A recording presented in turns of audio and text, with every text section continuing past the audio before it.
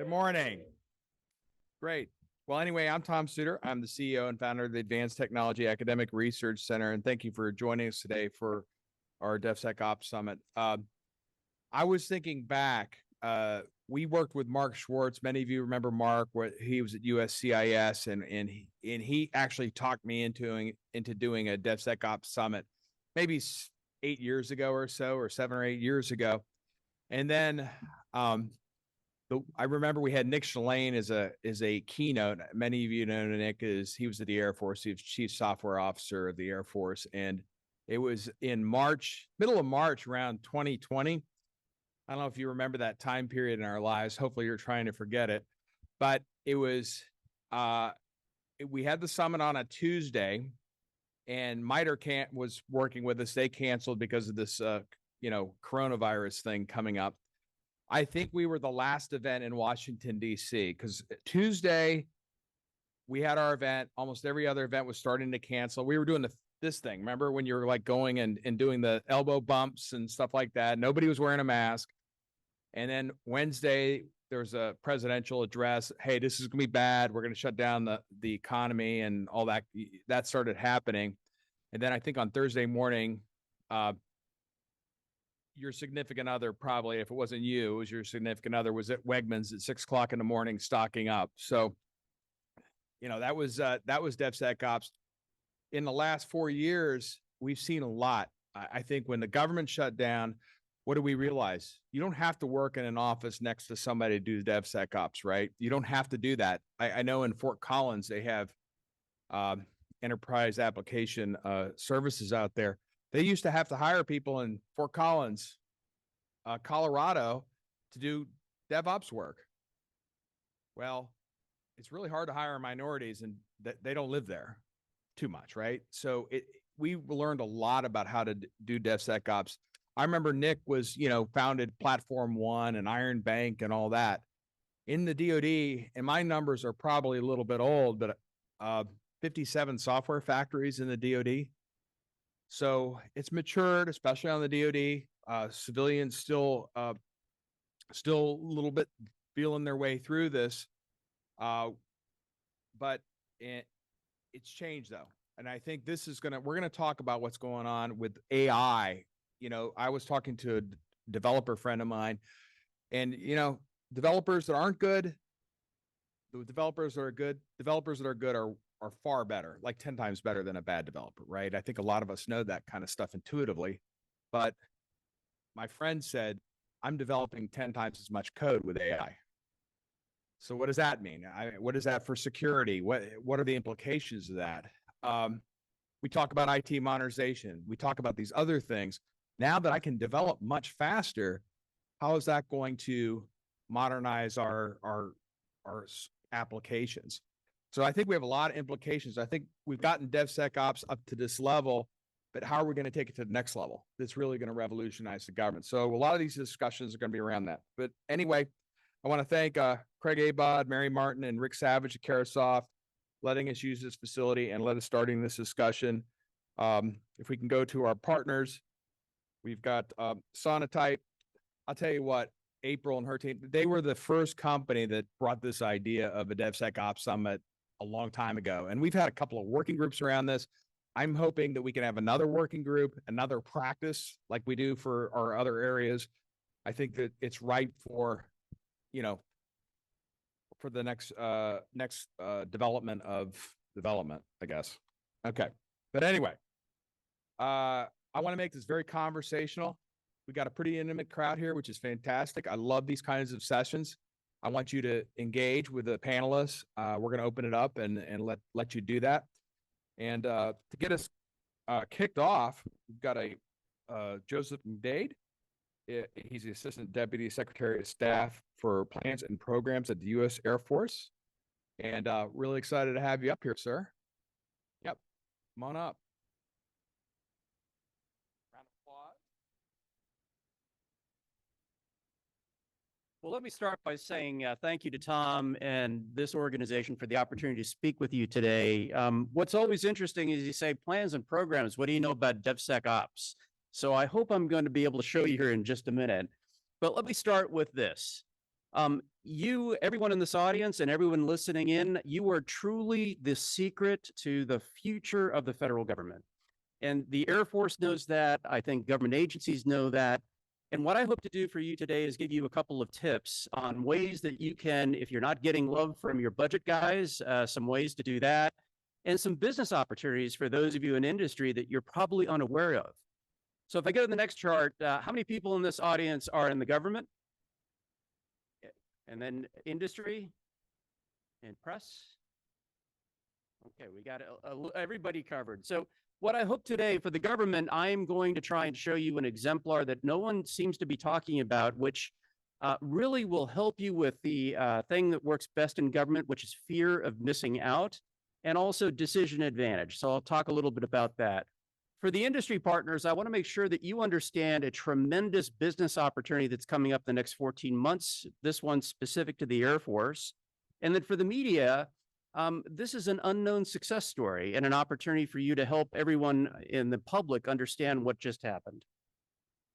So I think it's obvious to this crew, but I want to emphasize this. In the Air Force, all of the discussion that we're having when it comes to investment decisions is about a digital decision support ecosystem. Individual apps are great. Ecosystems are fantastic.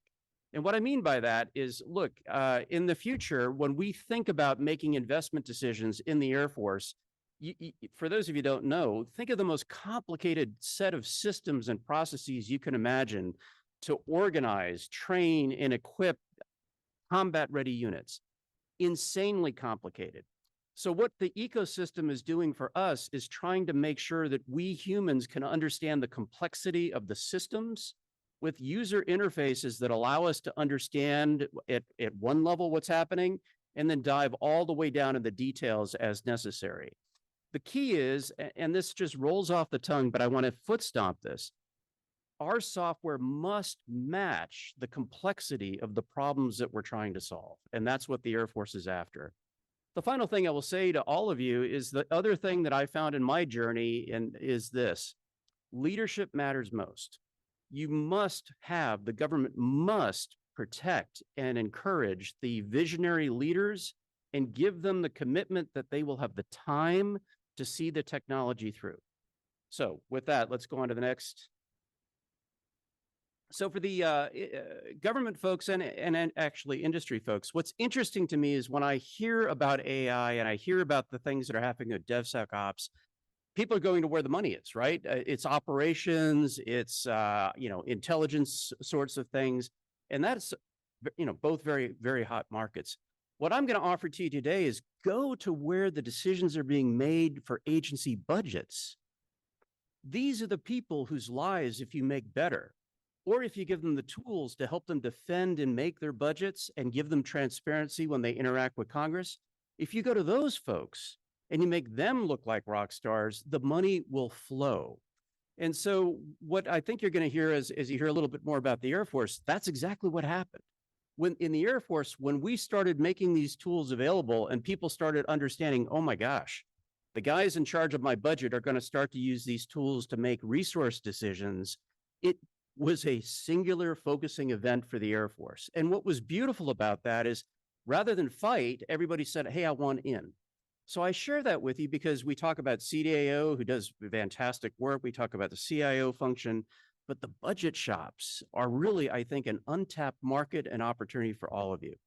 Again, I won't read the rest of the stuff on the slide because I think you know what made us successful. Small wins became big wins. And then we celebrated the victories and then made sure that DevSecOps worked. So having those people in our spaces, and again, Tom, it's not necessary, but I would say that having the developers right next to my people as we're going through it and saying, hey, version 1 was good, but I really want this and that, the magic was really spectacular to watch. So what is this exemplar that I keep talking about? It is 15 very sophisticated apps, and I'll give you some schematics to kind of show you the scope and scale of what I'm talking about. And every single app was built from the beginning to build upon every other app that was developed. So we started with an ecosystem in mind. And what was beautiful is as the second app came on and the third app came on, the the value was exponential. So again, the other thing that I think is important to emphasize here is while we many times talk about dashboards and things of that nature, in the Air Force, it is very different. These are sophisticated model-based systems. So we took the best of the possible processes that we have that were validated by multidisciplinary IPTs from across the Air Force, matched that with our authoritative data, and we've been battle testing it ever since. So the key here is our secretary, Secretary Kendall, when you come talk to him, if you're in industry, he's going to say, look, individual apps are interesting, but if they don't help me solve strategic questions, then I'm not necessarily interested. So we listened to that and made sure that we could give him the information that he needed to do that. The other thing that I think is interesting is for us, you don't use AI everywhere, and I know you guys know that, but what we did is once we automated these systems, we then used AI to say, can we understand and see insights into our ecosystem that we couldn't previously do? And the answer is yes. In a $19 billion account, for the first time, we as an Air Force can go back and say, if I make certain investments in what we call weapon system sustainment, flying hours, and manpower, what do I get on the other end in terms of aircraft availability, mission capability rates, and how long is it going to take me to realize those gains? We've done that with a 95% confidence level. So first time in history, I think it's one of the most spectacular use cases for AI. And again, for the folks in the media, not many people are talking about it. So it could be interesting, could be an interesting exemplar. So what is this thing? 3 slides to kind of really orient you. This slide, I'm not sure how hard it is to read in the back, but really in the 4 things at the top, we have 4 silos of excellence, right? The POM, we call it the Program Objective Memorandum. That's really our 5-year budget. And people said, look, you have to answer strategic questions about how I'm making investments in the POM. So the most important thing for the Air Force is tell me about force structure, how many squadrons, how many units. So we built applications to allow us to very quickly go back and say, if I added a $500 million, to wild example, or I took a $500 million away, more likely, what happens to the units? What are my force structure options? How do I understand what that is? That alone saved us hundreds of hours and made the system both more accurate and available with just a couple of clicks. The reason I mention that to you is the machine doesn't replace human judgment. The whole purpose of what we've done now is instead of our action officers chasing the data, the Excel spreadsheets, the PowerPoint presentations, you get version control, they now have at their desktops the best possible information we could make available so that when we make these decisions, I can say, look, option 1, what do you think? And if a human says that's not going to work for reasons beyond the model, A-okay, that's what we want. And as we get that feedback, we go back and we modify our apps in real time and make sure that we incorporate the wisdom that we've just learned. So you say, okay, great. You did some really interesting things in the budget. The next thing that the Air Force cares about is readiness. So in column number 2, people would say, well, you just made these force structure decisions. You're making investments in some of what we call foundational accounts. What does that do to Air Force readiness? And so for the first time in Air Force history, we can now go back and take a look at that and say, well, if you do that, here's what your aircrew hours per month are going to look like. Here's what your pilot retention rates are going to look like. This is really world-class stuff. And the other part that I mentioned to you previously was to be able to say how many aircraft will be available and how many will be mission capable. That is absolutely worth its weight in gold. And then if you move to the 3rd column, the Air Force has bases all over the country. So if we add stuff or especially take it away, Congress gets very, very interested. So we have a strategic basing app, which is beautiful. I mean, it's graphically beautiful, but it shows in the Air Force, based on our authoritative data, where everything is, what the nature of the installations are, what our plans are to do changes, and how those changes are going, right? So this first 3 columns interacts in a way that has never been possible before in the history of the Air Force. The last part, column 4, is really a push-pull column.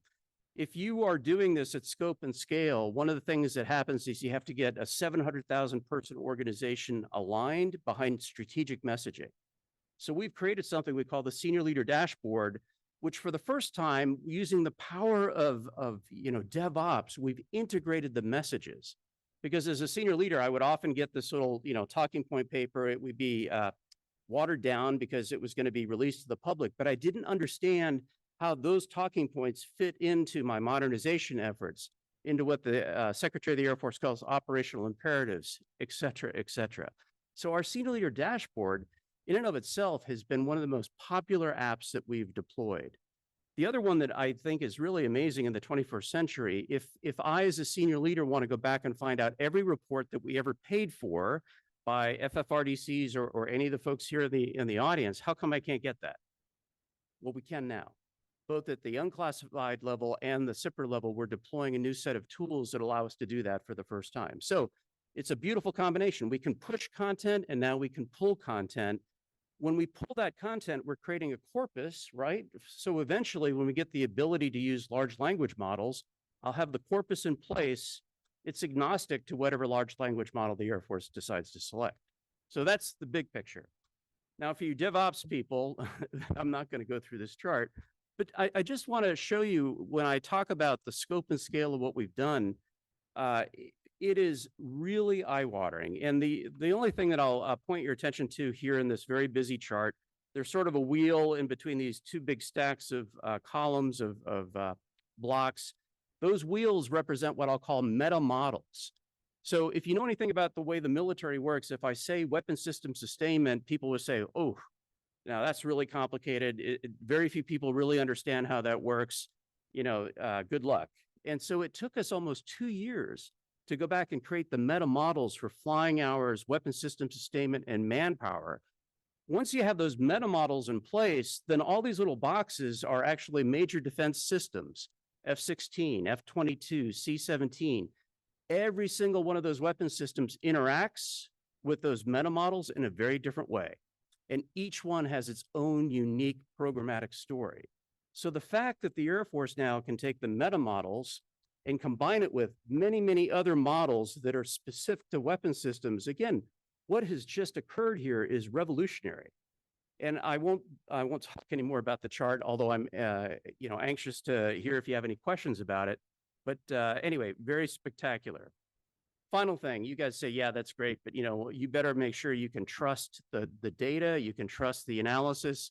And so in every single one of the apps, we have what we call data DNA and analytic DNA, where we're able to go back and say to people, hey, this is a wrong answer. We're like, well, do we have the wrong data?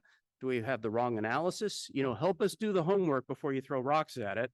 And every time that people come back and say, no, you've missed something, we're not defensive. We're like, thank you. And we'll go back and we'll change it rapidly. So again, ladies and gentlemen, this is really something that's quite amazing.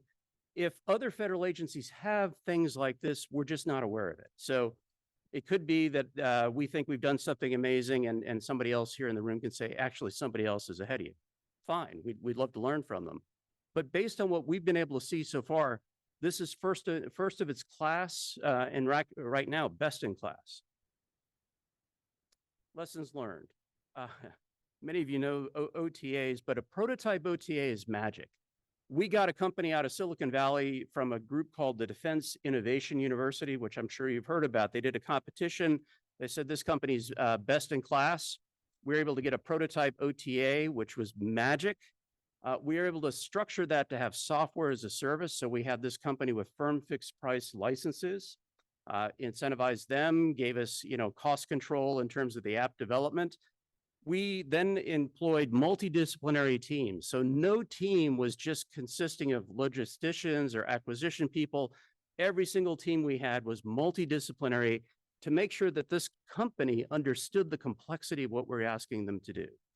Our quick wins led to big wins. And for those of you who don't know the Cotter change model, that's something that the Air Force Executive Corps and GOs are taught, and it works. And so in my backup slides, I just remind you of what the Cotter change management model looks like. And then again, you had to have that sustained visionary leadership.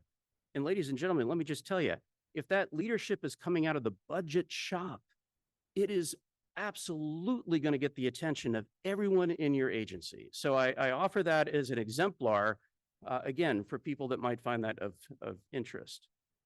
So What this means, I think, is this. We have not solved world hunger. You know, I wouldn't be up here and be credible if I didn't say this is hard work.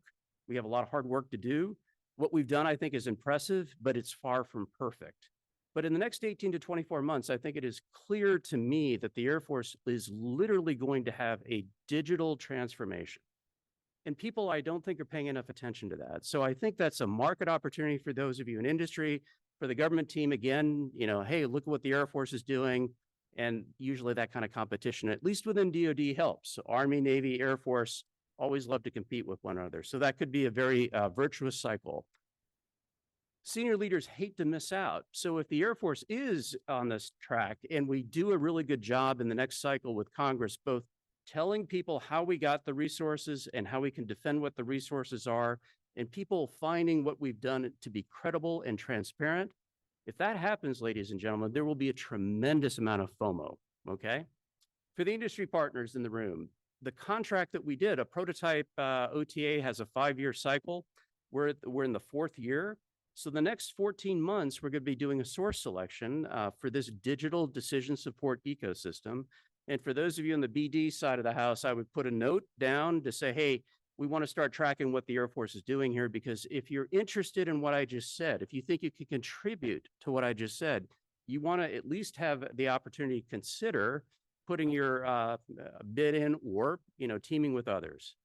And for the media in the room, again, this and other success stories are the key to getting the federal government interested.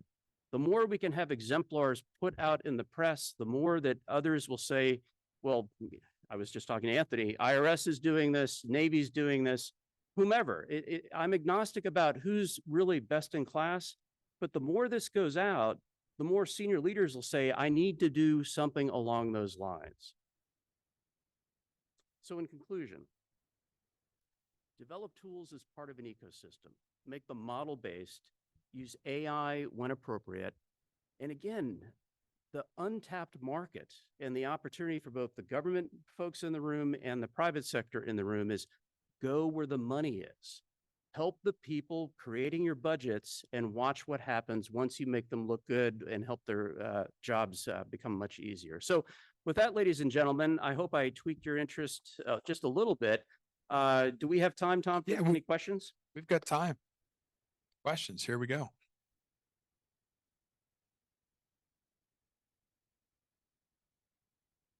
Good morning, sir. So Lieutenant Colonel Camden Katie, I'm the Chief Technology Officer at Platform One. So since we are at a DevOps conference, I don't know if you want to, that's a tremendously complex piece of software you just showed.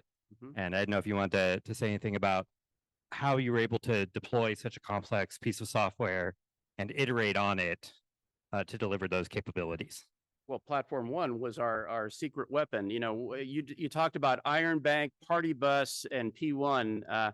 We couldn't have done it without our P1 partners. And this was really, when he says complicated, again, 14 terabytes of data, it doesn't sound like a lot until you start talking about the way it was curated and the way we had to deploy it. The P1 team, we would stage all of this through our Nipper staging process, and Party Bus and Iron Bank were really helpful there. Once you get that done, as all of you know, then you have to go and get the SIPR stamp of approval. So in our opinion, the P1 team had to help us with 4 different instantiations as we got up to SIPR. And if we hadn't had the P1 team really put some of their very best people against this, would not have happened. And if I may, in addition to the P1 team, I would say our shout out to our Chief Data Office. The one thing that was really remarkable to me is because they had curated the data that we needed on the vault, as we started our journey and saying, hey, we need this authoritative source and this authoritative source, our CDAO office said, hey, okay, got it. And then it takes a little while, but within a matter of weeks, we had access to the authoritative data. We're able to share it with our contractors and then eventually curate it and put it up on P1. So how'd I do? I'm happy if you think there's more to that story. All right. Anybody else have a question? There, I knew you were going to. Good.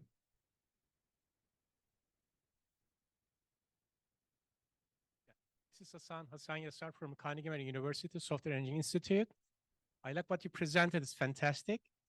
But I have one challenge I would like to remind. Maybe have already advised a solution for a staffing, because since we are doing a lot of DevOps or DevSecOps work, it's getting more into the weeds. But sometimes we're asking people to learn everything. There's no way we can ask everybody to learn everything. So what's your staffing strategy as an Air Force to get educated people or get enough information, people speak the same language with respect to DevOps and DevSecOps? Okay. Look, talent management is I think the biggest challenge on the government side here. As Tom alluded to, you can get an average person who understands what we're doing, or you can get an exceptional person. We are doing our best to find the exceptional people and to manage their careers very carefully. But competing against the private sector, right? When we get our young lieutenants and captains, you guys say, hey, thanks for training them, and I'll now double or triple their salary, right? So what I have seen so far, when we deployed this system, the government team was a lot leaner than I would have liked, because quite frankly, we didn't have the skill sets on staff and I couldn't get them in time to deploy it. In the future, what I hope is going to happen is this entire section of DevOps, IT, system architects is really, as I've said, the key to the future of the Air Force, and I think the key to the future of the federal government. So I hope, I mean, those are all general things. We can talk afterwards. I have more specifics if you're interested. Other question over here. Yeah, my name is Phil Hatwick. I'm with CDAO. I run a platform called SunNet. And have you been able to find any adjacencies where you can use this for IT decisions and other types of decision programs? Yeah, actually, I love the question about adjacency. So as I mentioned to you, when we started down this journey, the rest of the air staff started to take notice. So the personnel community is now trying to take many of their existing tools and make sure they become part of this ecosystem. Our operations side of the Air Force is doing the same thing. Our logistics side of the Air Force is doing the same thing. Our nuclear side of the force is doing the same thing. Our IT team so far has said, hey, we've got what we need. This is not really going to help us. But my point to you simply is, if you think about what I just said, find me another organization where almost all of the headquarters of the Air Force, major elements are now saying, we want to join the ecosystem, and they're actively working on it right now. Does that help? Did I answer your question?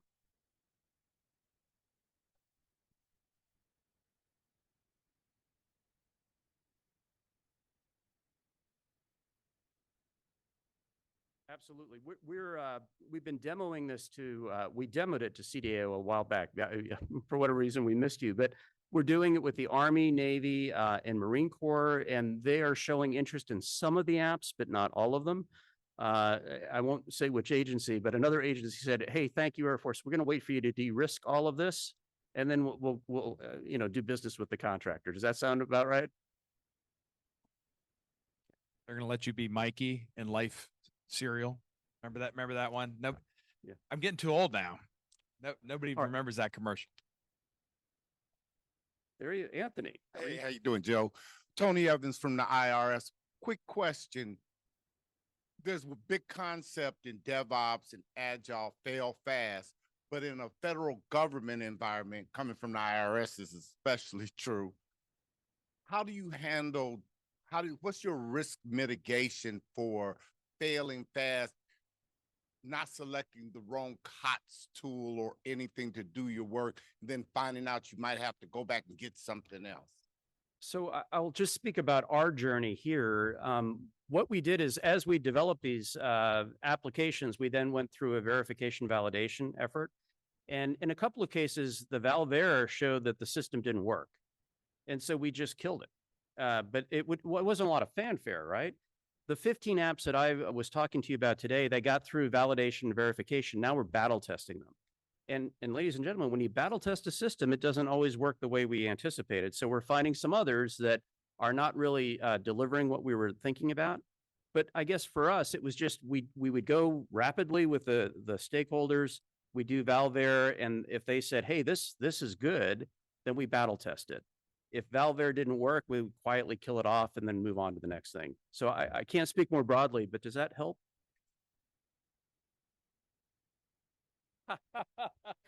I've already given you the secret. Go to the money guys and get them to work. So, well, they shouldn't. And again, ladies and gentlemen, all I will say to you is I am passionate about this topic. I am happy to stay for a while and talk to you offline if I can be of assistance, but keep the faith and keep doing what you're doing, because literally the future of the government and certainly the future of the Air Force depends on the talents that you can bring to bear here, because the future is scary. And this is the only way I know that we're going to be able to compete at scope and scale. So with that, Tom, I think my time is up. Yeah, no, this is fantastic. Thank you, Joe. Thank you. Yep.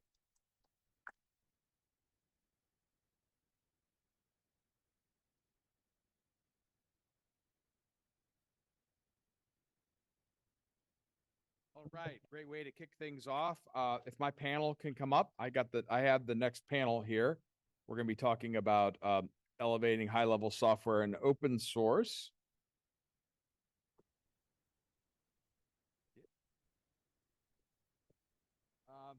I don't know. That's a good question. We've got somebody online.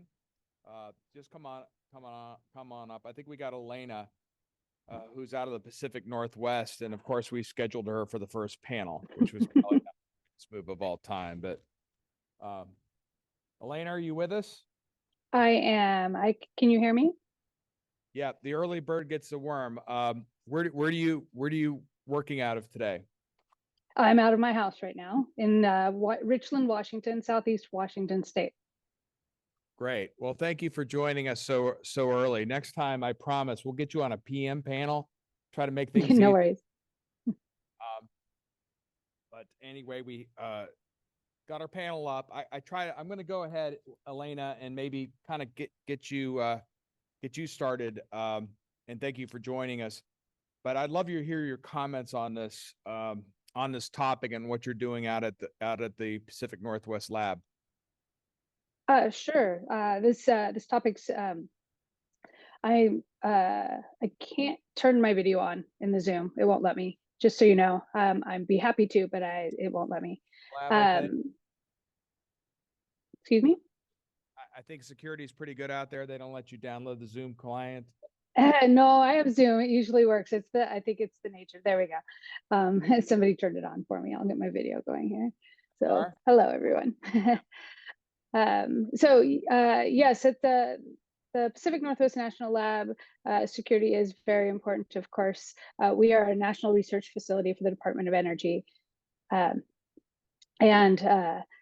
We do a lot of DevSecOps, both internally, and then we support a variety of government agencies in that space. The speaker was interesting because we are about to go through a complete overhaul of our internal systems.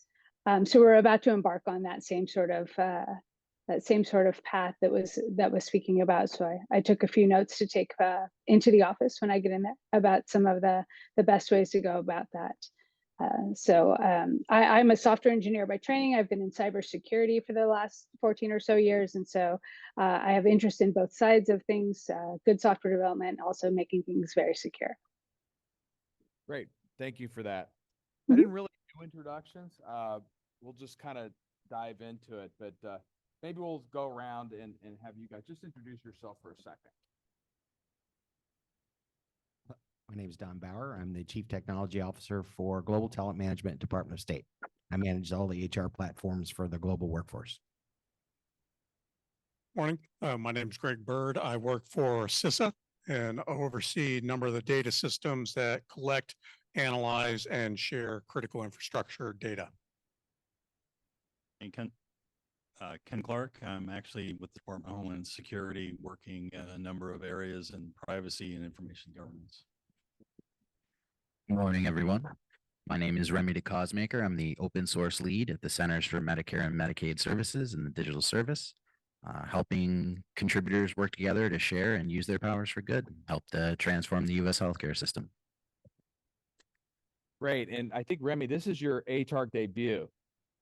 Yes, it is. Yes, it is. So I'm going to let you, because it is your ATARC debut, I'm going to let you go first for the folks here. Great. So the first question?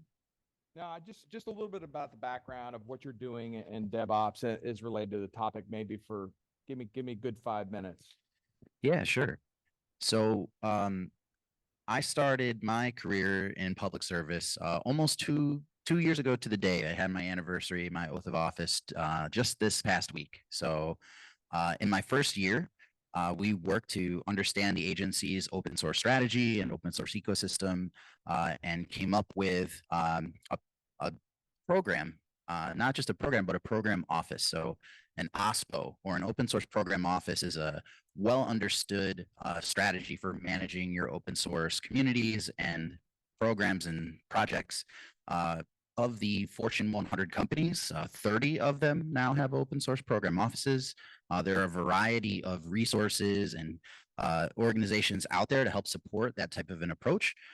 We at the Centers for Medicare and Medicaid Services believe we're the first ones to have an open source program office at a federal agency. So helping to stand that up and get executive buy-in, understand the footprint and the ecosystem of projects that are out there, and figure out how best we can support all of our open source projects, many thousands of them that support the United States healthcare system, and not just the fancy new DevSecOps ones in the cloud.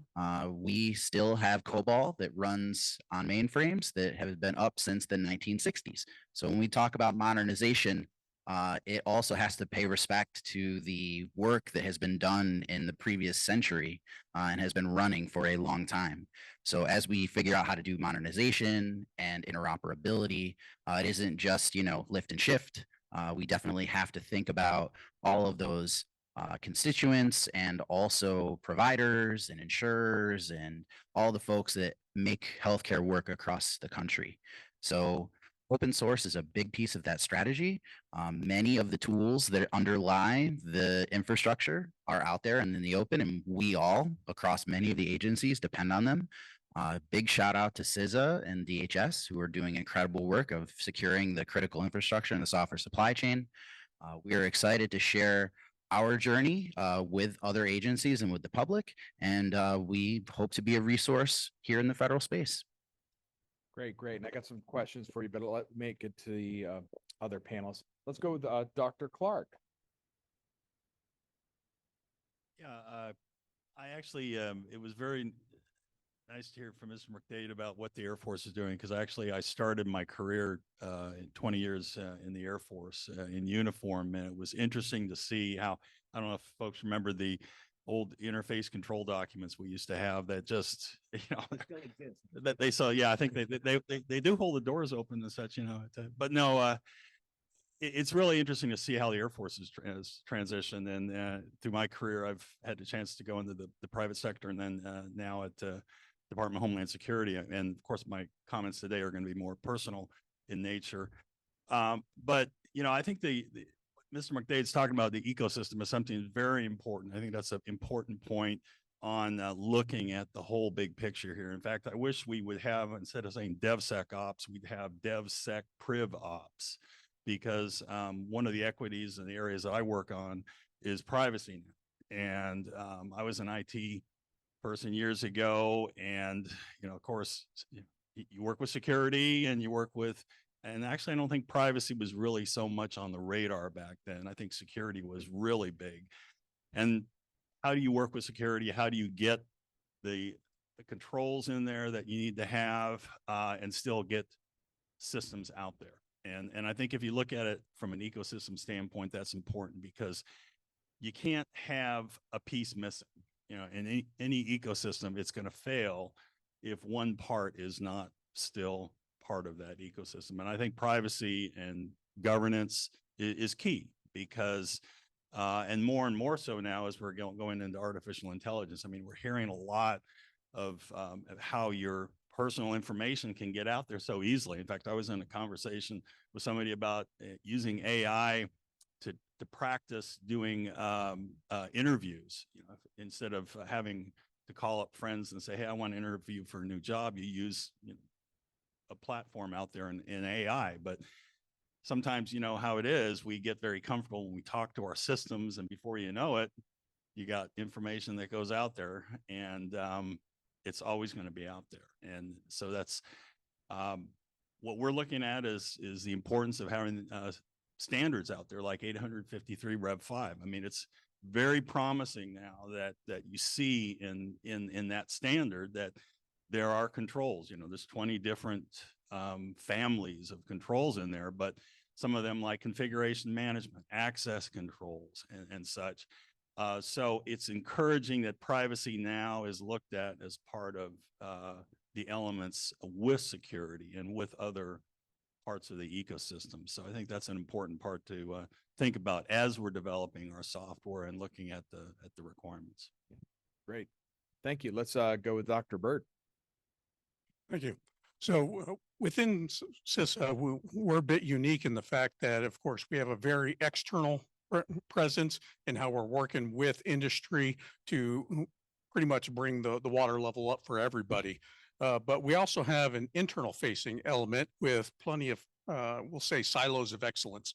So we've been trying to break down internally all those silos, actually bring them all together, come together with a standardized strategy, and bring all of our different programs up to the level of maturity that they really need to be.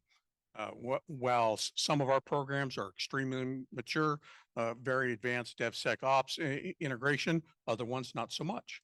But as far as a lot of the DevSecOps that we're really trying to work with a lot of our partners on, it's trying to get those governance structures in place, getting the processes in place, ensuring that you're even looking at what you have in your environment. One of the big problems we run into a lot is agencies as well as individual private companies, they don't even know what they have within their architecture.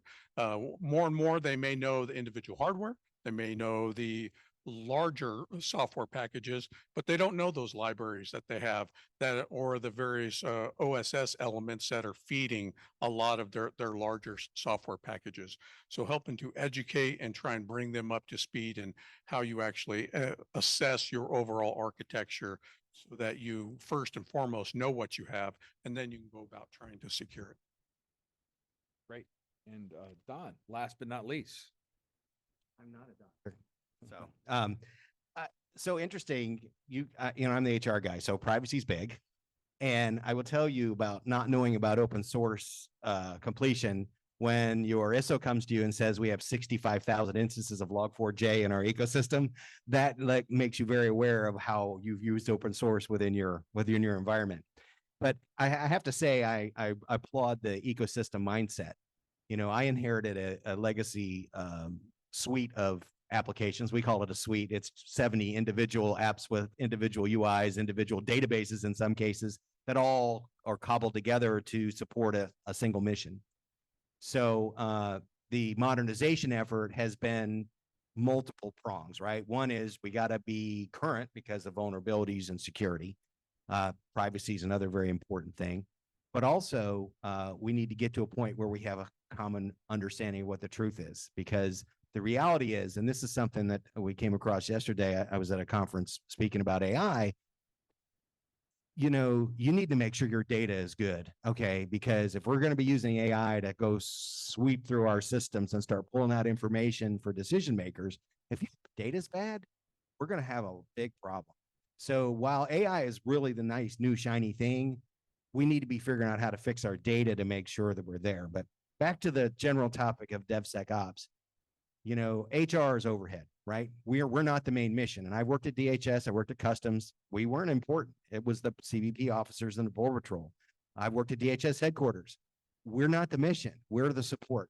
So guess whose budget gets cut first if there's a conversation about money? So I speak to this in very basic terms. DevSecOps is the only way I've continued to survive the continuous cuts that I get. I took a 28% cut this year in my DM&E budget, but because I have DevSecOps and I have the efficiency and repeatability, I can still keep up. And, you know, it's the conversation with leadership now that we're having is like, hey, I've squeezed every ounce of efficiency I can. You can't cut my budget anymore, but this is where I'm at. And I think open source has a great nexus with what we're doing, because I have to turn to that if I'm hurting for funds, but still need the business capability. Great. I'm going to turn to the next question. I'm going to go to you, Don, and then I'll go to Remy. So the department, you have open source. You also have like software as a service. You have some big licenses throughout Yes. the. What is the right business decision? It's almost like a holy war, like an unspoken holy war between people that like to do open source software and those that have like the software as a service. How do you rationalize what you're going to do next on any kind of capability? Well, you mentioned it. It's leadership. Okay. I kind of feel like, you know, if you're managing a large ecosystem, and I'll use that term because that's where we're at, but we're evolving to that. So I'm subsuming these individual apps into this ecosystem. So everything we do goes through the architects, and we say, what's the best way to roll this into our platform? And now that I'm on, and I'll use one of the big names, ServiceNow. You know, I've done things in 4 years with ServiceNow that took 10 years prior to get to the same place because I'm now building upon my successes. But I also had my integrator come in and go, okay, we're going to take all your personnel data and we're going to copy it up into the cloud. And then we can do everything we need to do in this case management system. And I said, no, I'm not going to do that. I said, we're going to do it this way. And I kind of got like a dog heard a funny sound. And then I said, no, I said, we're going to do just-in-time web services delivery from the systems of record as needed, and you will not persist my data. Majority of all of that is open source platform and delivery. So I kind of drew a line. I'm okay with the user experience being in this nice new multi-cloud high-end system, but I retain my IP and I retain my data integrity locally and where I can keep it protected and keep my privacy. I think that's called leverage. I do sign the checks too. Yes, it's nice. Remy, back to the question, what are the benefits of using open source software in federal government projects? And then I do want to have the low to no code debate. Like when is the right time to do that? Sure. So the good news is that there have been many 20 years now of open source policies that have been put out. You know, the Department of Defense first put out their memo on open source software in 1999, right? So this is not new information. You know, the memorandum on open government, the federal open source code policy, the GSA, 18F, a number of federal agencies have come out and talked about benefits. We actually have done a policy analysis of all these different open source policies as we were looking to revamp and are working on revamping our open source policy at CMS. So this is fresh in my mind. We actually have some folks. So they fall into more or less two lanes, if you will, of benefits. There are reductive benefits of using open source, and there are productive benefits of using open source. So the first one that we like to reduce is cost. I'm sure everyone here, dollars and cents makes a lot of difference in how we make decisions. So having your total cost of ownership being shared by everyone in the community, not just the people within your agency, is a huge benefit. On top of that, you also reduce risk because everyone has a vested interest in knowing that the infrastructure they're building upon is secure, and having open and uniform standards makes it so that lots of people in the market can build all different types of tools and they all should work together. There should be flexibility of choice is a huge benefit. We'll talk a little bit more about that in a different question later on. And on the productive side, right now, it's so important that in the public sector, we're here building trust. That is definitely a big challenge across the board because of all the various cyber attacks and different actors that are in the space. So building a collaborative atmosphere where the community is involved, where you're transparent, where you're consistently conveying the same information in the same ways, helps it so that you can have the other benefit of reuse. Reuse is a huge benefit, not just in cost because you don't have to pay per seat, but because you can have rapid reuse where you can respond quickly and you can be flexible and customize the things that you reuse. Sharing in knowledge is so important. Even within the Department of Health and Human Services, there are a variety of centers. And then within the Centers for Medicare and Medicaid, there are a variety of centers. There are thousands and thousands of people who have to solve the same problems over and over again. So sharing the knowledge and the documentation around how you implement and solve these problems is a huge benefit because you don't have to keep reinventing the wheel. And it's not just good for the public sector. It's also great for vendors.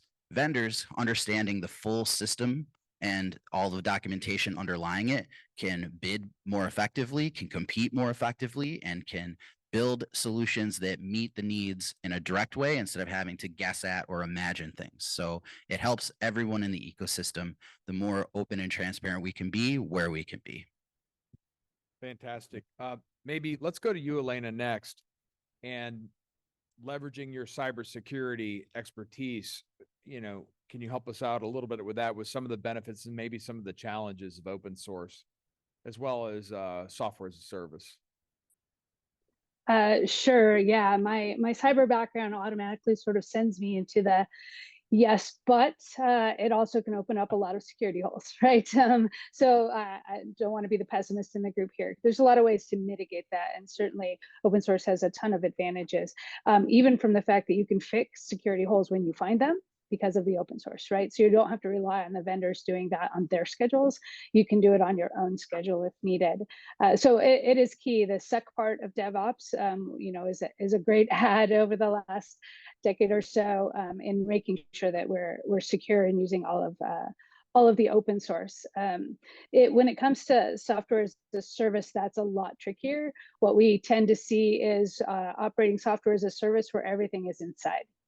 Everything is on-prem. We bring the services inside and work them that way, and that way we have control over that security. That is sort of maybe not the most cost-effective, but the most secure when it comes to us trying to secure our own infrastructure. But again, some of the benefits of open source, like I said, is you can fix those vulnerabilities. You have, there's the whole idea of SBOMs now, supply chain bill of materials, software bill of materials that are coming around to really help us. It'll help a lot in open source. You can certainly verify those when you have all of the source code as compared to not having all of the source code. And so you do have the ability to have some more control over the security of the code. That can get tricky if it's a lot of code. Right now, you're spending a lot of your own resources sort of watching that code or checking that code or maybe even verifying that code. So it is a balance between the advantages of having all that open source that maybe wasn't as costly to buy, how much that costs to maintain when it comes to security or advancements in the code. Great. Thank you for that. Let's go with Ken next. Just to add to some of the risk areas, I think that it's important that you have, as part of the ecosystem, transparency and communication across all the different elements that are part of that. I think that, I've been in configuration control boards where things are really tight and you manage the version control and such, and that may not be as applicable to the open source type of environment, but you still need to have some kind of a governance approach to make sure that you're controlling and you're bringing all the parties in, whether they be the security, the privacy, the operators, and the civil rights, civil liberties organizations in there, because knowing where the software comes from, where the data, the provenance and such is important too. And that's that can be a risk area if you don't have that level of cross communications and understanding of where all the information is coming from. Great, thank you. It's good, Greg.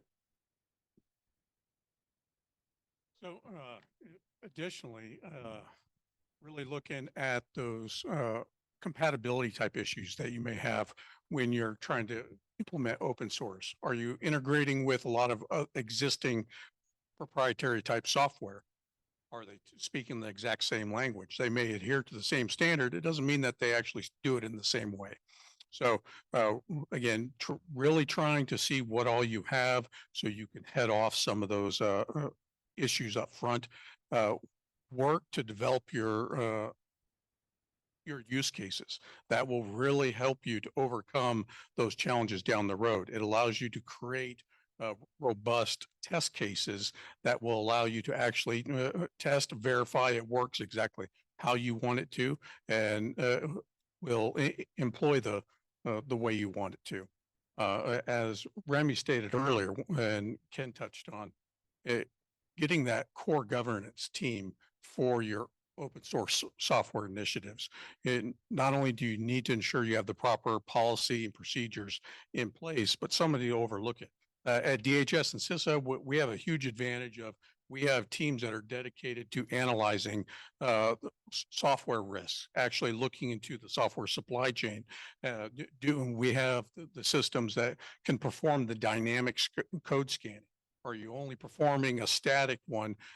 Is it even using a tool? Or are you just having programmers look over it? Or do you have some that can actually analyze the code as it's running to see all those extra libraries? Having that in place really helped us when things like Log4j came out. We already knew where a number of our other kind of semi-unknown packages that leveraged it or had parts of that library in it. So we're able to quickly identify those. Next piece, as you work to really integrate various open source software, depending on who you talk to, some say that open source software can get patched faster than the commercial, vice versa. The big thing is what type of community is actually supporting that software package. Does it have a large community? Consider your organization possibly even getting involved in that community to help support and maintain it. Yep, that's real good. The human factor of this is fascinating to me. What strategies can federal entities employ to foster culture of open source collaboration with their teams? I just look at the federal government. You've got all these different teams on so many different projects, and they're almost like rivals a little bit. And sometimes these systems have to talk to each other. Who's on first? I'm going to start off with you, Remy, on that since you suggested it. How do you get everybody on, working together? Yeah.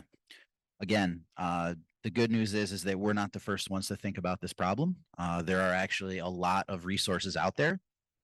If you're talking about developing in the open, one of the best ways to build a culture around contribution and open source is to work in public whenever you can. There are times when you cannot do that for sure. But when you think critically about that question, like we ask 3 questions when someone's considering doing open source. Does it have PHI or PII? Does it touch any internal systems or not? And is there a security or privacy reason why we can't work in the open? And for projects that you say yes to, that's fine. Those are sensitive projects. Let's think carefully about what we do with those.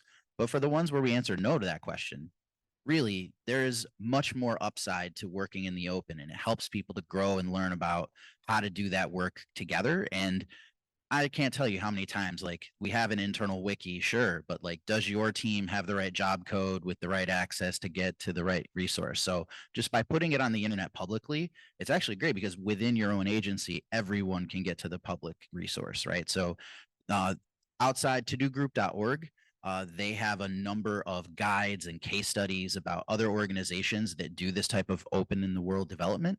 And for the cases we talked about that are sensitive, federal government is the largest employer in the United States, right?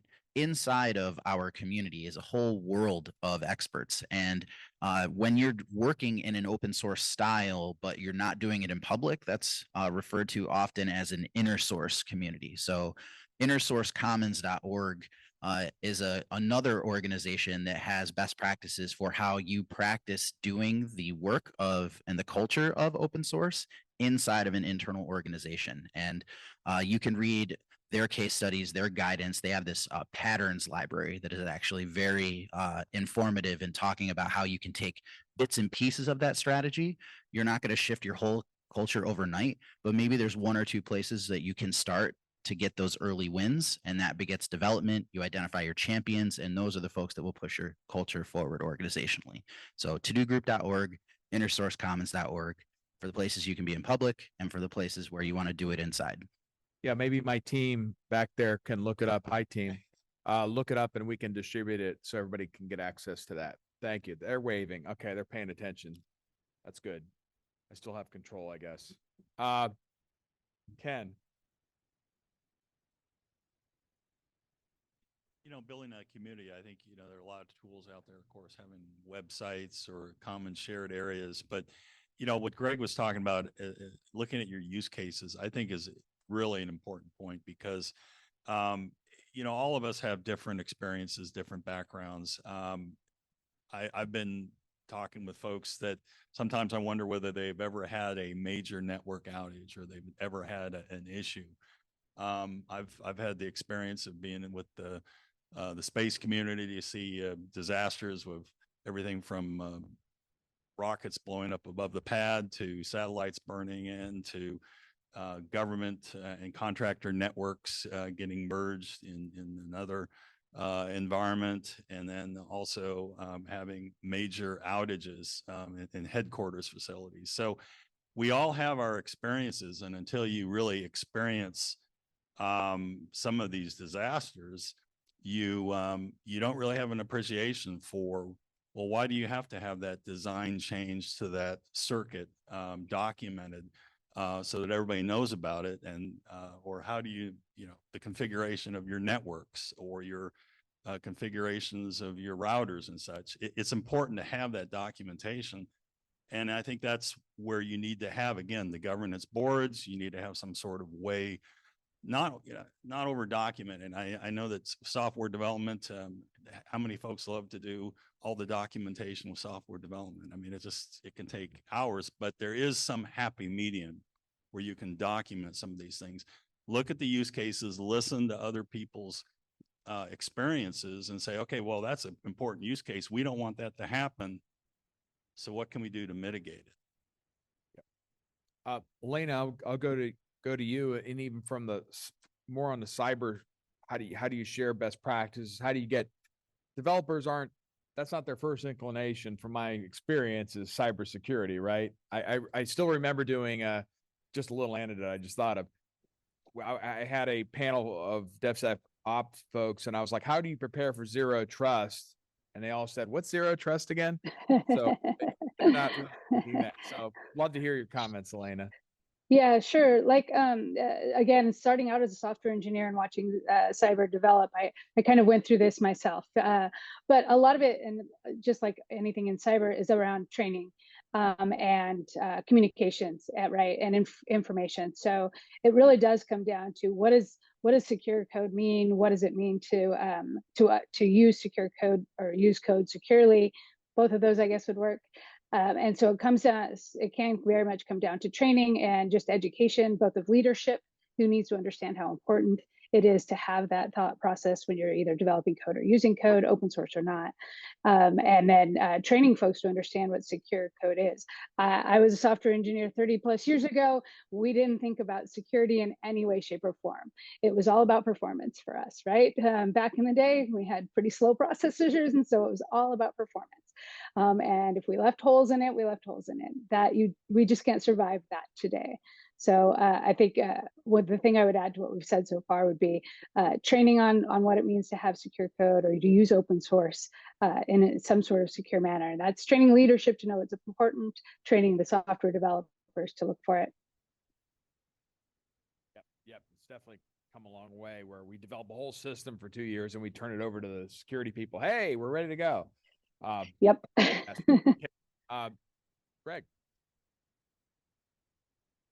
So bouncing off what Elena was just saying, really that dovetails into part of the secure by design principles that CISA has been pushing, along with the national cybersecurity strategy that released last year that fed into the open source software security initiative. CISA stood up a number of different resources, and one of the big things, if you're either starting to dabble or you're looking into employing open source software within your environment, use the resources that are out there. The Open Source Security Foundation has a number for you. CISA has one. It's actually CISA.gov/OSS or open source, either one. You can go out there and actually get access to a number of the resources in conjunction with the open source security foundation. We released the principles for a package repository security framework. We've already had a number of the larger open source package repositories get on board, including Rust, Python, Packagist, NPM, Maven Central, which is actually managed by Sonatype, one of the sponsors for this event.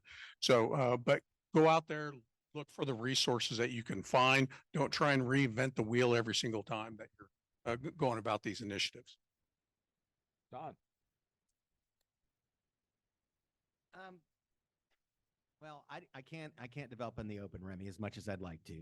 My organization does that. My SOs are plugged in to everything we do. I think that's part of the culture around my organization is I have them at the table when we're talking about design. So we're really following some of those rules. I think from a cultural standpoint, though, a couple things come to mind for me. You know, we've used React, we did Angular, we've done all, you know, I gave all of my team some opportunity to check and see what's out there. You know, when you're faced with modernizing a platform like mine, which is like 15, 18 years old and very, very old UI, there's a lot of opportunity to go. So we did a little R&D work. But, you know, the other side of this coin that nobody's talked about yet, though, is maintainability and having the expertise in your organization that can even consume or use some of these tools and platforms. So that's something where we ultimately said, okay, we're using Bootstrap and Angular and React. We've now gone to Angular primarily. So I have a less to worry about. And Remy and I were talking earlier about now we have an open source tool we're using where it was commercialized, that somebody bought it and they came back and said, now you need to start paying us for it. And so we're now unplanned like overhead that I you know, and Remy mentioned forking and doing other things that you can do to kind of get around it. But from a cultural standpoint, that's our approach. And I think the other side of from a SecOps perspective, the culture around the DevSecOps part of our organization has been, you know, I was talking to my architect the other day, we've been on a journey for a few years implementing it. And we now, when we do code scanning, we don't go back to the developer and say, you have a problem with your code. We get all the developers together and we go through all of the vulnerabilities that were discovered in the code scans that happen through our process. And the interesting side effect of all that has been is everybody's getting better because now we're telling developers, hey, this happened over here. If you don't do that, you know, when it comes time for you to develop, don't make the same mistakes others have. And then we're actually actively trying to do dynamic code scanning. We're not there yet, but the idea is that culture now is part of our organization, and we are so streamlined from an automation standpoint. We now, when we have issues, we know exactly where they are because the servers are scripted, the code deployment is all automated. There's no human error that we have to account for because everything has the automation in there. Actually, if I could bounce off that real quick and build off of what Remy said earlier. So as part of our agency's adoption and really commitment to open source, one of the pieces that we did really to try and operate more in the public is we did release our own GitHub repository. But we have a number of software packages, of course, because we analyze critical infrastructure that are very sensitive. But in many of those cases, we were able to take out some of the sensitivity elements and release the core package out there for the public. Fantastic. Well, I don't think we've had a panel in the last year and a half when we don't talk about artificial intelligence. So I don't want to break that streak. What's the future of DevSecOps and open source when you have people are starting to use, they're definitely starting to use these AI DevSecOps tools. And I'm going to start off with you, Remy, because I know you're really close to it. Sure. Some of the folks in here, you know, I consider myself a young OG. I've been around long enough, but I know that there's a lot of wisdom and a lot of experience in this room. There's a saying, what is old is new again. We've been doing AI or machine learning in some way, shape, or form since the 1970s, the 1980s. There's always going to be a new marketing term to wrap around it. And all that code and all of those elements and all that computer science theory, that is still underpinned by open science and open source software. So for the most part, all the most powerful and most popular AI frameworks that are out there are either being developed in the open or based on open source libraries. So again, coming back to this supply chain idea, it is exciting. There are a lot of areas where generative AI and expert systems and a lot of these other different kinds of artificial intelligence, so you can be specific about what kind you're talking about. You can think more about the use cases, like was mentioned on this panel, and where that will fit your organization. But we all have a vested interest in making sure that the underpinnings of those frameworks are secure for everyone. There's an author, Nadia Asparova, she was Engbal back then. The Ford Foundation published a paper that she research called Roads and Bridges, the Unseen Labor of the Digital Infrastructure. And in it, she talks about how open source is already sort of the foundation of our global supply chain. And here, I know there are a lot of folks from the military side of things.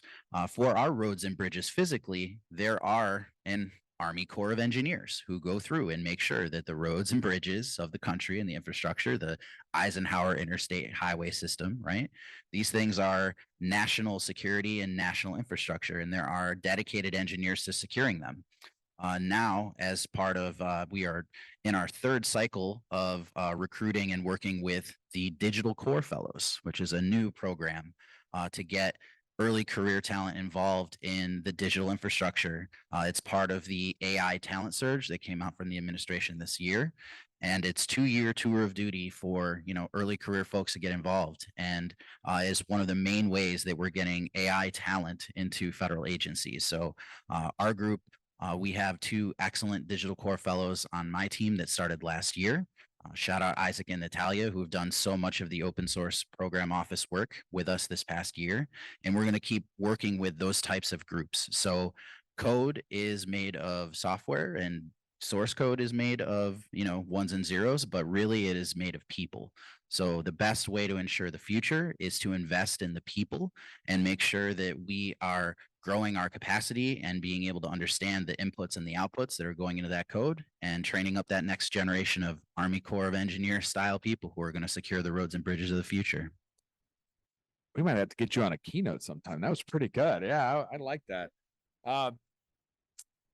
Elena, we've been using AI, ML in cybersecurity for a while, but I'll have to say almost every cyber vendor that we work with, they go, don't tell anybody, but I'm working on an LLM for my product. So love to hear your comments on how AI, especially large language models, other types of newer advancements, is going to help us on the cyber side at least. Well, certainly it's gonna speed things up. A whole lot of code that would usually be written by hand is going to be generated in a matter of seconds. We do have to be careful, right? LLMs are not perfect. They put out mistakes. So we still need to do those code reviews, check them over, make sure they're really, the code's performing as it should. We do rely on the folks generating LLMs to hopefully be doing that with secure by design principles so that those aren't being hacked. There's a lot of folks doing research in the security of AI itself. Also adversarial AI, right? Making sure the AI isn't getting hacked in some way and producing subtle but wrong answers. So all of that plays into cybersecurity, but it certainly enhances a whole lot of the code development that we can do in cybersecurity. It can enhance threat detection, vulnerability detection. We just have to be careful. It's pretty new. My worry about it is that people think it's done, right? It's here and it is what it is, and it's really in its nascent phases and still needs a whole lot of development. Then we have the privacy angle. So if you're going to go out to a ChatGPT or a Copilot and have them write code, you might have just put out very business related or private information by asking it to write code for you. So there's that aspect as well. If you're going to use LLMs as a service, now they have access to whatever it is you just gave them. All those prompts that you gave them are now sitting on those servers. So from a secure point of view, that makes me nervous. From a privacy point of view, whether it's your business data or your personal information, that it can move that data, as the panelists talked about already, out into the cloud. So a lot of companies I know are bringing generative models inside, putting them on-prem and using them inside, especially to do things like develop code where you can end up with some real sensitivities. Don, you are actually, I'll let you go, but you already talked about this. You get the bad data in, and you got to make sure your data is good. Well, it's pretty public. State Department's been leaning in on AI, and there's a lot of great I would consider to be lower risk uses of AI, things like summarization of data. We've actually developed internal language models to summarize congressional testimony, things like that. So I think there's some really great opportunities. I think in my world, obviously I'm dealing with people and their careers. So I'm a lot more sensitive. My team is kind of like calling me the wet blanket, but I'm also mindful that, we got to use things the smart way. So my approach or our strategy, at least internally within HR, is I'm using it to mine data in my HR systems. I had a recent foreign service officer retired, and he was in the wrong retirement code, and he owed like $20,000 back pay because they weren't deducting the right amount from his salary. And because of legacy data and the evolution of HR data over time, I can't run a generic query and find them all. So it requires some sophistication. So I've talked to my bureau data officer the other day, and we're actually going to be using AI to focus on getting our data better as an initial step for us. Great. Mr. Bird? Yep. So AI is definitely here. It's not going away. Don't be afraid of it. There's all kinds of ways you can actually help your architecture, but as Elena said, be very cognizant of what you're putting through it and where it's actually residing. You don't want to give it extra elements that could end up breaching some form of security within your organization. Within our teams, as well as some of them I do with the universities, we have our red team members using that to quickly craft their attacks, everything to help with their penetration testing. We have our blue team members actually using it to help identify potential vectors based off of a number of information. We have our programmers actually using it to try and identify those potential vulnerabilities within the system, being able to take into it even the architecture that they're going to employ this particular software or service onto. So it has really helped the programmers in shoring up their code, even well beyond what things like your dynamic code scanning have been able to actually find. As Elena mentioned, incorporating a number of these into our cybersecurity systems have helped to, with the locating those indicators of compromise much faster and helping to identify some of those precursors to the actual attack. Yeah, it was actually, you reminded me, Chris Krebs, who the first director of CISA, he actually told me just about a month ago, defense might be a little ahead of offense right now, but that can always change, but it's really helped on the defense side. Ken. Definitely AI and machine learning can really enhance a lot of the operations of federal government. There's so much that we do that's repetitive and thousands of forms.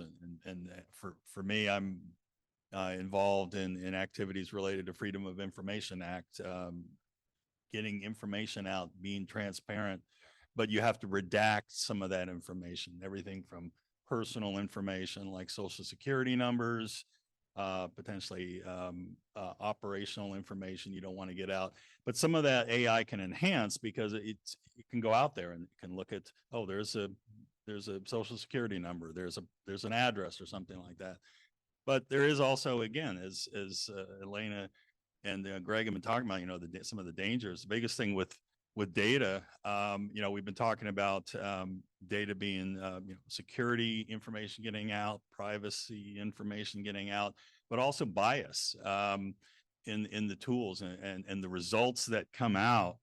And that in the law enforcement communities, that can be very, very sensitive because you're concerned about, how the data is ingested and then how those different algorithms and the AI tools can come up with the outcome and the results.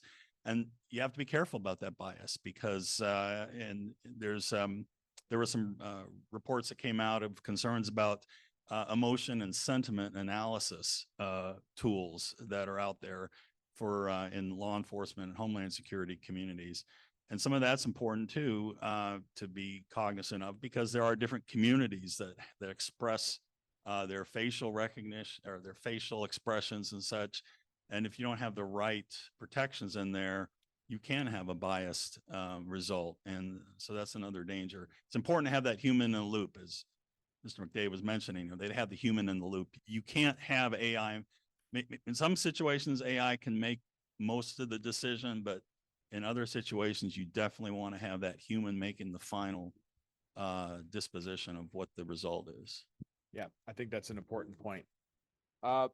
Questions out here? We still have some time for our panel up here. Yes, just name and affiliation. My name is Faniza Tahir, and I'm a student at George Mason University. There is a chance that you guys already talked about this.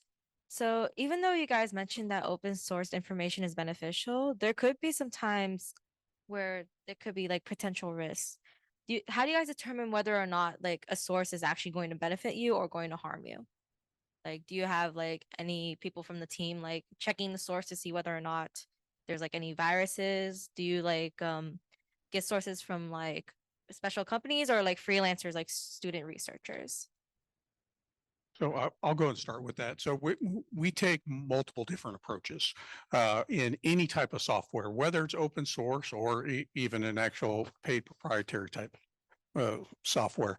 We end up doing complete full investigations into each, into its heritage, its lineage, how it's been built, how it will be maintained, everything, whether you're using open source or you're paying for it. You don't want something that's not going to be supported tomorrow.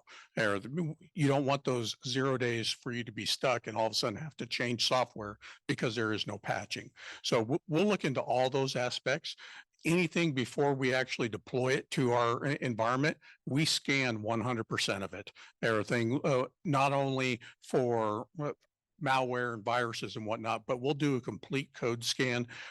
We are integrating it with our dynamic analysis tools as well. So as it's running, everything we can actually see, we'll go through and perform every single type of data call that is going to happen with that software to see how it will interface, what type of libraries it's actually going to call to ensure that the things like the software bill of materials we have was actually accurate. We'll look at the VEX reports when they're included in the SBOMs as well to see how that company or organization is stating that the vulnerabilities within their software, what ones exist and which ones are actually exploitable. We probably want to have Elena. She was smiling, I noticed when the question was asked. So I know she wants to probably chip in on this. Elena. So sure, but I think you said it very well. There's a lot of ways to go about making sure that you're managing risk. SBOMs for sure are a big help. So all of the supply chain risk management is really trying to answer that question so that we can use either proprietary or open source securely without as much effort as CISA is currently having to put into every system that they have. But that's still also new and growing. So risk is really in the eye of the beholder. Right? How much risk you're willing to take is really up to the situation that you're in. And so there's no one size fits all for that, just like in cybersecurity. It really comes down to how much risk are you willing to take? How important is the code that you might need to get? If it is critical to your next step, maybe you take a little bit more risk. If you are in an environment where you cannot handle any security implications, then you don't.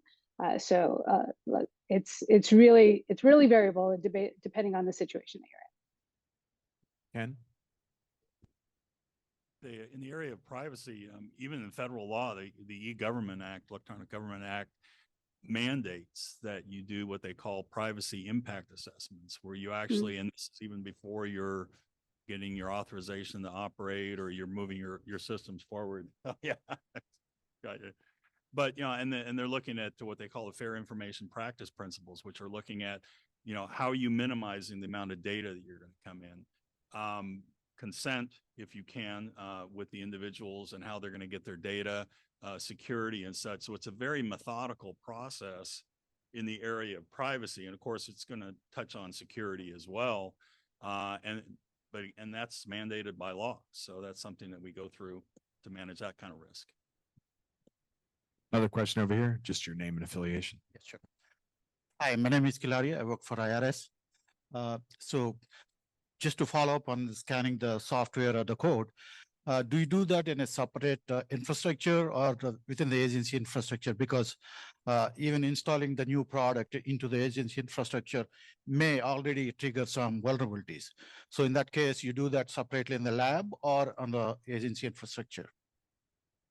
So that really depends on what it is. If it's something new that we're actually deploying, we have our individual sandboxes that we will use to actually scan, execute everything in a safe and secure way. On our legacy softwares that are already out there, however, we will scan those live on the network. We'll also do it if we have a developmental type of environment. If we have the ability to extract that out and put that in the sandbox, we'll also do more robust testing there. Another question over here. I had the misfortune of having a library that had been abandoned.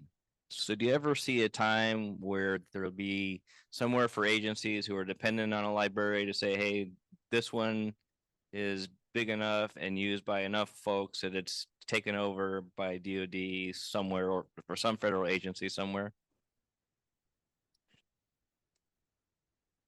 I'd like to say yes, but don't know. So that is one of the questions that has been asked when Log4j ended up coming up. That was actually one of the questions that was tossed around.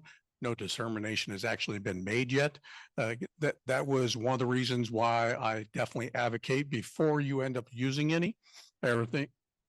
Check out the actual organizations that are supporting that. Make sure they have that support structure.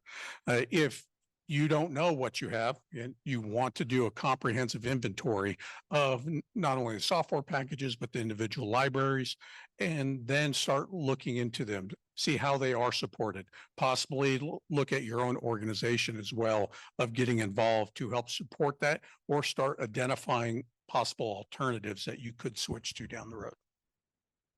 Just to add on a little bit to that, one of the best ways that we as a federal community can participate is by being one of many people in the community that is helping to secure those things. Dr. Bird was saying a moment ago, the best time to figure out whether or not you're taking on an abandoned piece of software is before you've actually started to depend on it. But if, the herding and flocking mechanisms of humans are beneficial, right? Moving with other people who are using popular frameworks and popular libraries, you will reduce that continuity risk. It's not just about whether or not a project has CVEs in it. It's definitely about how many developers and maintainers are in the community. There are metrics for that. Our open source program office specifically is in the business of gathering those metrics. So there's a project called the CHAOS Project, the Community Health and Analytics of Open Source Software. They have metrics definitions that are out there to help you determine when you're doing your inbound review for identifying dependencies, whether or not those dependencies are healthy and what the continuity risks are. Because security risks are a thing, but continuity risk is a big one. And there are organizations out there, large foundations and other nonprofits who are starting to identify these things and say, like, hey, if this is abandoned and there's nobody there, then there's a good chance that someone else in the community is going to pick that thing up if it's something that more people than just you are depending on. So when you're making that decision about what to include in your software, keep that in mind on the front end. And if you stick with the herd, there's a good chance that there will be safety there. Have a question over here, a little bit of an obstructed view. Yes, Ian Anderson with Naval Surface Warfare Center, Dahlgren. I know probably everybody has heard about the issues with NIST and the National Vulnerability Database, NVDs. Now they have gotten some more funding, are now kind of pushing that out to an external entity to start enriching. I think as of just recently, the beginning of this month, it was 10,000 plus vulnerabilities that have not been enriched, and NIST has done the optimistic thing, said by the end of the year we're going to clear this backlog. As somebody who's in the cybersecurity space, or you're doing a vulnerability management program, do you see a concern that, okay, now we have 10,000 more that are going to be coming by the end of the year. And if if it is a concern, what should those shops or those individuals be doing to prepare for that?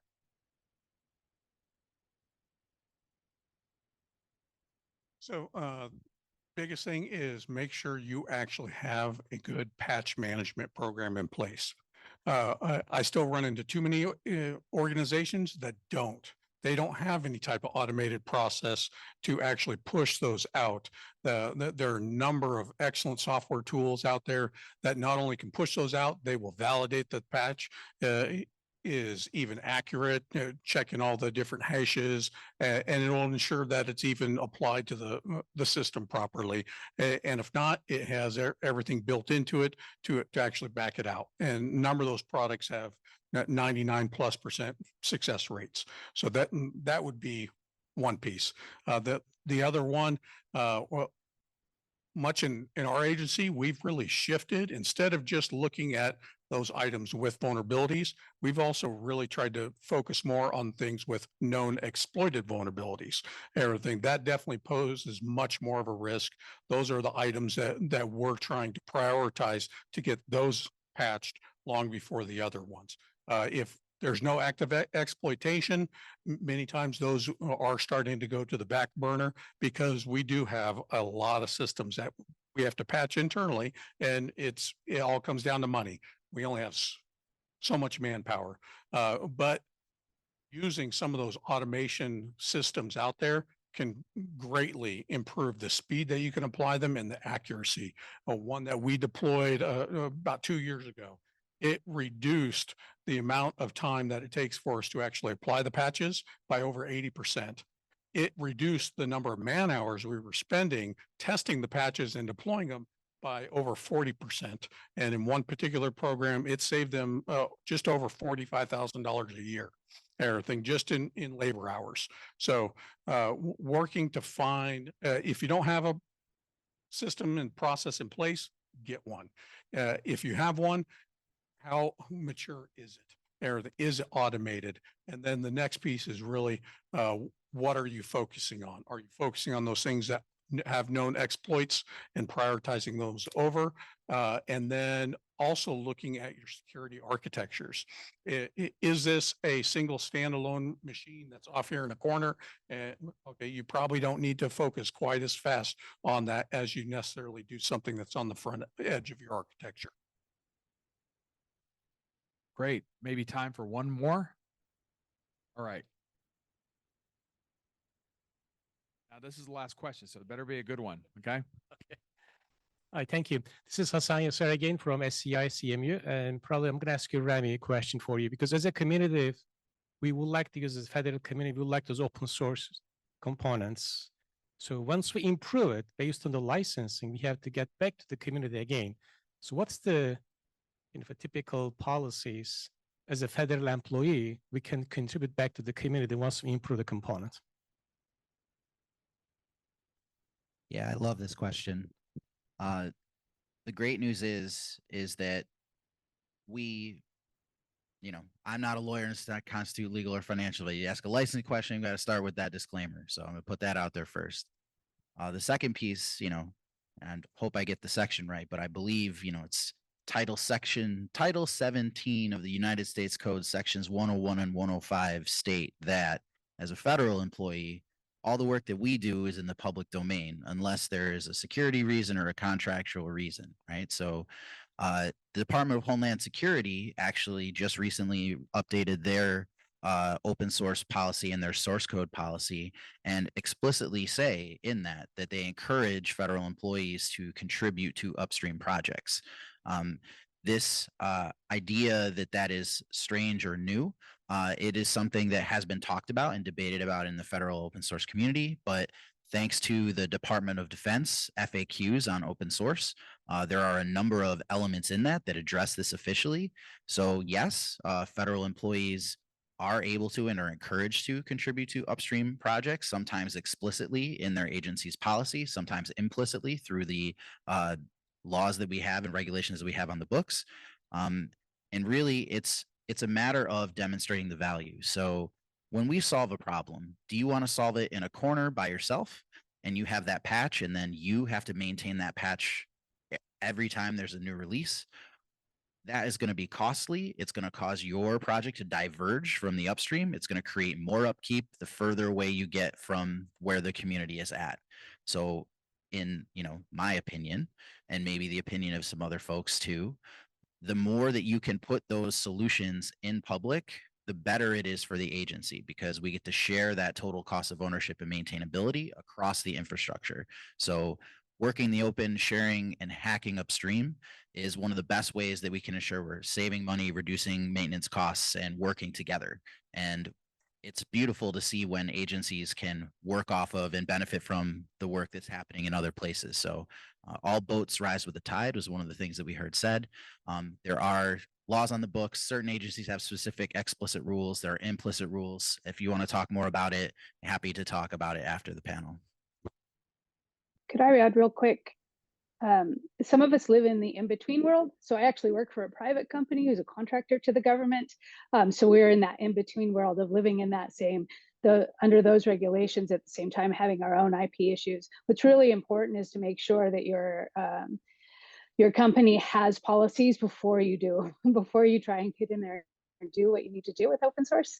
Get those policies established if they haven't been. Understand what your company's policies are in relation to the contract that you have with the government agency that you might be actually working for.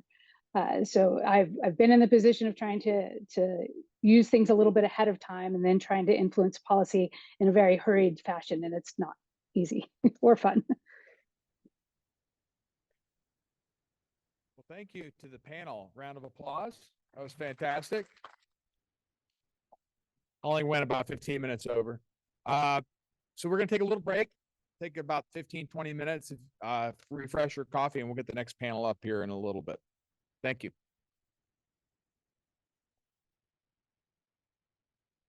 All right, I think we'll get the morning continuing here. If everybody can get to their seats, that'd be great. Next, we have our moderator, and if the panel can come up, Anastasia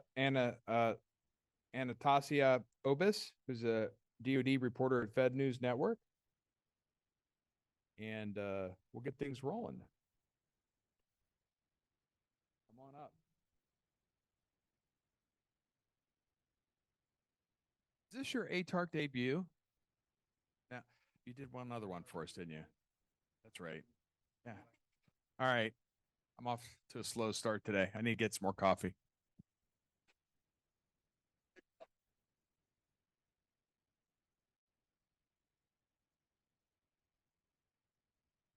Alrighty.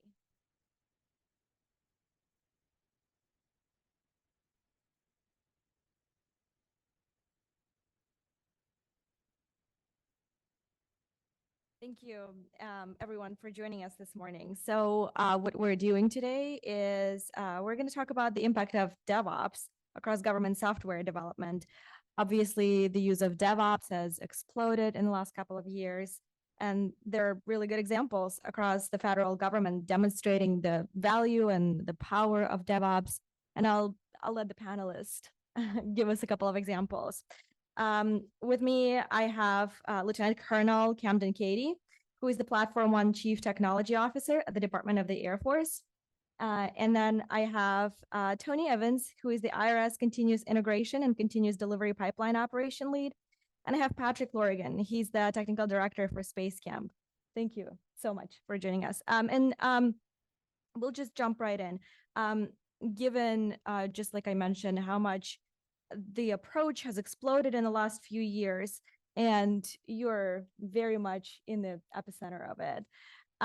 Could you talk about how your approach to bringing new technologies into this ecosystem of legacy systems, how you approach that? Could you talk about the progress made and highlight a few examples in terms of how far you think your organizations have come?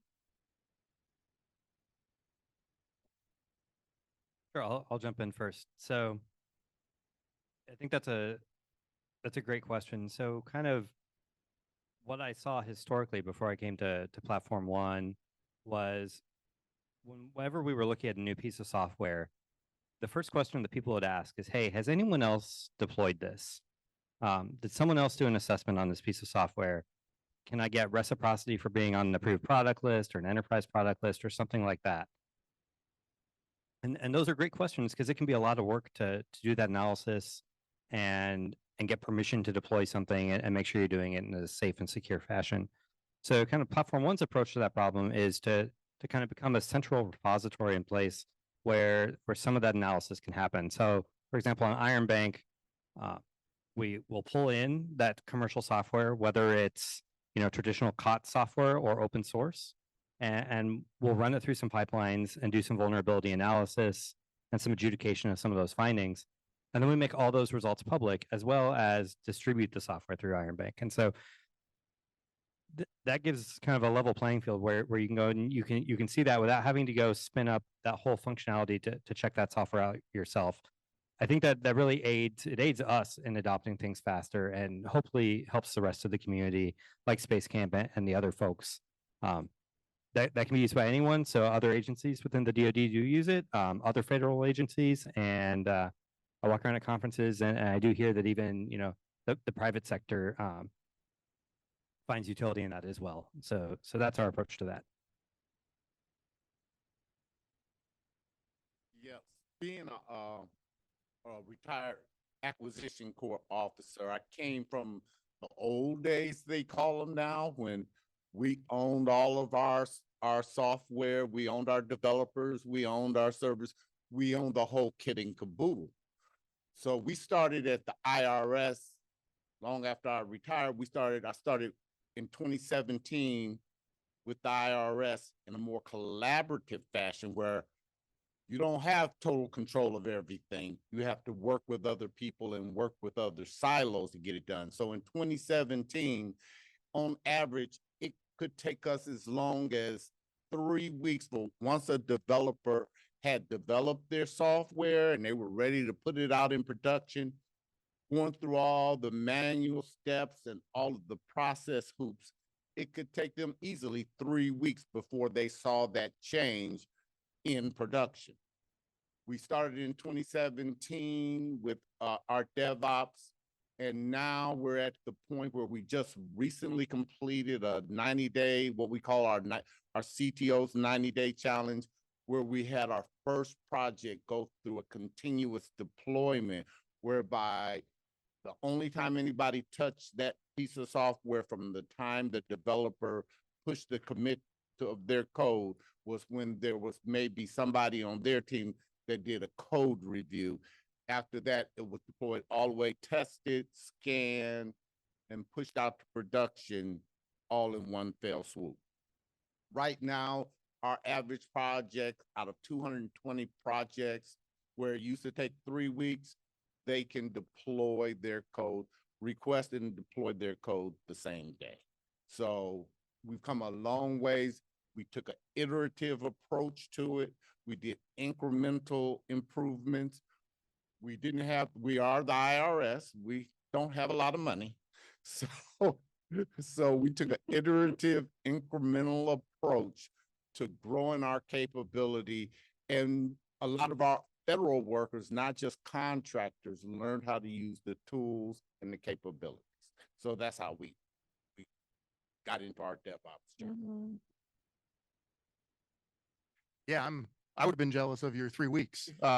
So, I mean, prior to getting into, Space Camp and this DevSecOps world, 3 to 6 months for an update was really best case for a lot of my projects. Anything we had looking to get out there, we were months, definitely not weeks. But then also, definitely to echo a lot of what Camden said, Space Camp, we leverage Iron Bank for a lot of our capabilities to get new software and technology out to our deployments. And that has really sped things up overall. But, similar to Tony, looking at 3 to 6 months, now we are at a state where oftentimes, developers can commit their code and have it deployed out, minutes, hours, definitely same day, which it's a completely different world compared to where I used to be, which was, nothing ever really made its way out to the users in a reasonable amount of time to be relevant. Yeah. And you obviously, you've come so far. But especially at the DoD, it's not reflected in every program, especially with introduction of really complex systems like with space. Could you touch on the challenges that you're working through right now? Yeah. So, you mentioned space. We have a lot of legacy systems. Mhm. A lot of the software that has been in place for 20, 30 years. And so, trying to update that using these methods, a lot of the hurdles we have to go through now are much more on the, hesitant to really trust in DevSecOps and this rapid deployment. The users, the operational community is very used to well-defined systems that don't change a lot. And so it's really convincing them that this is really the way to go.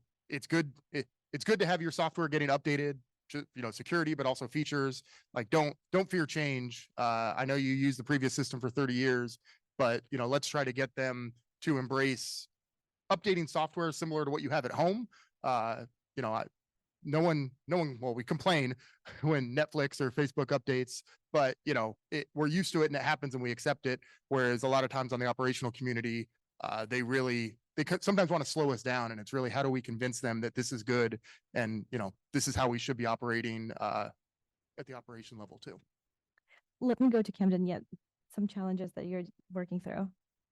Yeah, so I think, so especially within the DoD, and I would say within the broader federal government overall, we really like the concept of efficiency and standardization. So one of the patterns that works really well is the concept of a paved path or a golden path, where all of your applications being developed on a platform are kind of go through a similar set of steps to deploy. That works really well when you have a bunch of small applications. When you're building a large complex system of things that work together, like what Mr. McDade described this morning, you start to accumulate, deviances or variations where people need to step a little bit off that path to do things that make sense for their program. And I think how you manage that in a scalable fashion, a consistent fashion, without, piling up a whole bunch of memos or technical debt or things like that. That's one of the challenges that we have in the government, because there's this constant tension between standardization and efficiency on one hand, and then allowing programs to do what makes the most sense for that team on the other hand. And it's just a balancing act. It's part of platform engineering.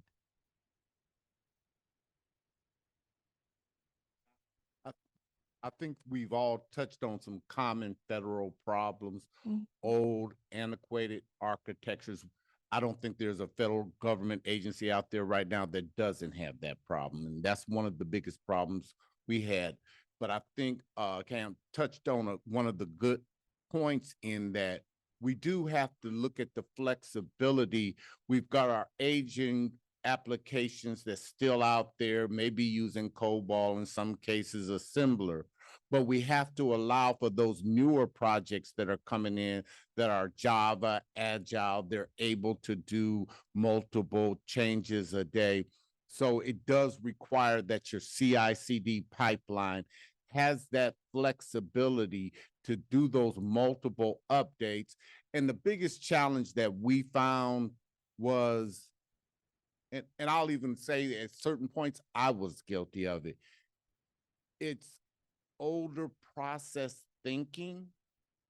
We have to consciously fight this is how we did it before, and this is why we did it before, but really what we need to get, and we've developed processes to accomplish that, but to really open up to a lot of the opportunities that the DevOps tools provide, you have to just focus on what is your requirement. What is it you really need to accomplish, and not so much focus on how you did it before. That would be the biggest challenge I think that we had to overcome it. And in a lot of times we had some knockdown, drag out fights. And fortunately, the people that were right won. And you mentioned older process thinking, and going back to Patrick, you were talking about people being hesitant to trust the DevOps process. So could we maybe, if you could offer some ideas in terms of how you think people can embrace this? So it's a lot of it really is communication and working with your stakeholders, especially the ones that are hesitant.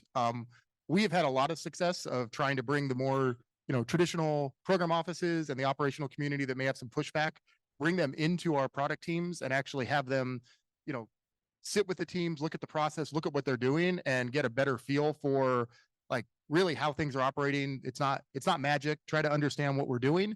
And then see, there is process, there is structure. We're not just, writing code left and right crazy with no real plan and pushing it out there and breaking things. Like understand that yes, these CI/CD pipelines actually do, check things and force things. We're not skipping testing. We're actually doing more testing.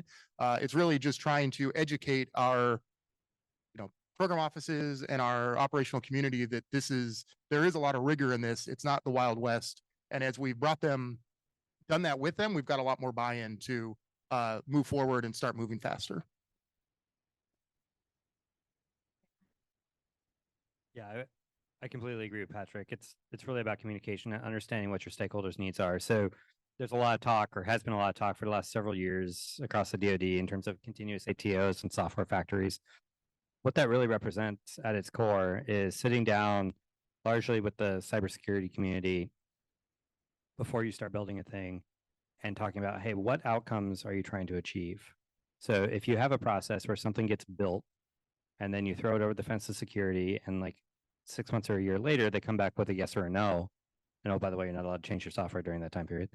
But that community is gaining something out of that. They're not doing it maliciously. So what is it they're trying to gain, right? It's visibility into the software. It's checking to make sure that you haven't introduced silly bugs. It's enforcing rules, things like that. And you sit down with them and say, okay, for your outcomes that you need to achieve, for what it's a dirty word, but small R requirements, what are those? How can I meet those either through architecture, through process, through technology within the CI/CD pipelines? And you start to, check off each one of those and you demonstrate to them, it's not that you're throwing their needs out the window or ignoring them and going fast without them. It's that you're going fast with them to make sure their needs get met. There's a lot of different communities out there that have needs when we talk about software, right? Because there's the need to have secure software. There's the need to iterate on software so you can provide more capability to your users or adapt the capability to their actual mission set. But there's all sorts of other things like understanding where IT investments are going, the test community, the training community. These folks all have equities in the software that we deliver. And if you want to go fast, go alone. I guess if you want to go far, go with others. And so bringing them along for the ride takes a lot of work and communication, but you can all get there. Tony? I'll pretty much repeat. Mm-hmm. The communications is always important. The only thing I would have to add is making sure you have your customer working with your DevOps personnel from day one helps in the satisfaction of it. And I'll reiterate what Joe McDade said earlier, quick wins. You will change the culture quicker with quick wins. You're not going to change the culture to accept DevOps. The culture will change as you do DevOps, and then everybody will, as we used to say in the Army, success has 1,000 fathers, but failure is an orphan. So if you start winning, people will come and they will join in and they will collaborate. And as long as you're working directly with the customer and giving them what they want, I think that's the best you can do. That and get some money. You're gonna need a lot of money. So I was wondering in terms of Kevin, you kind of touched on it, but how is policy essentially driving your ability to innovate, or maybe not driving it? What do you want to see from a policy perspective that would help, in your respective positions? Yeah, so I think if I can make one ask, right, of our senior leaders and folks as they're looking at policy, they should be asking the question, what exists by exception today? Because I will say I've been on active duty about 16 years, and sometimes it feels like all the nice things I had by exception to policy, not as a result of policy. That being said, I think over the last 4 to 5 years, I've seen a real acceleration in policy change. I think the biggest thing that we could do policy wise is to push decisions to the right level and then incentivize folks to take smart risks. Yes, there's very real risks if you're deploying software quickly of accidentally including a bug or a vulnerability, but there's even bigger risks if you're not delivering the capability that the users need and they're either failing at their mission or turning to shadow IT and using, Facebook Messenger to do their job. That's a much bigger risk for the department, I would say. Tony? I don't know if it can be done, but what I would like to see in policy is the policy focuses on exactly what capability you want to have or what risk you want to avoid, and not go into such a detail of you will do A, B, C, and D, but really all you're doing is you're trying to control what risk you're going to accept and what capabilities you want to see. So I would ask that basically there's more flexibility on the how of the policy, but much more detail on what you want to see out of the policy. That would be my ask of leadership, plus more money. Predictable budget. Patrick? Yeah, I mean, I think to echo a lot of what Cam said, the policy has come a long ways in the last several years. I do think a lot of what we would want out of policy is in place, but it's not necessarily fully being leveraged or implemented or trickling down to us. A lot on the acquisition side, like on the DoD, there is the software acquisition pathway, but a lot of the programs we're working with are not leveraging that. They're still leveraging traditional software acquisition. I think that's the big one is how do we, a lot of the stuff is in place, but we really need to start using it more widely, I think, especially, and on the DoD side, really stop treating software like tanks and jets and ships and understand that it's software. It's not the same thing. You don't build it once and then never touch it again. Yeah, I think if I could add on and just echo something that Mr. Evans said. So I would love to see more of the intent and the outcomes that are being aimed at captured in policy as opposed to the thou shalts, because I think, when we talk about waiver authorities and things like that, you don't even know what to ask for or like how to formulate it if you don't understand what the policy is trying to accomplish, right? So that would be helpful to me. Yeah, Tony, anything to add? No. As far as the policy is concerned, that's as far as I can go safely until I retire. We'll check in after you're a couple more questions and then I'll turn it over to the audience. But Camden, what do you think, what would be your recommended steps, to get to a place where the way software factories operate, that's kind of the way of doing business. How do we get to that place? Yeah, that's a great question. So I think first of all, so not the question you asked, but a question I get asked a lot is, hey, I want to stand up my own software factory. How should I go do that? And my go-to answer on that is actually don't do that. Go find some other people that do stuff similar to what you do and join them, come along for the ride. And so I think what we need to see proliferate, I think, and Space Camp is a perfect example of this, is kind of some broadly domain-specific factories that can come together and build ecosystems of systems, exactly like what Mr. McDade was talking about this morning. So each of these applications is incredibly powerful on its own.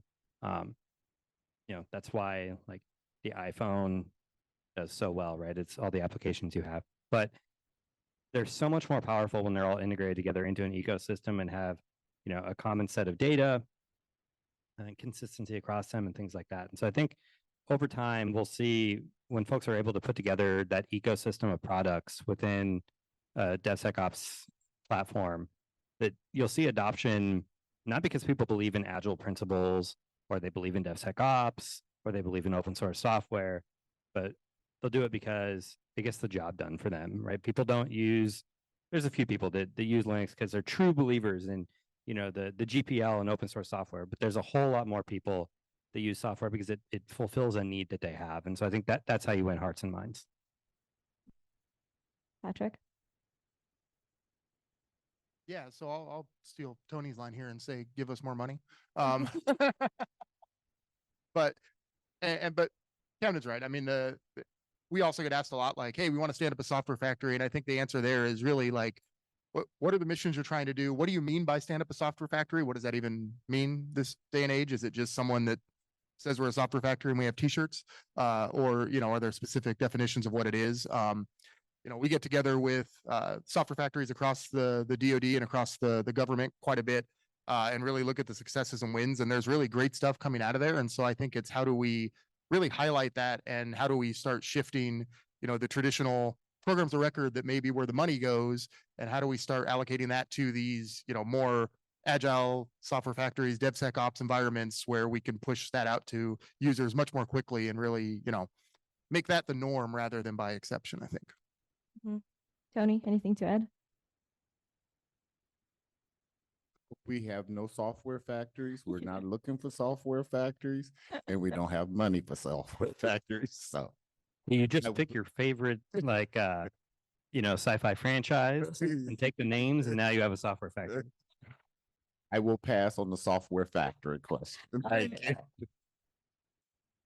Just a couple more before I open it up. Performance metrics are obviously very important for software factories, for DevOps. Could you talk about performance metrics that make most sense for your organizations? Yeah, I really like your framing. The most important words in that question were make the most sense for your organizations. So I think things like DORA metrics are really, really good for developer teams and for product owners and managers to use so that they can spot where problems are quickly. I had mentioned that we like standardization and reporting in the DoD, right? So what I worry about when we talk about metrics is the weaponization of metrics, or trying to use those metrics to compare teams to each other instead of to gauge health within a team at a particular point in time. So I would say too, you know, we have a lot of executives and senior folks in the room here, decision makers. The right type of metrics, I think, depend on your level, but the number one thing when we talk about DevOps or DevSecOps or agile software delivery, the questions you need to be asking, there's really only one metric that matters.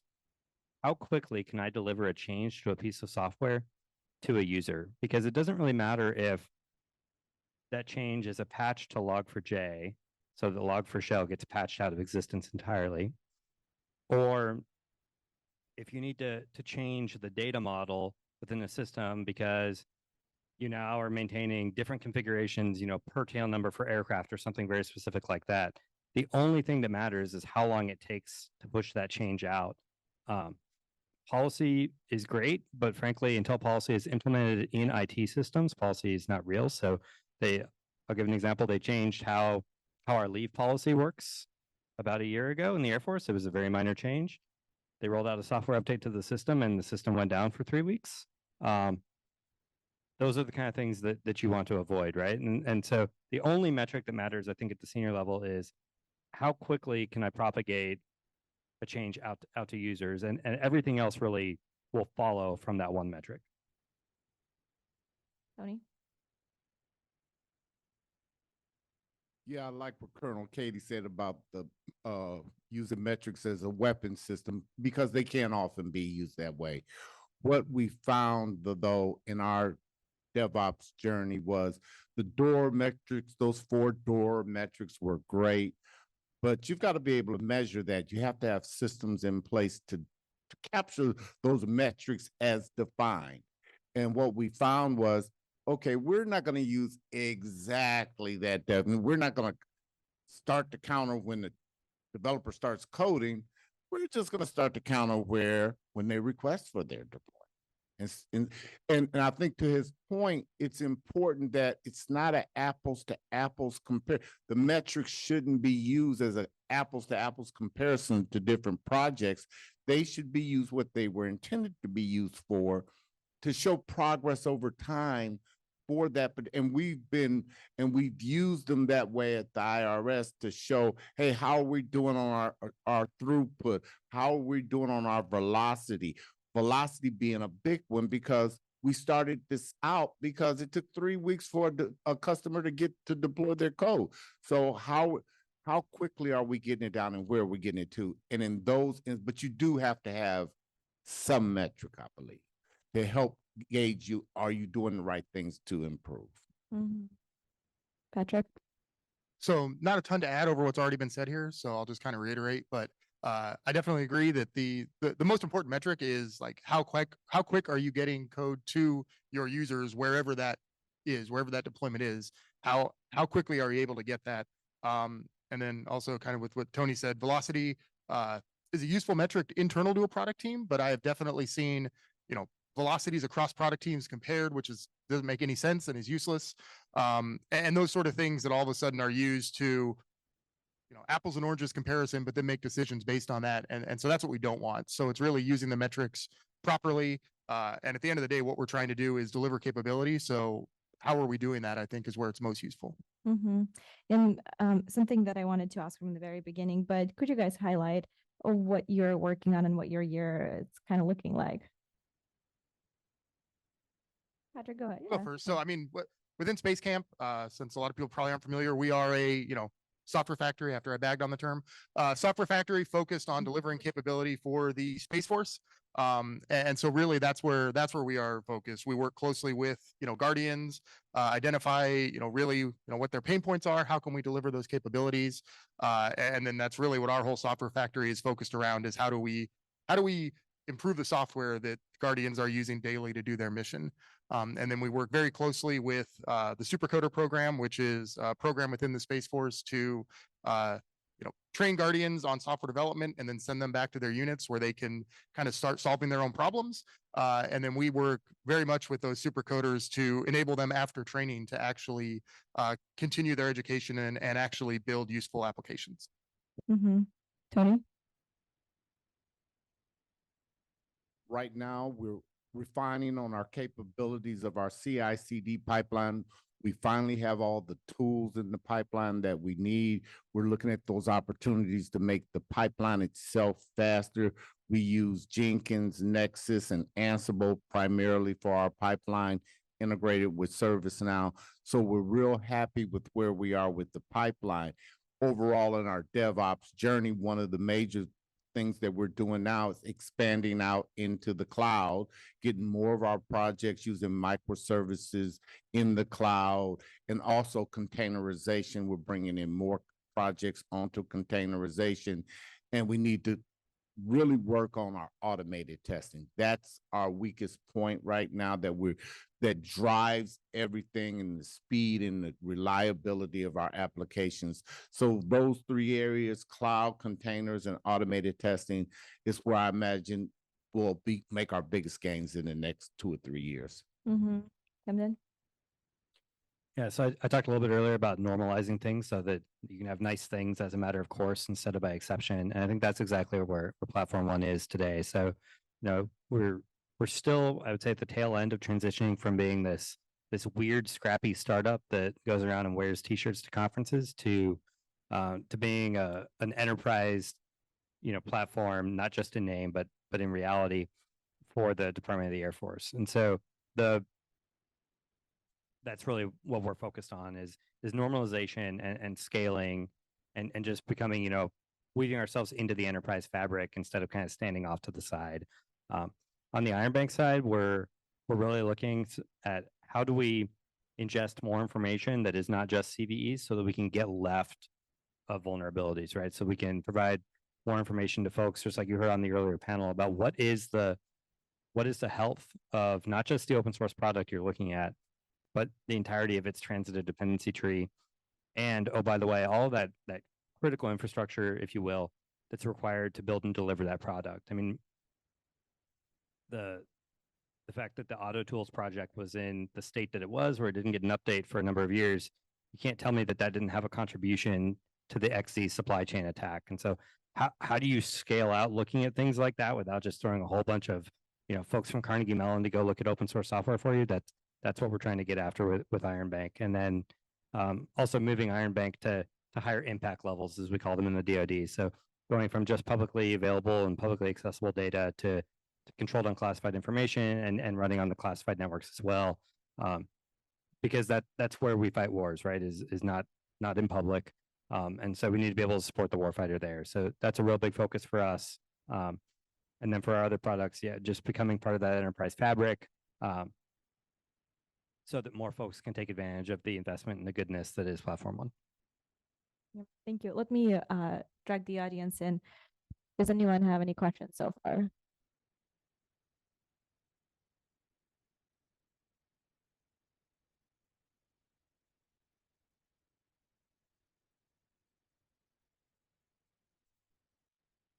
Thank you. Okay. Again, just a comment, not so much a question. DevOps, AKA DevSecOps. Why didn't we just start out in the beginning using DevSecOps?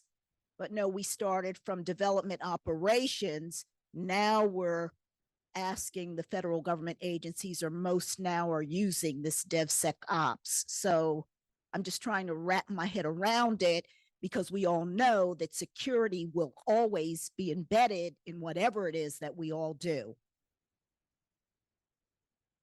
So I'll take a swing at that. That's a great observation and one that I've seen as well. So I was not at Platform. This was well before I was at Platform One, but I remember the first time I heard about DevOps and someone came to me and they were quite upset. And this was a veteran member of he would have described himself as being a member of the information assurance community. And someone I, talked with on a regular basis, he came to me at work and he said, "You won't believe what these folks want to do. They want to go deploy software with no testing, just deploy it straight out of the repo. There's no way this is going to go right." And so I think we had to, given it, and that was a common sentiment, right? I give that anecdote not because it's unusual, but because I think that was, when we talk about DevOps, I think that was kind of the first response you got from a lot of folks in the DoD and probably in the broader federal space, or really anywhere in what we call, the highly regulated environments, right? Finance, HR, anything DoD, all that type of stuff. So I think to change the messaging, we had to move to DevSecOps as a term. I don't think that the DevOps community was ignoring security at all. I think that the way you achieve security is through, lots and lots of testing and automation, and not having every team have to do things for themselves, right? Like, you don't roll your own crypto, for example, don't roll your own ICANN solutions. So I think that's part of that messaging. I think also, if you Google DevStar or DevStar Ops, I forget which, yes, we need to include the cybersecurity community in the conversation, but it's really much broader than that. How do we do dev everything ops? Because how do I update my training materials? How do I update my documentation? How do I go through developmental and operational testing, which are things that, the DoD does because they save lives? How do we automate and do as much of that in an automated fashion as we can? It's more than just security. It should be dev everything ops, because you have all these different needs and stakeholders. Tony?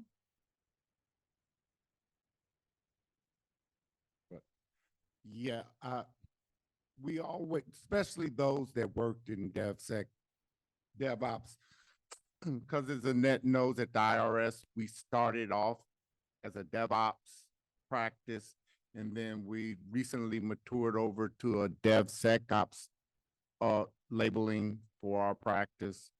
And I think it's a good thing. For the simple fact is, given our risky environments and all the attempts to penetrate our IT systems and our infrastructures, even though security is always a part, whether you call it DevOps, whether you call it Dev Junk, security is always a part of what we do. But I think it's important that as a reminder, like the safety briefings we used to give in the military. I know you're going to go out and drink this weekend, but I want you to do it responsibly. Maybe it'll stick with somebody. So I think that's where it does benefit bringing in the sec part to it. Patrick? And not a ton to add. I mean, like it said, DevOps, DevOps always included security as part of the overall process. A lot of it was branding, but also, make sure that yes, security is not only is it not forgotten, but we're making a conscious effort to highlight it as part of this and to really, increase the security over more traditional models. But yeah, DevOps itself, security was always part of that. So Anyone else? It doesn't hurt to appease the cyber people when you can, because they can make your life very hard if you don't. Absolutely. Anyone else?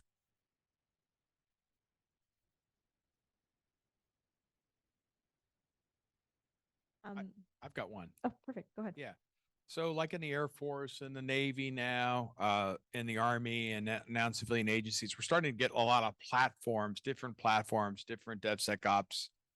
How do we rationalize that? Which, how does a customer say, oh, I'm going to use platform one, I'm going to use this model or that model?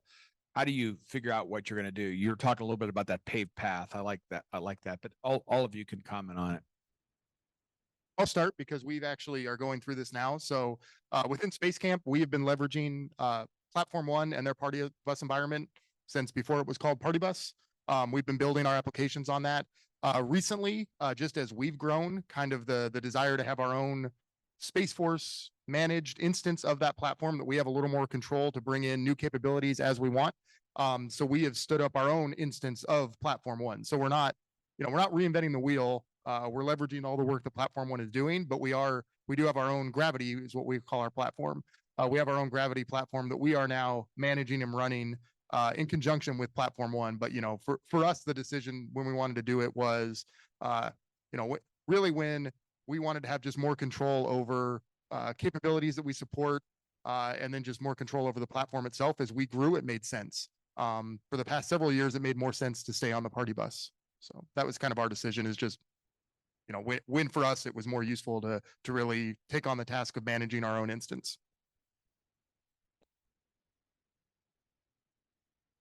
Yeah, I do think that the proliferation of platforms and software factories and things like that is not a bad thing. But I think over time we'll see expansion and then kind of convergence and then expansion and convergence. I would say, for folks that want to go set up a platform, and again, you should find friends. Like, one platform per application is definitely way too many platforms. One platform for every application is definitely way too few platforms. So somewhere between 1 and N lies a good number. But so Platform One, so I mentioned Iron Bank, we've talked about Party Bus. We also have a product called Big Bang, which is kind of it's a product offering that lets you stand up a software factory or a platform, more appropriately, focusing on like that. What does your security stack look like? What you've got all these tools, you need to provide a place for CI/CD. Logging and monitoring is really important. It turns out there's bad guys in the world and you need to be able to watch them. So we provide that as a product and for free out to the community. And we'd love to, for folks to take a look at it. And when it doesn't meet your needs, come talk to us, because it's a product that's under continuous development. It's not like we put it out there and we tell you, okay, here's your A10 and go ahead and use that for the next 40, 50, 60 years. No, it's constantly evolving. And so I think part of the rationalization is to get together and at least build from common foundations, which is what Space Camp has done with Gravity, where it's not run by Platform One, but it's got a common foundation, and we can kind of maximize the outcomes we get out of our investment into those activities, so that we don't all have to pave our own paths. Tony? I'm looking back at history with the growth of data centers and platforms is going to follow the same model in my mind. We will see more and more platforms, and I think they will converge in many instances where they'll get bigger and more applications, and they'll be structured around a particular agency or organization or type of projects. And I think it's a good thing because one, it reduces our overall costs for that infrastructure. And two, I think it makes it easier for us to protect it when you've got everybody under one platform, as opposed to multiple little platforms. And some people just don't watch the doors closely as others. It also helps, I would say, if you've got enough commonality across those platforms that your cyber defenders, if you will, all the platforms don't look totally different to them. So they don't have to learn every platform and what is normal, what do the logs look like, anything you can do to standardize that, I think really helps out our cyber defenders, which are a very high demand, low density resource that we can't just go make a whole bunch more of overnight. And just a quick follow-up, Camden, you were talking about, expansion and convergence. Where do you think we are at, and also where we're heading? Where are we at right now? Because we hear a lot of conversation around having too many software factories. So where do you think we're at right now? I would say that we're on the convergence side of the house right now.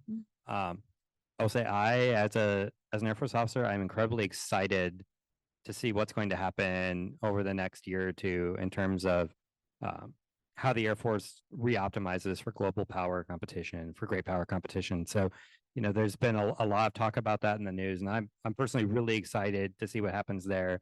I think that's going to drive that sense of prioritization is going to drive additional convergence because, like Mr. McDade said earlier, senior leaders need to not have 50 great systems.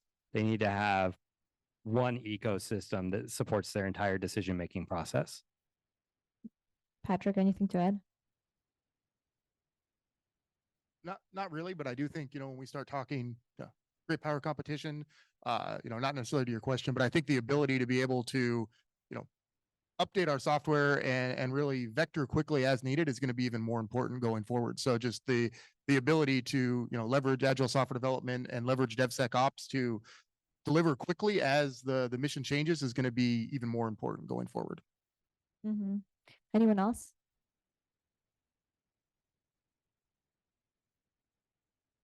Questions? It's almost like lunch is next on the I've got another one. From lunch. I've been saving a few. Funding. How are the challenges of funding DevSecOps?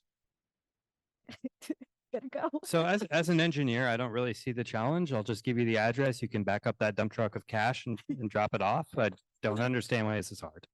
No.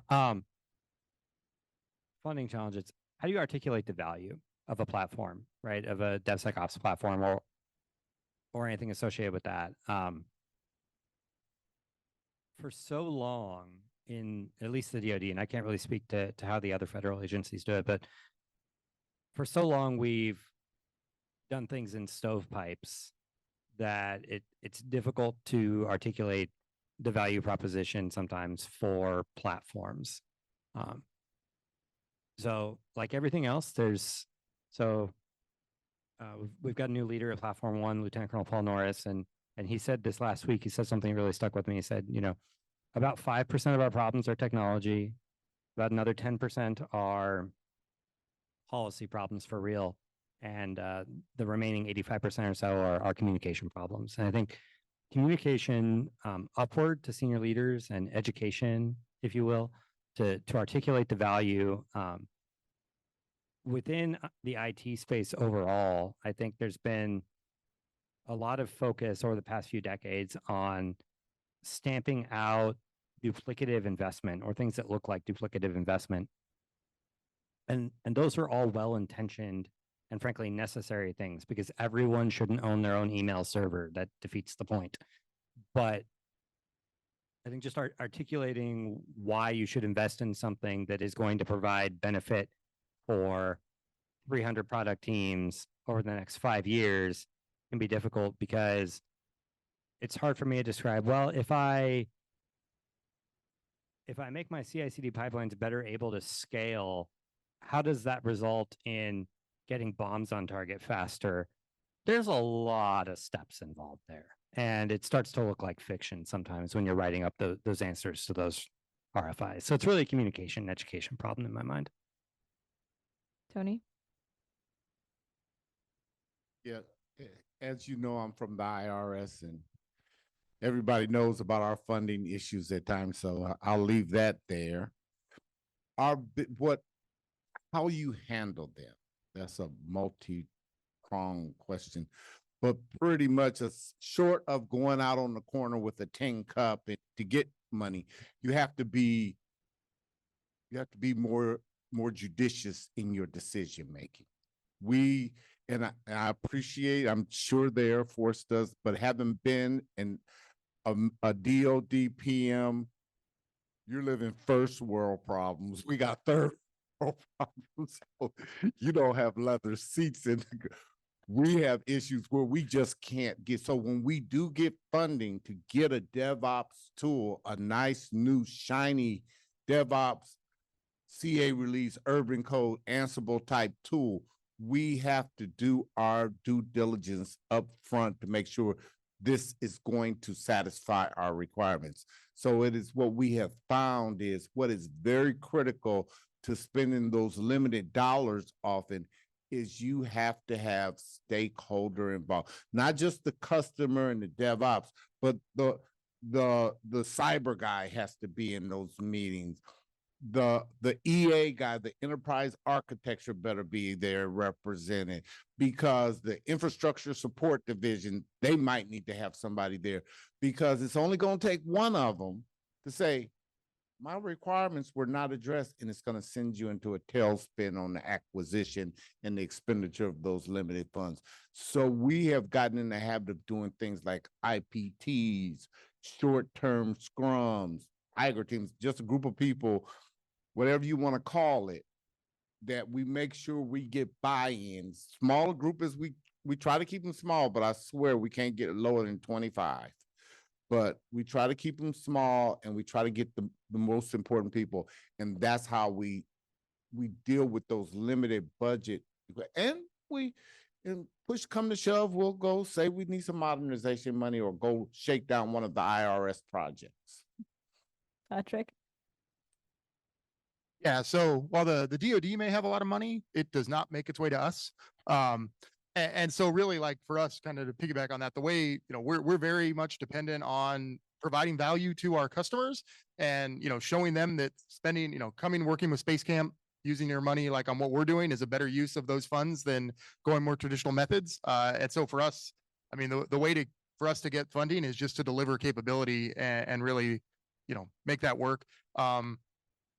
Bigger picture, you know, with the way the government budgeting process works, it's very hard to, you know, budget appropriately when we're sitting here saying we need to be able to be agile and vector very quickly when we have multi-year, you know, tails on a lot of our funding things. So I think that's kind of a constant problem. I think for everything we're going to be trying to do is, you know, the problems, the missions are going to change quicker than our current budgeting system is going to let us react, I think. But why didn't you palm 5 years ago for LLMs this year, Patrick?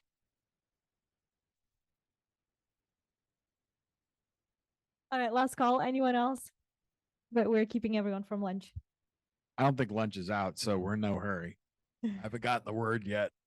It's getting set up right now, so we don't have to rush. Okay, perfect. Anyone else? Nope. Yeah. Go ahead. I'm going to keep asking questions. Go ahead. That's okay. Keep them coming. So how are you integrating LLMs and the modern and the new things that are coming out? Because I know there's a lot of demand, and how do you do that safely, responsibly, not go to the internet? You know, what are some of the challenges around that? Yeah, I'll just echo kind of some of what the prior panel said this morning, which is that LLMs are great or can be great, but you have to be responsible in their use, right? And so, you know, if you copy a personnel file and put it into a commercial chatbot, you have now sent someone's personnel file to the commercial space for who knows what use. So we're experimenting with locally hosted stuff. The Air Force just approved and put out publicly that they've got a thing called Nipper GPT, which which, doesn't send any data outside of Air Force owned things. So I think that's great for experimentation. I think over time, we're going to have to work with the major providers to figure out what is a sane shared responsibility model and security model, to be able to take advantage of cutting edge models without some of the issues that we've seen pop up with, AI as a service, if you will. Also just put in a plug, so I think we need to use caution as part of the federal government and the DoD to make sure that we're not taking these things and reinforcing bad processes. I remember watching a talk from someone with a lot of stars, so I have to be careful here. A lot of stars on their shoulders when LLMs first came out, and they're like, "This is great. My teams can be able to prepare so many more staff summary sheets for me." It's like, no, it's like the Matrix, right? Like, it's not that you can get more staff summary sheets out of the thing; it's that you don't need staff summary sheets anymore. So I think that's a real risk in our space, is that we might end up using all this compute to just do a lot more of the wrong thing instead of changing how we do business, because that's hard. Tony, Patrick? I made sure to let Camden go first because I think we're very similar. But yeah, I mean, we're still at the point where we are trying to figure out responsibly where we can, leverage generative AI, LLMs, and just kind of experimenting and playing with it slowly now, trying to figure out, kind of where it makes sense to go, what makes sense to leverage more, public cloud-based services, and what we're going to need to host internally within our own platforms to make sure our data doesn't leak. So for us, it's still very much in the experimentation and research realm as far as leveraging LLMs. One last question and I'll let you go. Camden, about Nipper GPT, it's on the unclass side, and they kind of hinted that there may be a conversation going on the class side. Obviously, it's an experiment tool right now, but how do you see this is progressing in the coming year or so? Yeah, I think that's exactly how it's going to progress, right? So it's much easier to deploy new things on the unclassified side. There's this place called the internet, which it turns out is really nice to have when you're developing software. So we'll see it develop there. But frankly, all of our really interesting stuff when it comes to DoD capabilities exists, on classified networks, not on internet facing systems. And so prove out, how do you deploy it? How do you keep it up to date? Things like that. How do you develop applications around it? Prove that all out on the unclassed systems, and then move it up to the high side and show true DoD relevance up there. I think that's how it's going to go. Patrick, anything to add? I mean, and like Camden said earlier, we're in the DoD, where we actually, execute the mission and fight the war, is on the classified system. So in order to leverage these new technologies, it's going to have to be able to be deployed there. So it'll be fun to experiment on the unclassed side, but until we're able to really deploy it up to higher levels, we won't be able to really, at least on the DoD side, be able to leverage it as we really will want to. All right, thank you. I kept you too long, and I'll let everyone get lunch. Thank you so much. Great. Thank you, Anastasia. Appreciate that. We are going to have lunch. Is it ready, Tim? It is ready. Okay, good. We'll have lunch, and then we have we got some entertainment starting about 12:30. So we got plenty of time to have lunch and collaborate. So we'll see everybody. Just don't have to. We haven't run out of food yet. You don't have to run up there. We're right this second. Just go at your convenience. Thank you all.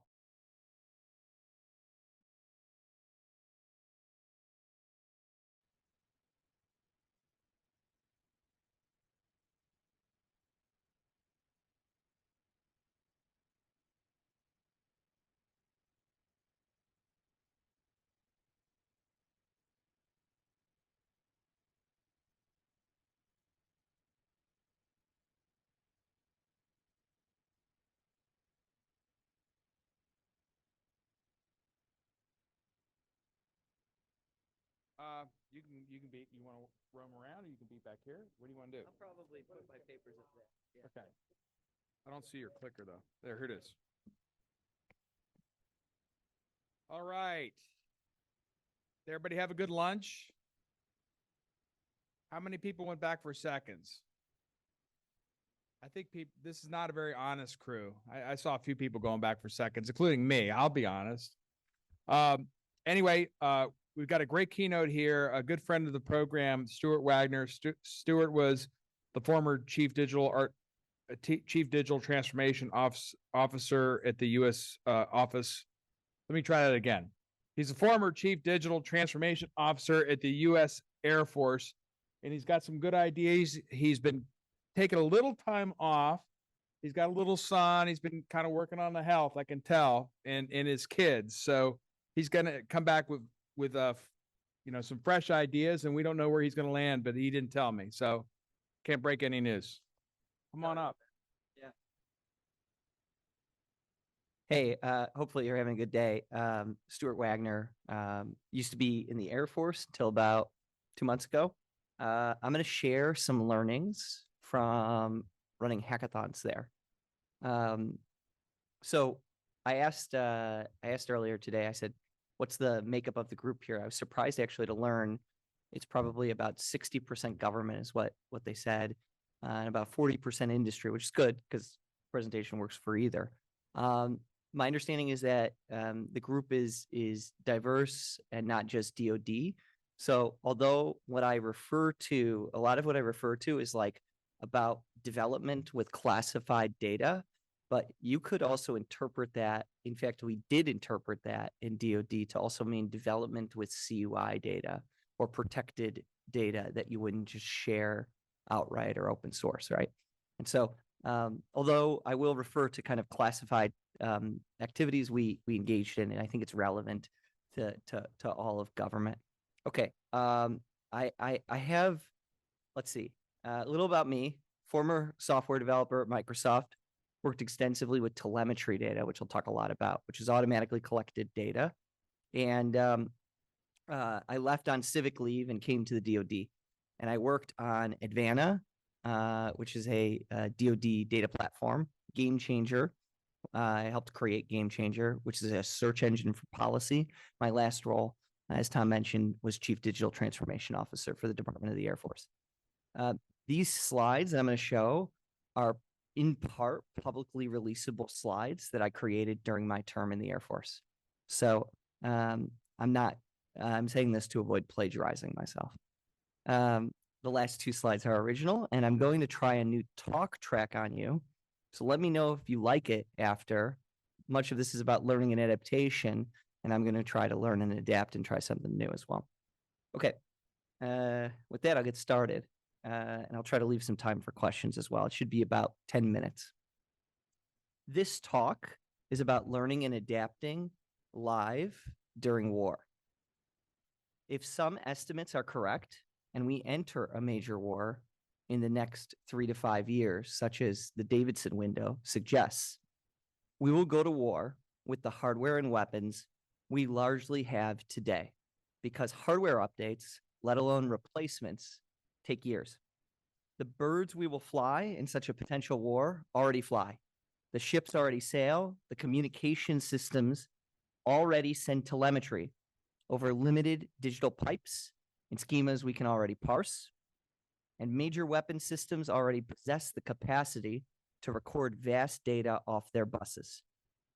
This is likely why Air Force Honorable Andrew Hunter from AQ, SAF AQ, reprioritized the F-22 from retirement to a top upgrade priority. If we cannot replace the weapons we go to war within this relevant time frame, the next adaptation options are to calibrate them and better select how we use them. While working as a Microsoft software and data engineer on software systems that increasingly automate learning from telemetry systems for Windows operating system and Azure to produce adaptive actions, I similarly noticed while there that every big tech company in the world undergirds their service or product with telemetry pipelines that automatically collect and learn from data to produce updates to their business, product, and service. Okay, that's the first slide that I thought I was already on. That's okay. That is, by the way, from our first hackathon. You can see people working directly underneath a jet. which was pretty cool. Okay. My assertion, as I said, instrumentation and telemetry undergirds every big tech company in the world. You cannot find an example, at least I couldn't, of a big tech company that does not automatically collect data on the use of their product and service and seeks to improve it over time. If they don't do it, they fail. That's been my anecdotal experience. Okay, how does big tech learn and adapt? They rely on telemetry, automatically collected data. There's a common refrain that some people make, about leaving big tech and coming to DoD. They say, stop creating ads and come to DoD. Do you know why most engineers work on advertisements in big tech? It's because they're constantly calibrating their systems to generate revenue. And small calibrations result in potentially small percentage changes in revenue. But in big tech, that results in a massive amount of money, actually. So that's what they do. Microsoft, where I worked, was health of systems. But Facebook, they're calibrating their news feed. Google uses PageRank and is calibrating its search engine. Tesla is calibrating driving. Starlink is calibrating communications to be resilient during war. And on it goes. There's many examples. I extended this trend line to a hypothesis when I joined DoD as a data scientist in 2019. I imagined countries, non-state actors, and adversaries would leverage telemetry data to rapidly adapt their systems and tactics to their adversaries during war based on the collection of automatic data. Weapons systems in this future would update, like Facebook updates a newsfeed. Microsoft updates their operating system. Tesla updates their cars. Amazon learns to deliver packages faster. And TikTok updates their algorithm to become more addictive. Like with big tech, a more powerful country with a slower adaptation rate from data becomes increasingly likely to lose to a less capable country with a faster adaptation rate, especially over a long period of competition with more learning cycles. Using data to calibrate and adapt the delivery of products and services to outcompete has extensively played out in tech, including how Yahoo lost to Google, Blockbuster lost to Netflix, and MySpace lost to Facebook. It's not just US big tech companies that learn and adapt. It's all of them. Looking at progress from adversary nations, my concern was that the DoD might follow this storyline in its next significant war. DevSecOps, a heralded adaptation of DevOps, attempted to build the foundation to do this. However, it failed to address access to classified data. Without the ability to develop algorithms against relevant data, the learning and adaptation pipeline within DoD and federal government remains inhibited, if not broken.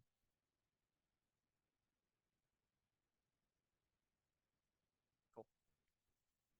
Is this useful so far? Cool. Okay. Adaptation during war provides compounding benefits over time to those who develop a learning tool chain. Employing faster learning pipelines can, one, and I'm looking to the right of this slide here, adapt weapons and operational systems during war through data-driven calibrations. Two, tactics, techniques, and procedures through such things as A/B testing and post-mission visualization and analysis. Three, strategic planning and courses of action through mirrored digital environments or digital twinning. And four, training and exercises by orienting against real data. UCOM and CENTCOM in the past 3 years have provided extensive evidence these hypotheses I just shared with you are only just starting to dominate warfare. The EW, electronic warfare environment in Ukraine, is an electronic warfare laboratory running the measure countermeasure cycle on a daily basis for electronic attack and defend resilience. For those that don't learn fast enough, their weapons fall out of the sky, which has plagued basically all American drone manufacturers who probably didn't invest early into developing EW data collection and learning software. CENTCOM is demonstrating software adaptation across a variety of kinetic and sense-making platforms, while DoD senior leaders seemingly jump from one AI capability of the year, supervised visual machine learning, for example, for Maven, to the next, such as large language models like ChatGPT. They have not yet grokked that a sophisticated adversary who has invested into learning and adaptation is likely to first mitigate advanced capabilities using disposable software and a temporary approach, and will then invest later to supersede such advanced capabilities over time. My assertion, current conflicts increasingly are demonstrating that organizations trained to merely field capabilities will repeatedly lose against those trained to collect data to improve a capability while fielding it.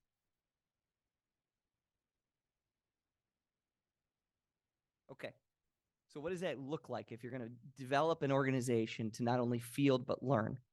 You could call it a hackathon, you could call it a battle lab. In 2021, I decided to put these hypotheses to test by organizing a hackathon. You can consider a continuous hackathon a battle lab like shown above, with relevant weapons system data stored in a permissive, unopinionated dev environment, supporting untrusted software off the internet, including malware or software of foreign origin. We started by asking the following question: how can we take telemetry, automatically collected data, off weapon systems, specifically things like, these are just theoretical, bits off ships, bits off submarines, bits off spacecraft, bits off jets, and use them to produce emergent capabilities to learn, adapt, and fight better in the night after the start of a war and each subsequent night. We hypothesized that sexy data, interesting data, would draw exquisite engineers to build hard things. We went to the organizations with those data and told them we would use latent government talent to try to build a free prototype with their data, as long as they shared it. This ended up producing a critical data sharing incentive. Next, we needed an AI environment that we didn't need to pay for, that was looking for an important win in feedback. That AI environment came from the Jake. We guaranteed we could exceed their maximum concurrent user count and allow them to also learn and adapt. And that continued across many future events, peaking at 650 hackers in our Indo-PACOM event. We used a single classified hackathon event as a trial. It was at WebTech. And because we put it near where the senior leaders were, we socially engineered attendees consisting of many important DVs in the Air Force, including the now Chief of Staff of the Air Force. Hackathons, not to be confused with other cyber hacking events, have a weird techie vibe that emphasize unusual, novel, emergent development while working long hours on Red Bull and Doritos for tech bragging rights. Formally, a hackathon is an intensive, time-boxed, socio-technical building event following hacker culture, where a holacracy of self-organized teams of engineers and users rapidly build and deliver prototyped digital capabilities. The ad hoc self-organized teams, ranging from our first event, were junior enlisted to senior engineering leaders, and we awed them. I'll quote, because I don't want to say anything else. The event's 11 teams, this is from the first article released about this event. The event's 11 teams focused on challenges such as jet sensor visualization and playback, target planning and pairing, multi-jet sensor fusion analysis, AI-assisted radar sensor failure mitigation, maintenance visualization and automation, and artificial intelligence-assisted personnel recovery, among others. You get the point. That's what we did. This event, the first one, generated multiple projects that transitioned, and this occurred at notably about 1/5 the cost of a single SIBR 2. Approximately 5 of the projects continued work, including one landing with a major weapons system. Okay. So how do you do this like repeatedly? That's what we started to think about after we ran our first event. And we kind of came up with this model. So what you see above is a theoretical learning model adapted from my experiences in big tech. You can see in this example, which is theoretical, that our systems fly with adversary systems and collect on their capabilities. And to produce an effect with this data, you would want to collect on the capabilities and then take the data home and do something with it, and you would send it through digital piping. You would then need to classify the data, because if you can't classify it, you can't work on it, and you can't put it into a system. And then the fourth box there is the doers do stuff or make stuff with the data. It's your permissive dev environment. Ultimately, the solutions then need to get fielded, and then you want to collect on the fielding of that solution and telemeter it in order to adapt it and refine it. Have I lost people? Is this interesting? Good. Cool. Okay. Okay, so what that turns into is what we call bits to effect. And the idea is basically from the creation of data to an effect, there's a period of steps you have to go through. And adaptation, ultimately learning and adaptation, learning doesn't really matter if it doesn't produce an effect, right? So you actually want to learn, make a change, and that's an effect. And so it basically goes through kind of 5 parts. First is instrumentation and collection. It's a dependency graph. If you don't instrument and collect and get the data, you're never going to produce an effect. It's all dependent. 2, piping and data engineering. If you can't move it to a place that's going to produce an effect, you won't be able to produce the effect. You need to be able to classify and access the data. You need to have an environment where you can develop in a permissive environment where you can develop high with that data. We call it dev high because it's directly with the data. And 5, you employ effects. And if we run this cycle faster than adversaries, we learn and adapt faster than them. And our hackathon sought to run kind of a single cycle here. Okay. When you measure this in full, it ends up becoming like a mean time to effect. I think this is going to be a critical measure in war. I think it already is in Ukraine and in CENTCOM. That's your time to learn and adapt. Okay. This is a DevSecOps conference, so let's get into that part today. That's required for dev and prod environments. So the short summary here: DevSecOps, as implemented in the DoD, basically totally forgot about the data and specifically the classified data. It took a sound process, DevOps, that works with unclassified data and didn't adapt it. I'm going to show you the dev environment we created for these events to solve this problem, which allows for the rapid production of a large number of novel prototypes that took place over the course of our hackathons, which were 5 days long.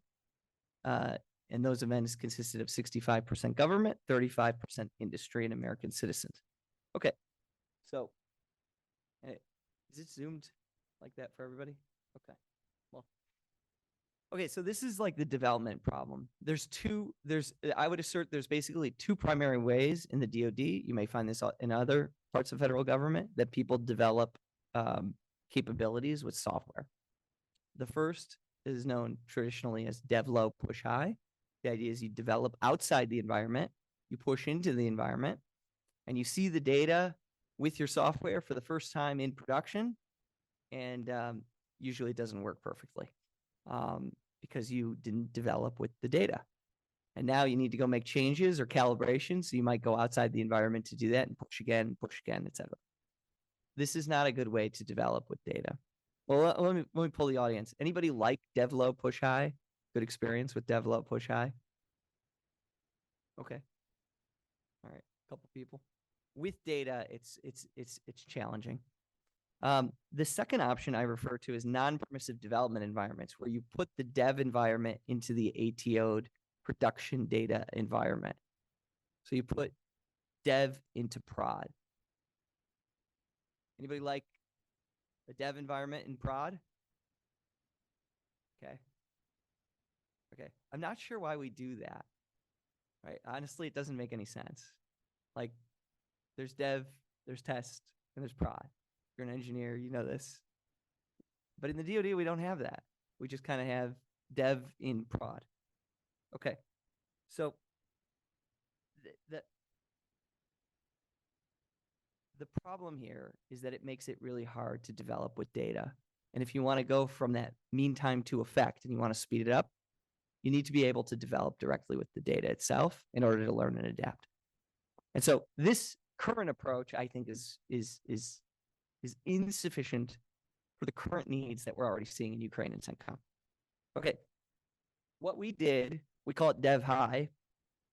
The idea is, how do you get the data and a permissive environment where you could use even untrusted or malicious software in that environment and try it out? How do you create a sandbox environment? And so what I did here, it's not really complicated or very innovative, is I took that dev environment that was coupled to prod and I separated it. Dev in a dev environment, prod in a prod environment. We mirrored the data from prod to dev and you isolate it. That's the basic approach. It's not that hard. If you do that, you now have your permissive environment where you can build stuff. Okay. And what can you put in there? Well, you could put anything you want as long as it's licensed. At least when I was in the DoD, it did need to be licensed software. It couldn't be stolen, but it could be anything from an LLM developed in China. Could be Russian malware. Whatever you want, you could put in that environment as long as it didn't violate licensing restrictions. All right, I'm getting close to done. So since starting 3 years ago, we organized 10 classified or protected data hackathons across 3 security classifications, 3 combatant commands, and 9 locations, including 8 military bases. We generated about 200 prototypes at a cost of 3 to 4 Cyber 2s, representing an approximate blended cost of $25,000 per prototype from operational data.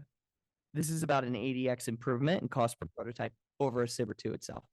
I'm not saying it's as good as the Cyber 2, but I am saying, like, in a lot of cases, the projects were somewhere ranging from 15% to 80 or 90% is good. Meaning you were generating, in terms of diminishing returns, you were generating most of your value at a very low cost. We saw around 20 to 30% of the projects produce effects, which gets consumed by existing programs, create new programs, or change enterprise system plans based on learnings. I'll share a few stories from some of the events. So I met some pilots at Bravo Zero, our first hackathon. They created a post-flight visualization tool for a major defense weapons system you've heard of before. I met some engineers at Bravo One seeking to predict space launch scrubs who got frustrated after learning the organization. They stored 3 days of weather data. They crawled the internet and in a week trained a model that out-predicted the Space Force scrub prediction system, saving $1 million per scrub that they predicted more effectively. I met a Navy SEAL at Bravo 10 who watched his organization spend millions failing to employ ML tools on sensor data. He got further with the team in 1 week with the open source software, according to the CTO of Naval Special Warfare. I watched a team of Indo-PACOM engineers at Bravo 11 train an LLM model on prior exercise data and then use that model on live exercise data to discover live problems. And they ran an entire bits to effects cycle in that week. And I saw a fighter pilot team of coders automate a manual part of a targeting process.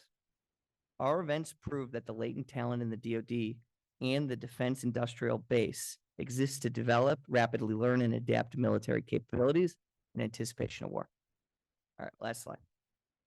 I know I'm about a minute over. My apologies. After these events and approaches, these events and approaches are beginning to spread. So we held an event at Patrick Space Force Base. They have now held 2 of their own. Outside, in industry, we're seeing hackathons in the defense sector. El Segundo's hardware hackathon, bottom left there. A few guys created a drone that can fly without GPS, that can fly in a denied GPS environment. And a spinoff of that at Stanford University, outsiders were working in on class to help national security for another national security hackathon. I just met a Ukrainian last week running their own Ukrainian hackathons for defense, and they're leaning in heavily to resolve, for example, one of their events focused on the Shahed drones coming out of Iran, being manufactured in Iran and flown against them, focused on targeting them with prize money. CENTCOM took a prior collaboration we did with them and ran with it to follow up on their own event, another event called Desert Architect. And not only are our allies doing this, but our adversaries are too. Worryingly, China and Russia are showing investment in results from hackathons as well, as shown on the right. You can see the Wagner Group, not related to me, ran their own hackathon, and the winner actually was already wanted by the FBI. China also ran their own event, which revealed an iOS breach, which they then used to spy on the Uyghurs. So this is changing warfare. It's happening now. So summary and closing thoughts. We think we developed a new operational plan for engineers during war. China, previously described as our most capable rival, is a centrally planned adversary who would prefer to prepare and countermeasure against other predictable, centrally planned militaries. Hackathons, however, pursue a deluge of strategies and concepts in a decentralized manner. And although China has started running their own events, I don't think their centrally planned process would be able to make sense of and invest resources to counter all the innovations that may come out of our own events in a democratic, republic such as ours. All right, that's my speech. Happy to take some questions. Hopefully that was useful. Thank you. It's fantastic.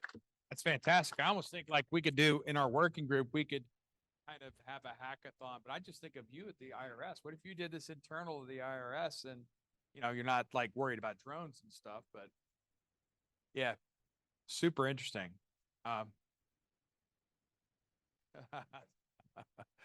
Sounds like some money. Yes. Any questions for Stuart? Yeah, hang on one sec. So it sounds like most of the hackathons that you were doing resulted in software changes to the hardware system. What did you do if some of the telemetry data you were getting back said, it's not going to be a software change, we got to make some hardware changes? Did you incorporate that also into your modifications from the data? Yeah, so I didn't go deeply into it, but all problems came from owners, right? So I didn't pick a problem. It was, I used the word holacracy. So it was self-formed. If you came with a problem and it was interesting to another person at the event, you only needed a team of 2 or more, you could go and develop it out because it's only 4 or 5 days of work. So it's not that big of a commitment. We did find in multiple cases discoveries of problems that existed both in the software stack and hardware stack. Actually, Harvard Business School studied over 160 hackathons, and one of their primary findings was actually not the projects that come out of the event, but actually the work, the benefit of platform evangelization and discovery. So learning about your existing investments, because you must use them in order to develop capabilities. And what you learn from using them is important to those platforms. In multiple cases, we discover at every event, we discovered problems that people didn't know about in their own systems. And those problems became apparent to them because we were in the middle of running the event and we were seeking to fix it. And we would record that in after action review. And that was something that organization could take and learn from. So, and there are ways in which we learn this for hardware limitations. I'll give you kind of an unclass example. It was fascinating to think about. I never thought about it from Microsoft perspective. Basically, every bit pipe has a speed of some kind, like a maximum speed. And for sufficiently large quantities of data, and in the case of insufficiently small pipes, it is faster to fly the data than to send it through the digital pipe. This is just physics. You just need to increase the size, and there's a certain amount that goes through that pipe, and it's like sipping through a straw. You can only sip to so much. So for certain events, we learned that for certain data sets, that if you wanted to operate on a relevant timeline, you needed to fly the data. That's the one example of a limitation of hardware. Any more questions? Okay, hang on. Dan O'Donoghue, Owl Cyber Defense. Hey, great presentation. I'd like to talk about classification data and how you work through that. data can be overclassified where the benefit of using it like this and denying it actually might, the classification is an impediment and it might be worth the cost, the risk to make sure you can employ something like this. And then getting access to data, some of the most exquisite data, which presumably is important, is highly classified. How do you address the security aspects of that? So classification of data and the security of the data you use. Okay. Yeah. I've worked extensively with that. I left out a piece of this presentation just because I didn't have the time and I wanted to focus on other parts. But a project I helped create, which actually has received a good deal of funding this year as well. It looks like it's going to continue on after my leave from the Air Force with the Stitches program.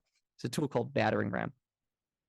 Battering Ram seeks, so your question is basically, you have data, what's the classification of it? That was part of my presentation, right?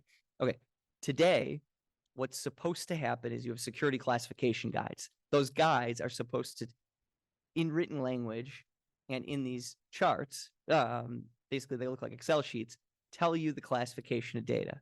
They were written by humans, often non-technical humans. They actually are very hard to read. They're hundreds of pages long and they're contradictory. They're just like other DoD policy and other federal policy. It's contradictory. We developed, so the need, what you're asking for is automatic classification. You need the ability to have a piece of data and automatically classify it. Now, when I say that, most people think of like an intelligence report, like words on a page. That is part of it, but that's actually not what I'm talking about. What I'm talking about is the bits off the jets and the bits off the ships and the bits off the subs. I'm talking about the actual structured data that's coming off the weapon systems. In those cases, it's much easier to classify them, but it still is hard with the existing process with the security classification guides. We wrote software that reads the security classification guides and represents it in a knowledge graph. The idea eventually is to take that graph and apply it directly on the data, predict the classification of structured data.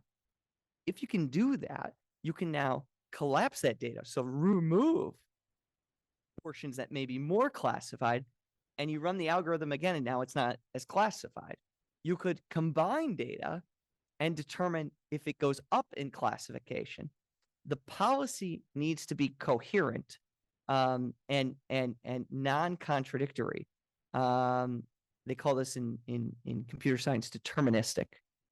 In order to get to deterministic classification, you must discover and fix the problems with the existing policy.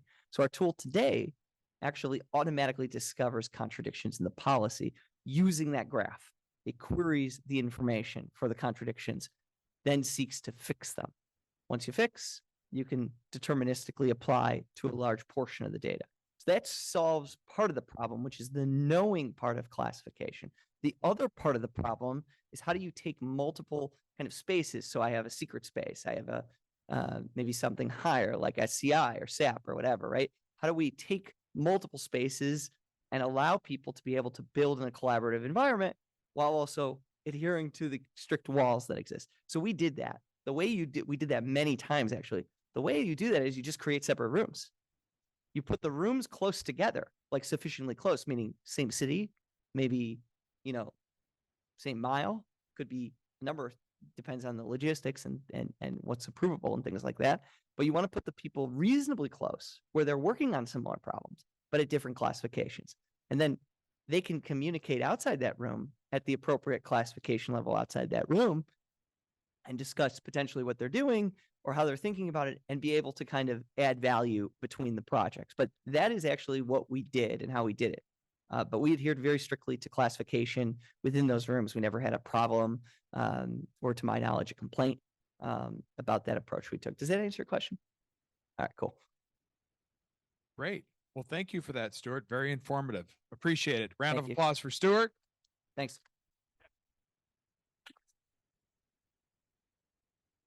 We're going to have to adapt a variant of that for ATARC. I really like that. We've done some of those kinds of things, but maybe we can get some hints on structure and we'll talk offline. Thank you. Next, we've got a tech talk from from Stephen McGill, who's a veteran of our program. He's VP of Product Innovation at Sonatype. And I remember when we first started the DevSecOps practice, you guys were the ones that suggested it, along with Mark Schwartz, who was at USCIS. So fantastic. Can't wait to hear you talk. Yeah, this is working. Yeah. Great, thank you. So I'm here to talk about topic close to my heart. I've been involved in this for a couple of years now, and now I'm involved from a product perspective about how SBOMs change software supply chain management.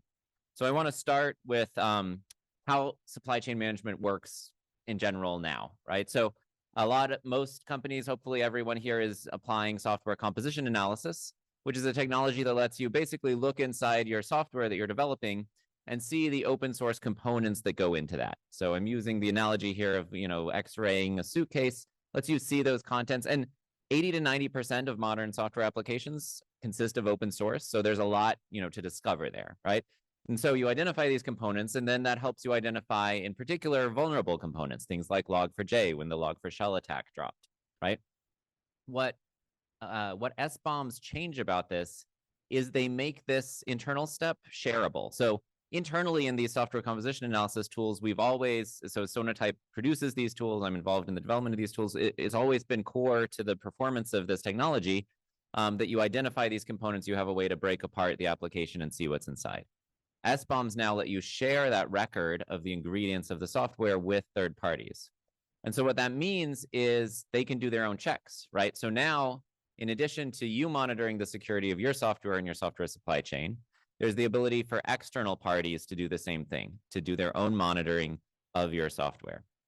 And that changes things a lot, right? That means now quality control is not just an internal process. It's not just you inspecting your goods, during development or right prior to delivery. Now there's the possibility, and this is happening more and more now, that regulators and auditors and government organizations can go in and have requirements about how you handle software security, and then check that those requirements are being fulfilled by doing their own analysis. So who is doing this sort of inspection? I used FDA for a reason in the previous photo. FDA is one of them. So medical devices now, if they have a software element, which almost all medical devices currently do, as part of their approval process with FDA, you have to submit an SBOM along with that product. And they are enforcing this. They have rejected applications that didn't adhere to the SBOM requiremements. The EU has their own set of several pieces of legislation that specify requirements around SBOM. CISA is down there. There's the CISA attestation forms that talk about supply chain management in a way that is probably best fulfilled from a technology perspective by SBOM approaches now. And then DoD has their own guidelines. So, and there's others not even listed there. So in total, you need an SBOM if you gather all these regulations together, the ones that are out that are forthcoming, you need an SBOM if you store, process, or transmit cardholder data. PCI 4.0 talks about that and having software inventories in that case. You sell physical products containing software. You operate a digital service or serve a critical industry in the EU. You're a financial entity, or you sell medical devices, or you sell software to the federal government, or you develop software under contract. So that might apply to a lot of folks here. These sort of federal contracts, there's language under review for the FAR that would add requirements around SBOM delivery there. So these are companies that are directly affected by these requirements. But then if you sell software to someone who's affected by these, in many cases, it will trigger that customer to start requesting SBOMs as well as part of their process. In some cases, this is mandated. So for PCI 4.0, you have to have software inventories, not just for your software that you're developing, but also for third-party software that you deploy. So what does this mean for industry, right? How does this change software supply chain management? I told you sort of the what's happening, but how does it change our day-to-day?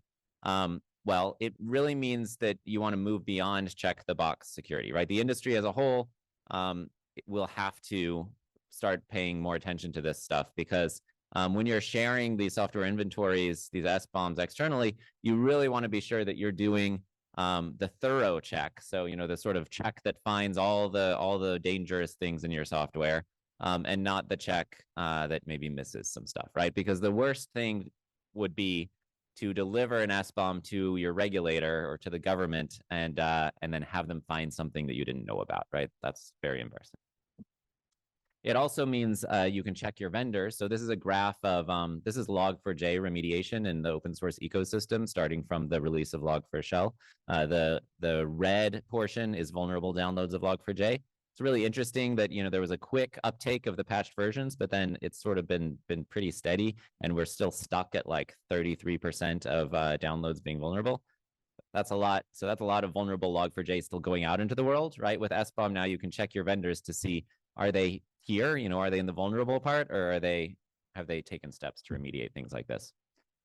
So in general, for compliance and SBOM sharing, to get confidence in that process, we recommend generating SBOMs during build as part of CI, right? Automate this, shift it left as much as you can. Collect SBOMs for third-party software, start monitoring those. Store all of these things in one place and alongside and have a record for each deployed version.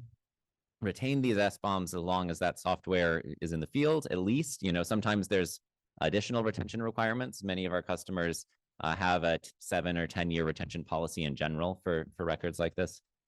Monitor the SBOMs for vulnerability, right? That's why they're there, is so that they can serve as part of your security process, and you can continuously monitor and discover when new 0 days in open source affect you and your deployed software, right? Use the most comprehensive vulnerability database you can find. At Sonatype, we talk a lot about data and data quality. We invest a lot in our data quality. And that's important in particular in this case, because you really want to know that you're doing those comprehensive checks. And then apply the same security standards to third-party SBOMs that you apply to your own, right? That SBOM enables that. That's something we couldn't do before, right? You didn't have a lot of insight into your vendor's software security. And, you know, everyone sends these security questionnaires around and people fill them out, but like, how much does that really mean? Now you can do much more detailed sort of ground truth checks on those statements. And if, you know, if you want to get all of this sort of packaged together in one place, a solution for this, we did at Sonatype just launch a new product called SBOM Manager. It handles all of this, focused exactly on these use cases. I'm happy to talk more about this, you know, after the talk over at the booth back there. Thank you very much. Thank you. Before we lose you, I just wanted to, very difficult topic, you know, SBOMs. I was just wondering how is generative AI affecting your business?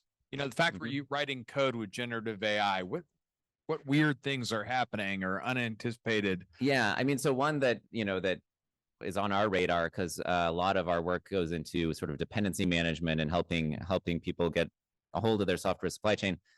Generative AI sometimes will just make up libraries that don't exist, right? You know, say, go get this. And this is an attack vector for attackers too. Like, you know, there are known instances of typo squatting. Attack is a huge category of attack, actually, typo squatting, where it's like, I'll publish a package that has a name very close to a legitimate package, and I'll stuff it with malware, right? Now there's a whole bunch of other packages that you might want to sit on, right? You know, these ones that are dreamed up by AI hallucination. So, you know, that's just one example of a new attack vector that comes from that technology. There's going to be a lot more, and I think it just really even further increases the need for good security tooling. Yeah. Thank you for that. We appreciate it.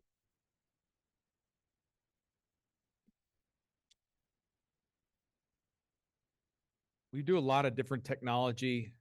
We talk about a lot of technology. I would say SBOM, I don't think we have any kind of handle on that at all in the federal government. So I think that needs a lot of work. We probably should start a working group around it. Thank you for that. Next, we are going to have Edward Graham, technology reporter at NextGov, to moderate our next panel. And if we can get his panel up here, I'm gonna turn the reins over to him.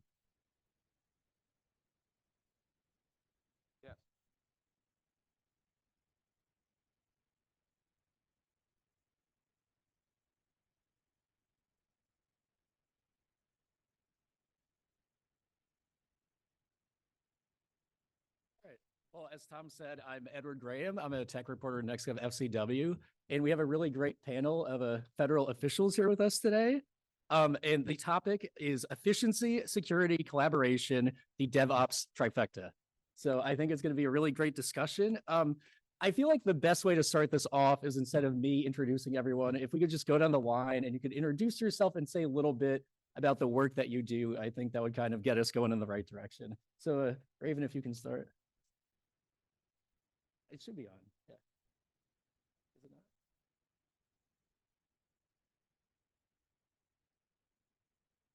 Hello, I am Raven Manuel. I work for the Smithsonian Institution, specifically for the Museum of African American History and Culture. I have a lot of titles. I'm the senior application developer, and I'm also the DevOps engineer for that particular unit. And my work is twofold: DevOps, which is a little bit boring, and my software development, which is very exciting because I work with, I'm the research and development department, and I look at various, I don't want to say emerging technologies because that's kind of crazy. It's technologies that might have existed that can be refactored to do something else. But I'm visitor focused. So when you come into the museum and you play around with stuff, my interest is what will make your desire to play with the enactors better.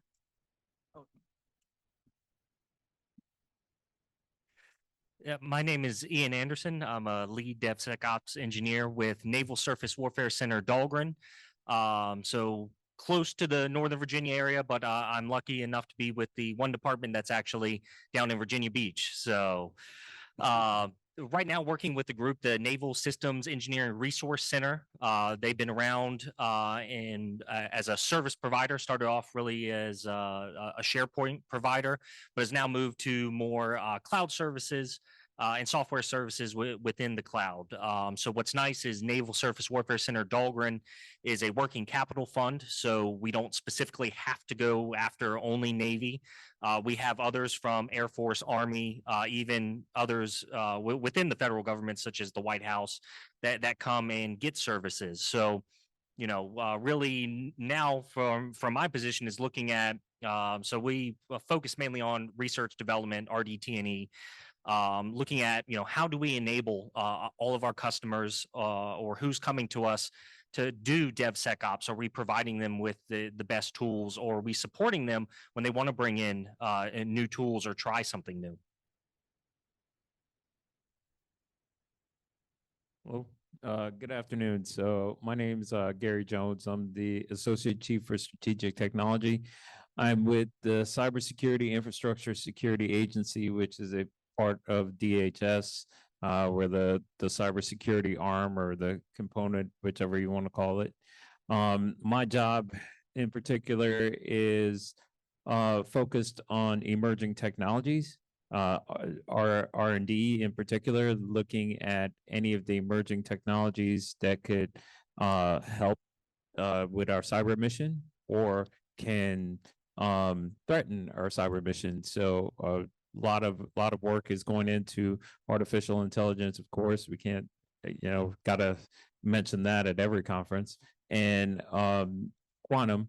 So I lead the PQC movement initiative at CISA, working closely with NIST and other agencies to get the quantum standards out, and working on some SBOM stuff as well. So you name it, and unfortunately I touch it. So Hi, my name is Jordan Casper. I'm a senior advisor also in Homeland Security. I work in HQ, so the management component, and I work in the office of the CIO. I as a senior advisor, I move across areas quite a lot. One of the things that we own in the Chief Technology Officer Directorate is a platform called Maestro, which is a consolidated, it's DevSecOps, but it's also things like Jira and Confluence in one platform as an enterprise offering.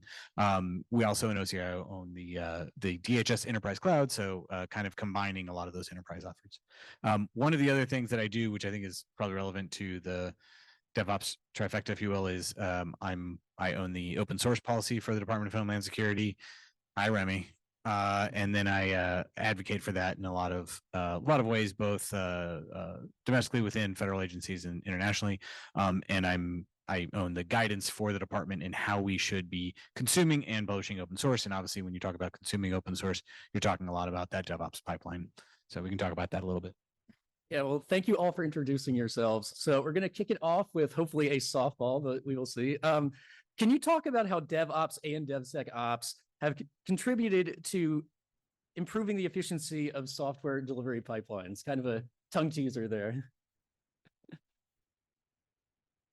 Well, so one of my roles is to, as I mentioned, kind of go across the department and look at various programs. And something that I see very commonly is a lot of stovepiped programs where software is developed and then thrown over a wall to another team to do something, and then eventually, and I say eventually, and I mean potentially months later, bugs come back or security issues come back from that process. And DevOps is not about your pipeline specifically. That's part of it, right? It's development operations and development and security operations when we say DevSecOps, and that is not just your pipeline. It's also how you develop software. And so shifting these programs to more cross-functional teams where you actually have test engineers, DevOps engineers, business analysts, and then your software engineers on one team has helped to remove those. And then when you start to add in that automation piece of your pipeline, you now get to a point where that whole cross-functional team can at the same time diagnose issues and resolve things in a significantly more rapid fashion before code is ever merged into your main branch or your development branch or whatever you call it. I just have to echo that. I think what Jordan's alluding to is that we see a better and more efficient exchange of information, and I think in the sense of when DHS or CISA, we don't use it as much, but what I've seen in the uses is the more efficient flow of information. I think also it's very the turnaround on the information is amazing because if there are bugs and we can hop in there and get that's something that we can definitely do. The other piece I really see about it, DevOps being efficient is the predictive, more predictable workflows. We have very much, if it's done right, and then everyone has their kind of picture of DevOps, but if it's done, to an efficient way, you're going to look at more predictable workflows, more standardization or along the DevOps pipeline, and the ability to get bugs fixed, code out, and just overall a better product and people working together. So that's kind of where I see the efficiencies are. Yes, definitely where I see, a lot of the improvements with, that came along with DevOps and DevSecOps is, what you saw, which I think kind of goes back to a lot of, budgeting things, different constraints of, all right, it was just easier to have the contractor stand something up for us. We develop here. But us being developers in the government, we may not work just on a singular project. We may work across multiple. So now you're working at a contractor site. Okay, now the rest of your day you're working at a lab on a whole different system, same tools, just in the lab. I see that DevOps and DevSecOps has really kind of changed that mindset of why are we working on all the same tools, trying to do all the same things, when we could, bring this together, have some commonality, within, at least for us, within the government. So now I'm seeing, as a kind of enterprise provider, a lot of, groups actually saying, hey, let's bring everybody into one environment. Let's, now cut down on the cost of how many tools, how many licenses we're buying, and let's all, work together. And then, through that, you see a lot of the trends of, hey, I work on this project. There's a lot of things in common that I can share across. I know at our warfare center, kind of around the idea of software factory, they looked at, what is a repository that we can have that we call the factory floor, or those common things that a lot of these different projects use that can be reused in the future. So for at least what I see, that, bringing everything back together, reducing the redundancy, and, having that commonality is what DevOps and DevSecOps has really driven towards. Thank you. So I know we have a public and private sector, people here today. When it comes to organizations trying to implement some of these approaches and these agile methodologies, what are some of the common challenges they face, and how, can the organizations kind of overcome these issues as they kind of approach this, this type of, security methodology? I'm going to input here. So one thing, I'm so glad, thank you, Tom, and everybody, when you invite me to ATARC, because my voice is for the units, agencies, government that are not like them, right? They have very strict requirements, and there's security on the data. We have the same problem. One, we're large, even though people think the Smithsonian is small, we're not, we're large, and we have a lot of distributed units, and every unit has their own focus because they have their own collections. So our security issues are about licensing, because we get objects that are, the donor gives us, you can use it here, but you can't use it there. So we have different security issues because of the licensing. A challenge is that every unit has its own collection, and we have our own exhibits and exhibitions. So what will happen is we have, for me, I have a project that I'm trying to get off, which is my museum, the American Indian Museum, and American History Museum, because all the units have a little bit of history from all of them. So one of the things that is hard, especially challenge, especially within our unit, is that we have a lot of contractors. We have a lot of one-off projects because there isn't anything continual. And so one of the challenges when we do Agile is, well, one, our museum was born digital. We didn't come out until 2016, and everything was already focused there. So our digital transformation is just getting better at that. American history and natural history, they're older. Natural history, sorry, I keep getting them mixed up. It's like from the 1800s. And to get them with us is a little bit problematic. And then to get them with us and another contractor is very problematic. So the only thing we can do, which I do, is to come up a level. Instead of being predictive or subscriptive to, you need to use this tool, you need to use this tool, is to come up with a policy or a process, or consider this. So I consider it the strategy, and it's more visual, and it's got different components. And as long as people look at these components and check the boxes, then we can sort of mitigate the issues, but we will never get rid of the issues ever, because we have too many voices and too much input into our products. Thanks on this. So I think you've touched on some of the issues, especially with the licensing. I think the permissions, or who's going to release what, who's going to, when is it going to be released, and all those things. I think that's one of the real challenges with it.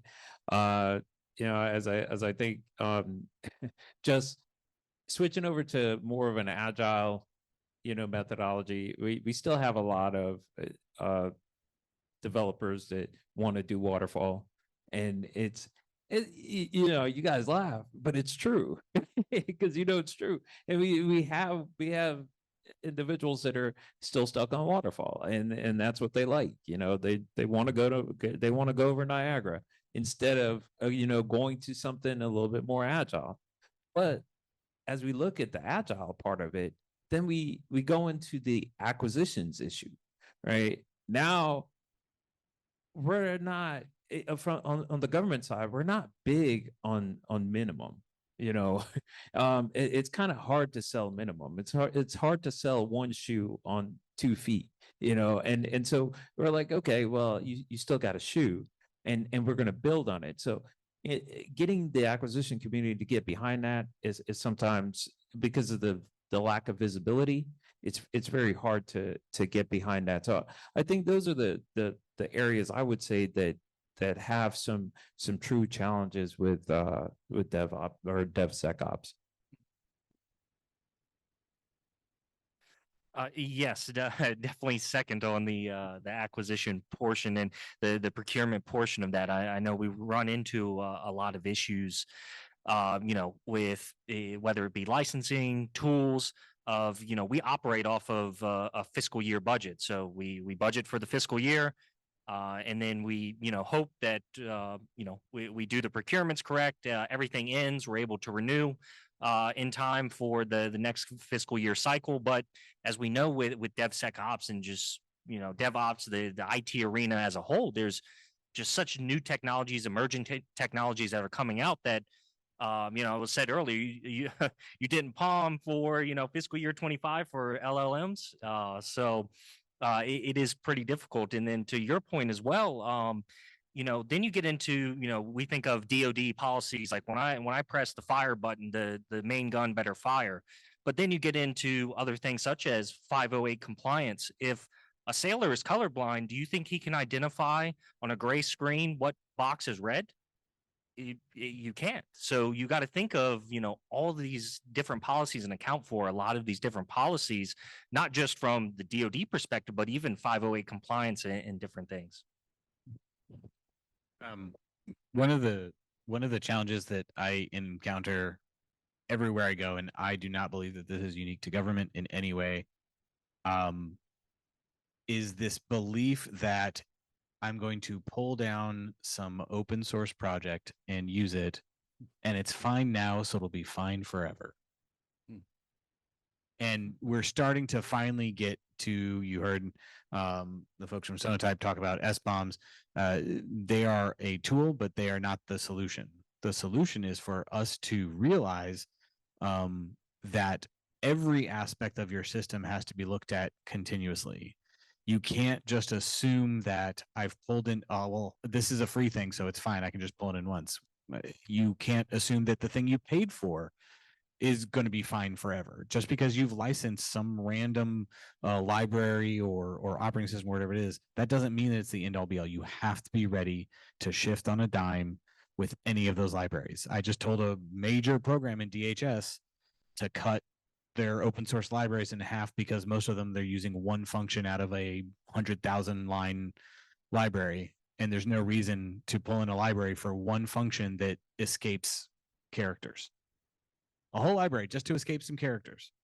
I don't understand it. And you have to be, you folks that are federal contractors, you have to be thinking a little bit more critically. Your folks need to be advising us, because unfortunately, we don't have a lot of the technical talent, not in the abundance that we need on the government side, to check your work. You need to be better at doing that for us. Point real quick. And, I couldn't let this slide. The other challenge is generative AI, right? The use of generative AI, and I am all for it, right? I love, Chat GPT, Bart, whatever. But when you're talking about DevOps and the standardization, the policies, the governance, everything else in there, generative AI is not a standardized tool. It doesn't work. It doesn't give you the same answer every time. You can ask the question, and it's like, oh, my daughter asked me a question. I'm going to give her the same answer. No, and no, and no, not maybe, but generative AI will give you some, and that's what happens with the code. It twists and turns, and, back to your point, Jordan, about the open source libraries and things like that. It's pulling different things, and none of it is standardized. So that presents an even bigger problem for DevOps or DevSecOps. Just want to add the perspective of a maintainer. I actually do work on products that are open source, and the SBOM thing, and I'm going to go to Sonotype to talk to them, is when you're saying that there's one library and things change, absolutely. We're talking about agile, absolutely. But from a maintainer's perspective for open source, the not so warm fuzzy is the fact that an SBOM is required, and there's a lot of maintainers on a lot of the different teams. And so and it's innovative. That's the whole point of open source, is to be innovative, to give people an in into the community so that they can use it. And then it's the community. So our end of the issue with SBOM and security is it's got to keep going and it's got to keep moving. And we have to continue to add more security, which is one of the things that's changing with the community. But the requirement for open source to provide this, here's everything that's in it, is not realistic, right? It's not realistic. So when we're talking about, we work agile, we work with security, but we can't give you the security that you require for when you're using an open source library. So I wanted to drill down a little bit in what you mentioned about security. Part of this discussion has to do with cybersecurity. You know, we see a lot of agencies are kind of moving forward with zero trust models, kind of assuming that, you know, threat actors are already within their networks. So I'm curious to hear a little bit about some of the cybersecurity approaches you're taking kind of in this DevSecOps approach, and, you know, any lessons you've learned that, you know, could inform other agencies or, you know, private sector, you know, representatives that are here about, you know, this approach. Right. I mean, so I think, you know, for us, it says, I think we're looking at using a lot of the templates and, you know, infrastructure as code. I think that's where we're looking at projects that way. Not only, you know, with infrastructure as code, it gives us that visibility into be able to check certain things, and that's what we're looking at as far as you know, addressing our cybersecurity issues. If there's any updates, if there's anything coming up that we're or there's any changes, you know, it's in that infrastructure as code first, and then, you know, we can check it and update it and things like that.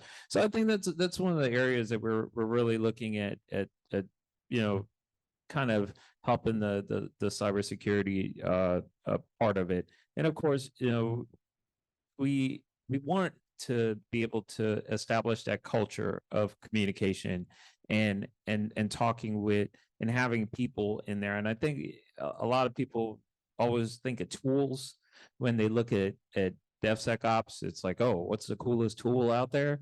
And it's not necessarily the tools. It's the people, the processes that you put in place, and then you get to the tools. Because if you buy all these tools, you're going to have all these different you know, pathways to go, which now presents a cybersecurity issue for us. So we're trying to get a little bit more standardized and focus more on the right people, you know, hiring the right people, getting, you know, documenting the processes that are involved, and having that communication, and then finally getting to the tools and being very selective on the right tools to address our cybersecurity issues. Thank you. I had to ask one cyber question. Oh, go ahead. Sorry. No. Okay. Well, so I will, thank you, Gary. I will talk tools just briefly, and this is not to contradict Dr. Jones. But my advice is to remove as many humans from the development flow once code is written as possible. So not to remove the humans. Humans are exceptionally important. I just talked about cross-functional teams a minute ago. You heard that, right? So you need to have all those people working together to determine when something goes wrong, how to fix it well. But you've got to remove as many humans as possible. You talked about infrastructure as code, vitally important. Just as vitally important is that you actually automatically deploy that infrastructure and not deploy some of it and then have a human come in and tweak the rest of it. You have to be able to automatically do that, but then automatically provide the evidence that it was done, when it was done, how it was done. And so that's all of the artifact generation. And that goes for the whole process, right? So when you talk about the security aspect of it, there's your typical scans. Everyone's doing scans. We don't even talk about scans, but you have to have all the artifacts from that. You have to know when it happened, why it was bypassed. I see a lot of merge requests or pull requests that failed their pipeline that still got merged with no documentation because someone talked to each other and they said, oh, we'll accept that, but then didn't actually document that. So you don't have any of that evidentiary evidence. And I think that is how we get to eventually more continuous ATO style development and a more agile workflow, is to have all of those artifacts inspectable afterward. And that's why you need the process right after you address the people, the process, and then you worry about the automation of it. So when it comes to DevOps or DevSecOps, do you have any examples or instances where you can kind of showcase where this type of collaboration has kind of helped the team work better together as an organization?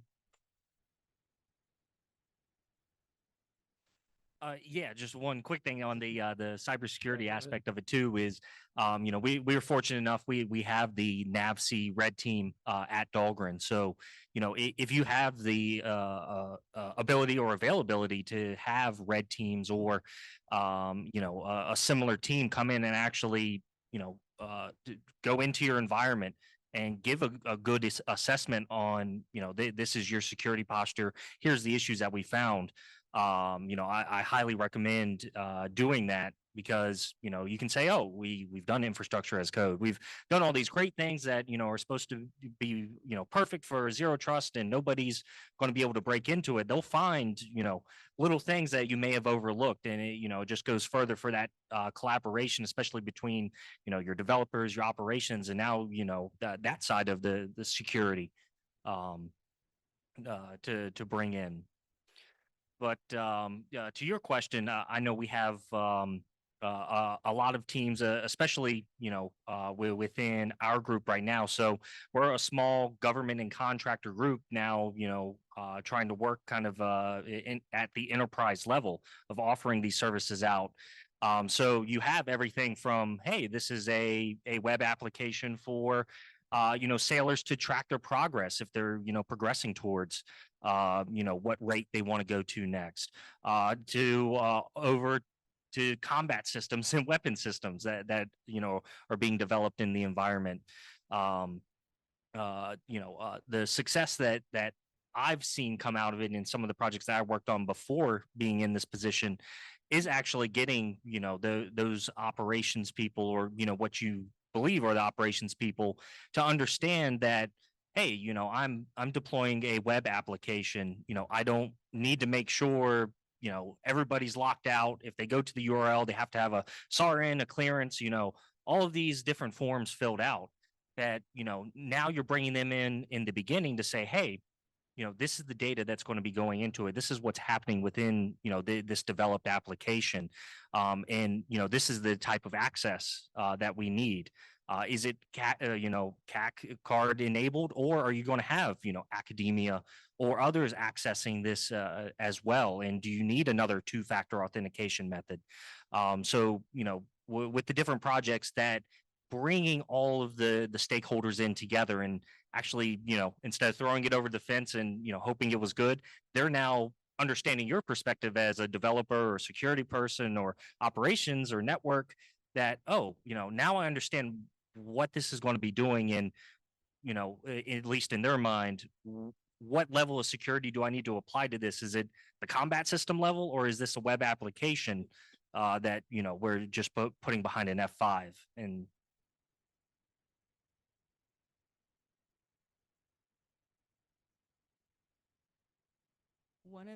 one of the issues real life is when I started, I'm in a museum, and the only thing that they are like software related is the websites, because our unit is kind of, the whole Smithsonian is a little bit unique, where we're federal, we're an EDU, and we're also a charity. So all of the money that goes into maintaining the collections and anything about that is charity. It's all donations. And anything about the website is webmasters, web content owners. And that's why there's a lot of different contractors, because there's no internal development.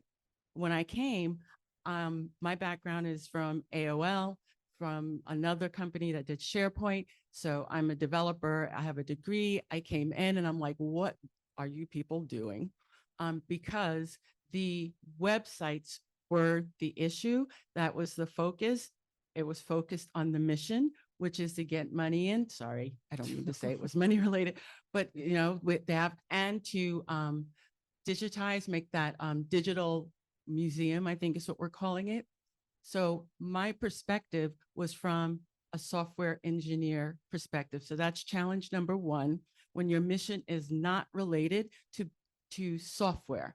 And because your mission is not related to software, if you don't have a software engineer part, and I'm not gonna, I'm also in ops, but the first is software engineer because that's where it starts. And if you can't recognize that that pipeline is kludgy, then you're not going to be able to do it. Second part is because I'm ops and I did ops and I'm a DBA. I have all that background. I'm like, why are you doing this? Like, we don't have dev and pub, but what we do have is an enterprise IT, which is the OCIO, and they own pretty much everything that's in the data center or in part of the cloud. So one of the things that I did was, let's pull out development, let's pull out testing and use our cloud resources because they weren't. We had it, but nobody was using it. So we pulled all that out because we launched prod into OCIO's data center. We saw so much turnaround. It went from like 5-7 days to set up a dev environment to 30 minutes. And that was because I said, when you guys start a project, let me know about it so I can ask the questions. What is it that you need? What type of technology? And it isn't the tools. Absolutely. I made that mistake. Will not do that again. And when they did that, we had like that pre-kickoff meeting. We didn't even wait for kickoff. I'm like, what do you need? So the going through OCIO, that's where we have to get the security. That's where we have to look at, you know, what are you doing? That was already completed about 30 days before, if depending, okay, well, just make a range. But it was before the project started. So that day one, after everybody met and said, hey, this is how we're going to do it, they were able to start developing right away. And that I'm owning it. It was such a big win because it was so much time that wasn't lost. And then on the back end, we could be working with OCIO before the launch to launch stuff. That was one of the biggest challenges that we had, is that there was no insight into that process because they didn't have the technical know-how to know that there was a problem with the process, because it was like, this is dev, this is test, this is that. I'm like, no, the developer needs to do unit tests and it has to go like this. That feedback loop has to go like this before it gets to production, because, and the driver was OCIO, because they were like, nope, can't do it. And it was important for us to get the website or the application out there, like immediately. Juneteenth is coming. We can't get the product out there in September, right? Juneteenth is now. So that was our time critical things. No, that's really great to hear. So beyond kind of speeding up the process, how do these approaches kind of help your organizations maintain these high security standards while also being adaptable to some of the market demands? Not everyone all at once. Well, yeah, so maintaining security while adaptable to market demands. Interesting. So I kind of mentioned this. I'm gonna go non-traditional market because kind of to what Raven was talking about earlier, you know, there's a lot of open source maintainers out there that are doing really good work and putting out releases constantly because they're dedicated. And I'm also an open source maintainer, so you know, solidarity with the maintainers, and being able to keep up with either a new library that's coming out or a library that creates a new major branch that or major version that has breaking changes. keeping up with that while maintaining security is extremely difficult.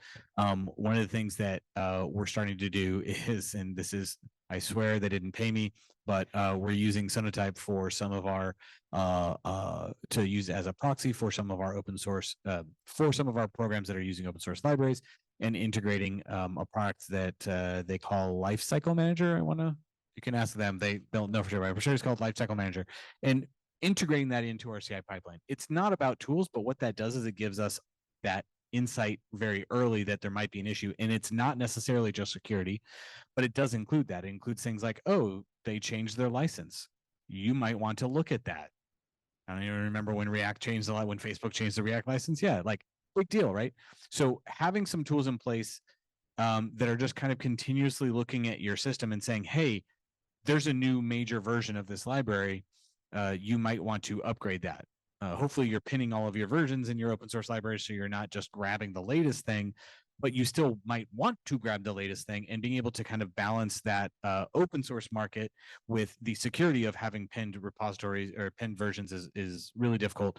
And we're using some tools for that. And then also just having a good process of continuous improvement, right? Every sprint, you look at what you're doing and you say, oh, let's take a look at I'm touching this microservice. I'm going to look at its dependencies. I'm going to see if there's anything that needs to be updated, kind of continuously doing that. I think just two quick things on there. I think, I alluded to the infrastructure as code, and, that's one of the areas I think we're looking at, and, just kind of lowering that whole, the amount of database calls that we're looking at. And I think that's one way, you keep out, that possibility of bringing in some bad data. I think we also, there's several different ways that I guess I could address this, and the simplest way would be go small. Don't go big. Big changes. You're talking about some of the changes, and look at dynamic reviews and static reviews and everything else, but go small. And not have we're looking at smaller changes because they're a little easier to manage than trying to do something big and phenomenal and just move the needle. But if you go with small changes, they're much more manageable, and they'll probably get through the pipeline a lot easier than trying to make a big muscle movement. Yeah, within the realm that I'm in, we're looking at, the market, the next big, latest, greatest thing, while trying to maintain security. But then we have the other end of that as some of these, projects and groups are looking at, oh, wow, we can move to the cloud. We can, use these different things. Then they start saying, well, let's take our project, a combat system, a weapon system, and let's put that into the cloud. And now you're introducing a whole new element of not looking at, the future vulnerabilities, but past vulnerabilities now, because they'll, let's put this in the cloud. Okay, so what language is that developed on? Oh, this is ADA. And it's like, well, okay. So now your security or information assurance team is not only looking at, what are those future threats or future issues we're going to have to deal with, but now looking at, what are the past issues that we shouldn't have to deal with, but are now, coming into the environment. So having, I think, a good plan in place, whether that's getting them the right visibility within the correct tools, whether it be a scanning tool or something like that, to where it's not, now flooding them with information that they can't even decide what to do, but giving them the right information and informed information. One of the examples, with my question in an earlier panel of the National Vulnerability Database of, they're probably not going to be able to handle all those. So how do we get them the right information, whether it be the known exploited vulnerabilities, to then prioritize, hey, what are those big priority security issues that we should tackle right now, versus, yeah, let's just try to do all the criticals or all the highs. So I want to follow up on that a little bit because I know, Jordan, you talked about like tools and constant monitoring, and Gary, you talked about kind of small changes. What are some of the metrics that you employ to kind of track, the success or failure of some of these digital initiatives? So you know whether you're on the right approach, you're taking the right approach rather, or you need to kind of reevaluate the initiatives that you're trying to employ. I'm going to give you a quick answer. It's got to be delivered on the day it needs to be delivered, right? That's always a good start. It is, and it has to work the way it's supposed to work. That is our metric. Me out there, Jordan. Yeah, but I think in anything to do with the releases, of course, is the metric.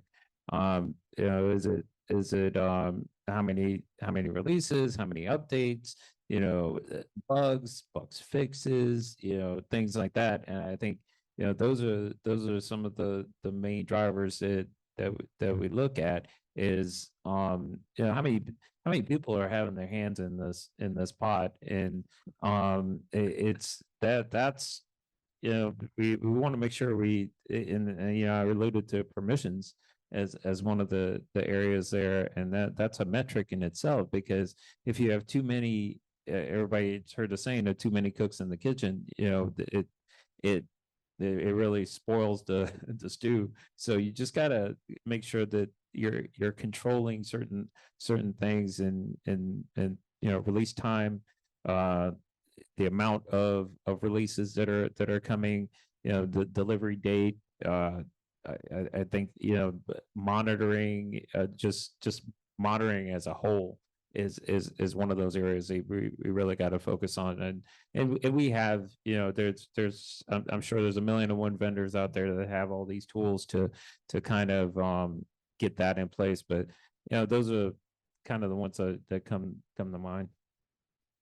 I agree completely. It's about delivery of working software. I would, if you're looking for something more tighter of a metric, the time from a ticket being started to that ticket being delivered is actually pretty important. And it differs a little bit from your time to release, right? Or whether you hit that delivery date necessarily, because if I started that ticket 2 months ago and it took me 2 months to deliver it, something's wrong. You shouldn't be taking 2 months to deliver a single user story. And so I think that there's some things you can do there. But the other thing that I would say, just to kind of build off of what Gary just said, that the number of people that it takes to release a piece of software is something that I look at. You should sure have a release manager, and obviously you've got your developer and the people that reviewed that code, and that's it. Do you consider the stakeholders, because they Sure, no, that's fair. I'm talking more on my team. Yeah, on my team, how many people to release, and it's the technical people. You're right, stakeholders as well. One thing, one of the stories that always comes back to me when on one of the projects where we were delivering the web application, and you can have the big thing is having the correct metrics. You can do all these different metrics and provide that out to your stakeholder. We did this many commits, this many releases, all these things, and they could either one, not understand, or could not care less. I think it is also another aspect of whoever you're delivering this to, kind of their understanding as well of, hey, what would you like to see, or what would you like the outcome of this to be? Obviously they're going to say the working software, but there are other things. So for this, we had a great thing. Our stakeholder was somebody who got his, the yes man, I would say, got his emails printed out, and we're now delivering him a software application.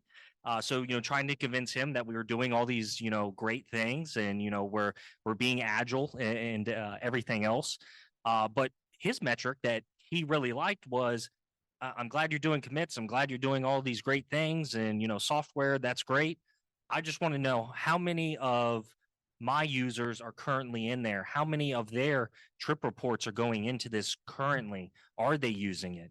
That then tailored a metric of every time we had a release to say, hey, we've onboarded, 10 more of your members. They've now conducted another 10, 20 trip reports within the tool. So, working with the stakeholders, I think is very key on what they want to see or what they want to also come out of, beyond a working product. Yeah, just to add on to that, and I think you touched on a point. One of the first jobs I had coming out the military was as maintaining metrics and developing metrics for a test and evaluation facility. And I messed that up the first time so bad. I can't even imagine. I had like 100 and something metrics out there that if you looked at it, it was crazy. Like the Excel plot looked just like madness. And as I tailored that down, one of the best advice I got from one of my professors, actually, because I was like, man, I'm going to lose this job, and the kid's going to be hungry, wife's going to be pissed, everything else. But I said, look, he said, develop a story, right? And if you develop a story from your metrics, and you don't have to include all your metrics, you can track some metrics on there, but you don't necessarily have to report it, but make it a cause and effect. And that's one thing I learned, as developing metrics, if you have a cause for why this is happening, stakeholders are going to embrace it, and they're going to be like, okay, that makes sense to me, so we need to do something else. And then try to drive the culture of DevOps in that sense, because then you can say, oh, well, if we're really messing up on the release date, it's because of this, this, and this. And then you can actually do that. But just having a bunch of metrics like I did for my first, thing, you don't want that. You'll end up hungry. So to kind of tie everything together, when it comes to using, these approaches, what best practices can you recommend for, fostering this type of innovation at scale? For at scale specifically, and I'm coming from the second largest agency in the government and first largest civilian agency, there's too many people doing things differently and in ways that frankly are unnecessary or inefficient. And within DHS HQ, we don't need 20 instances of Jenkins. It's just ridiculous. We don't need why not? It's not just a economy of scale issue. It's also the visibility into those systems, into those pipelines, to be able to collect those metrics at scale. And so when you talk about doing this at scale, we've got to get to a point where people aren't offering completely novel solutions to already solved problems. We need to stop reinventing that wheel. And for you federal contractors out there, please stop recommending that we reinvent the wheel. I'd appreciate that. I want to start here instead of here, right? Scale kind of indicates that you're here and then you go here. We already know it's got to scale, right? It's got to scale no matter what. It's got to be adaptable. It has to be flexible. And those are the things you have to start with. So you make something generic right here. You make a framework right here. And then and not every department needs everything, just like you don't need 20 instances of Jenkins. You might have all these different departments. Their focus is something different.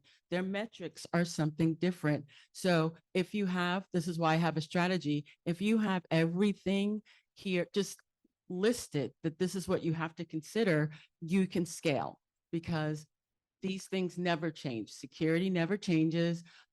Customer service never changes. Delivery never changes. None of those things change, but they do get tweaked depending on the department. So scaling for me is going down this way because it gets more focused and more individualized as you start using whatever the practice is. And it's the only way you can stay consistent, is if you have a consistency up here, then you don't have to worry about scaling up and trying to figure out what a consistency should look like. Totally agree. I was actually going to mention the framework as part of it, But what I also think is that we need to get out of the whole Politburo operation that we got. Like, just that everything resides in the hands of the few, right? We got to get something where it's spread across. So, I mean, we've all mentioned the metrics, the the framework and all those things, but we've also got to understand that we can't just there's a skill aspect to it, and we've got to make sure that everyone kind of understands where you're going and what you're doing, and we don't just have that one guy named Jim that knows everything, and we have to go through him or her to go through what is for something. So we just got to be careful on that, and I think that's my advice to you is to make sure you spread the wealth and ensure that the team knows what's going on instead of just having it as one or two central people. Exactly. Yes, definitely. That's what I was going to hit on as well. Is what I see a lot of times is your team leads, or your very experienced developers or operations person, whoever it may be, just that they've done it, they know how to do it, and if you have something needed, you go to them, they do it.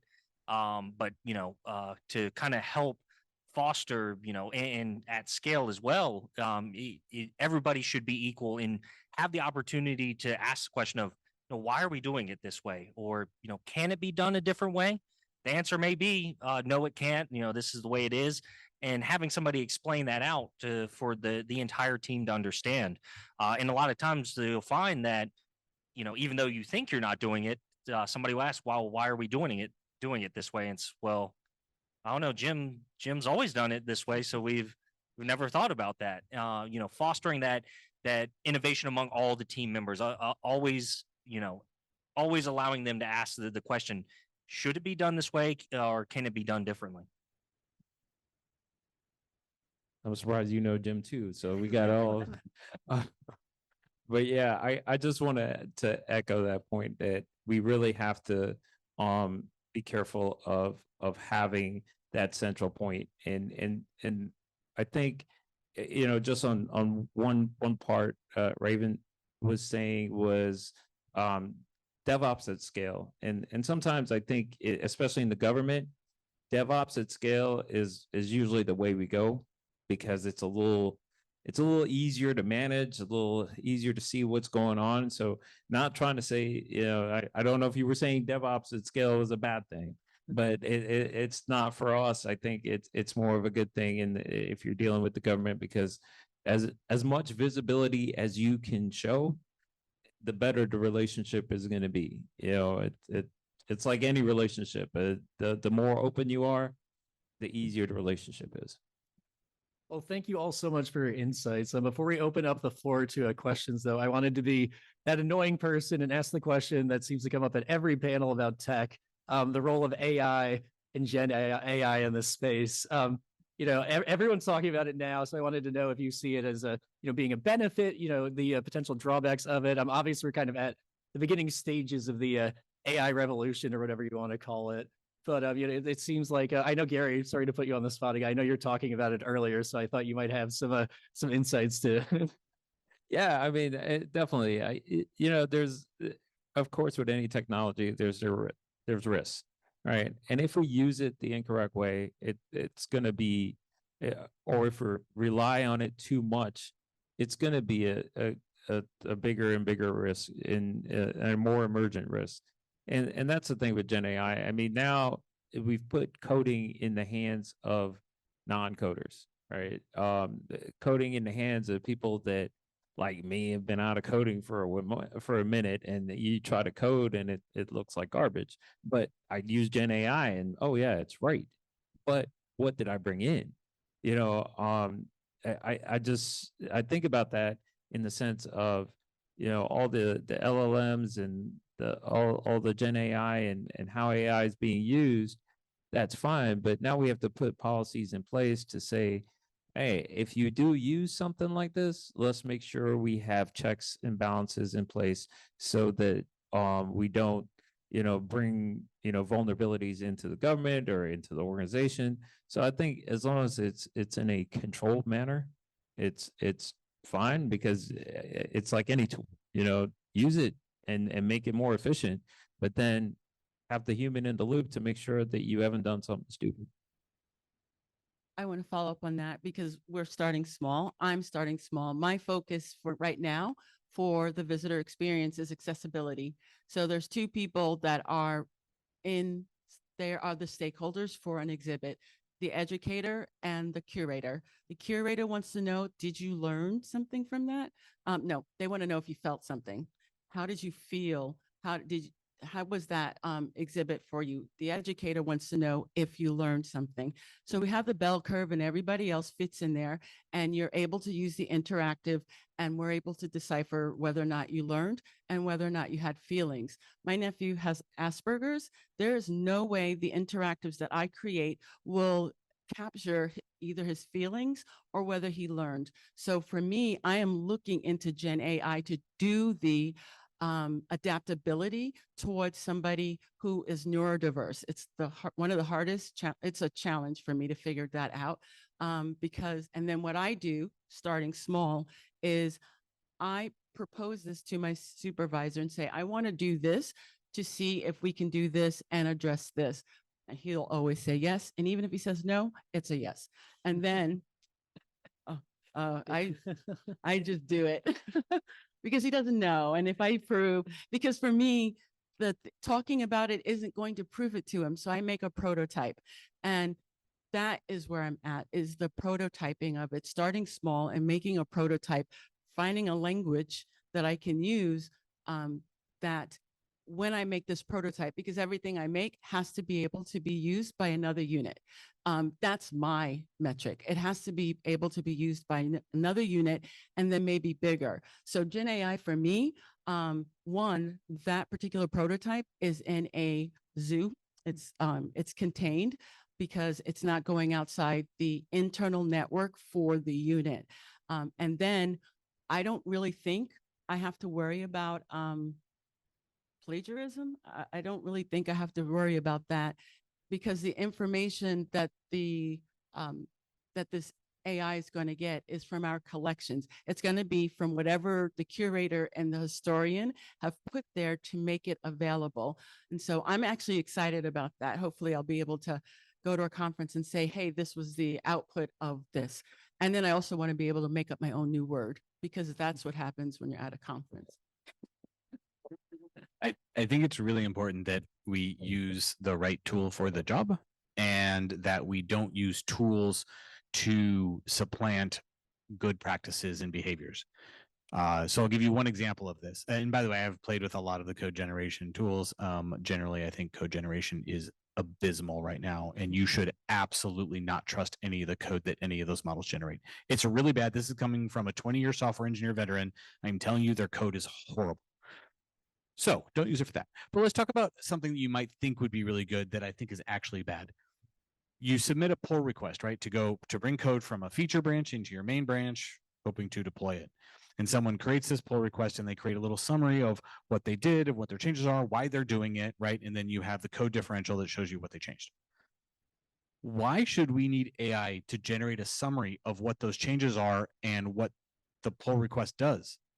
Why don't we have our people know how to write well and just be able to be a human and communicate with other humans? I'm not saying we shouldn't use Gen AI to summarize things. I think that's a great idea for things like, well, I don't know, literally every federal policy ever created. But I think that you have to look at where you're using it, and are you just using it as a crutch for something that a human should be able to do and should in fact do? Pick the ants nest now.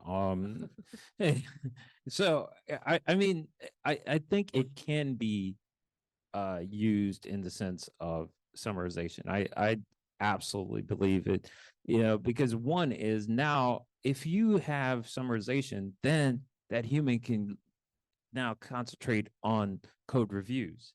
right? And looking at the code and looking at what's important. The summarization and part of it, and you know, writing is obviously is important, right?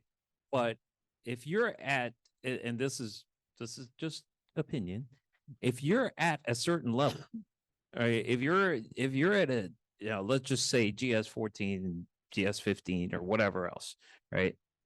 I'm suspecting you got some writing skills, right? I mean, you've gotten there, right? And I'm not saying, I'm not disagreeing with you, Jordan, but I'm saying I'm saying that their time is better spent on something that is technically driven versus you know, some summarization. And for me, you know, if I see, if I can summarize something using generative AI, you better believe I'm doing it. And they can question me all they want if I can write or not. But I would be like, yeah, I want to focus on the code and making sure that the vulnerabilities are you know, mitigated and things like that. So that's why I'm kind of going on. I think the difference is the why versus the what. Summarizing the what, yes. Summarizing the why you made that change, AI can't do that. All right, got you. I am actually teach. It's my side hustle for the community college, and I teach programming. And one of the things that I add into the curriculum, and it's never there, is writing. I make the students write, and they're like, I didn't say that. And of course not. You have to learn to write, and you need to do it in plain English. So I think that part of the problem is that when people are learning to program, that part, the curriculum doesn't have it, but it needs to be added by the educator because, and if you're like us, I do documentation as penance. And so you have to be able to learn to actually be able to write and at that level. Yes, definitely. When I graduated, I did computer science, computer engineering, but I also have a minor in history. So I did a lot of writing in school as well. But yeah, definitely with that, what I see with you know, a lot of the new AI tools, especially around large language models, is in, you know, tying into the cost aspect of it. The thing that I see lacking of that is everybody wants to go use it, and you ask them, well, what are you know, if for whatever reason creating your own model, or you're going to use an already created model, what are you going to use that for? What's the actual use case that you want AI to solve for you? And a lot of times you'll get them, yes, I want to use AI. It's like, well, that's not it. What are you trying to solve? And then when they get really down into it, it's like, oh, I wanted to fill out this form, or I wanted to analyze this form. It's like, well, you didn't need a large language model for that. You could have done that a few years ago. So that's what I see. And, you know, I try to communicate to people is, if you're going to use AI, don't go and, you know, take funds that could go to your developers or your cybersecurity just to develop a new large language model that, you know, you really don't know how you're going to use it. You just got a model there now. You know, have those use cases of, hey, this is the problem I want to have AI solve for me, and, you know, have that reasoning of, this is why I need the funds. This is how it's going to improve the lives of the developers or cybersecurity practitioners, whoever it may be. Well, I'm glad I asked that AI question. Thank you. So I think that is pretty much it. Thank you to our great panel again. I think we might have time for maybe one question. Well, we're about 15 minutes over Okay, already. sorry about that. We had a really great conversation. I didn't want to break the flow. But, that's even bad by my standards. So just kidding. Great panel. Thank you. Yeah, thank you so much. All right. Nobody leaves. We've got the last, it's almost like a fireside chat, and we're going to be talking about our future. And we've got a very provocative panel. We got the great Jory, I can't even say your name now. It's been a long day. Yeah, Jory Heckman, who's a reporter at Fed News Network and one of our favorites. But we're going to kind of like try to entertain you. To quote the great Maximus from Gladiator, are you not entertained? So.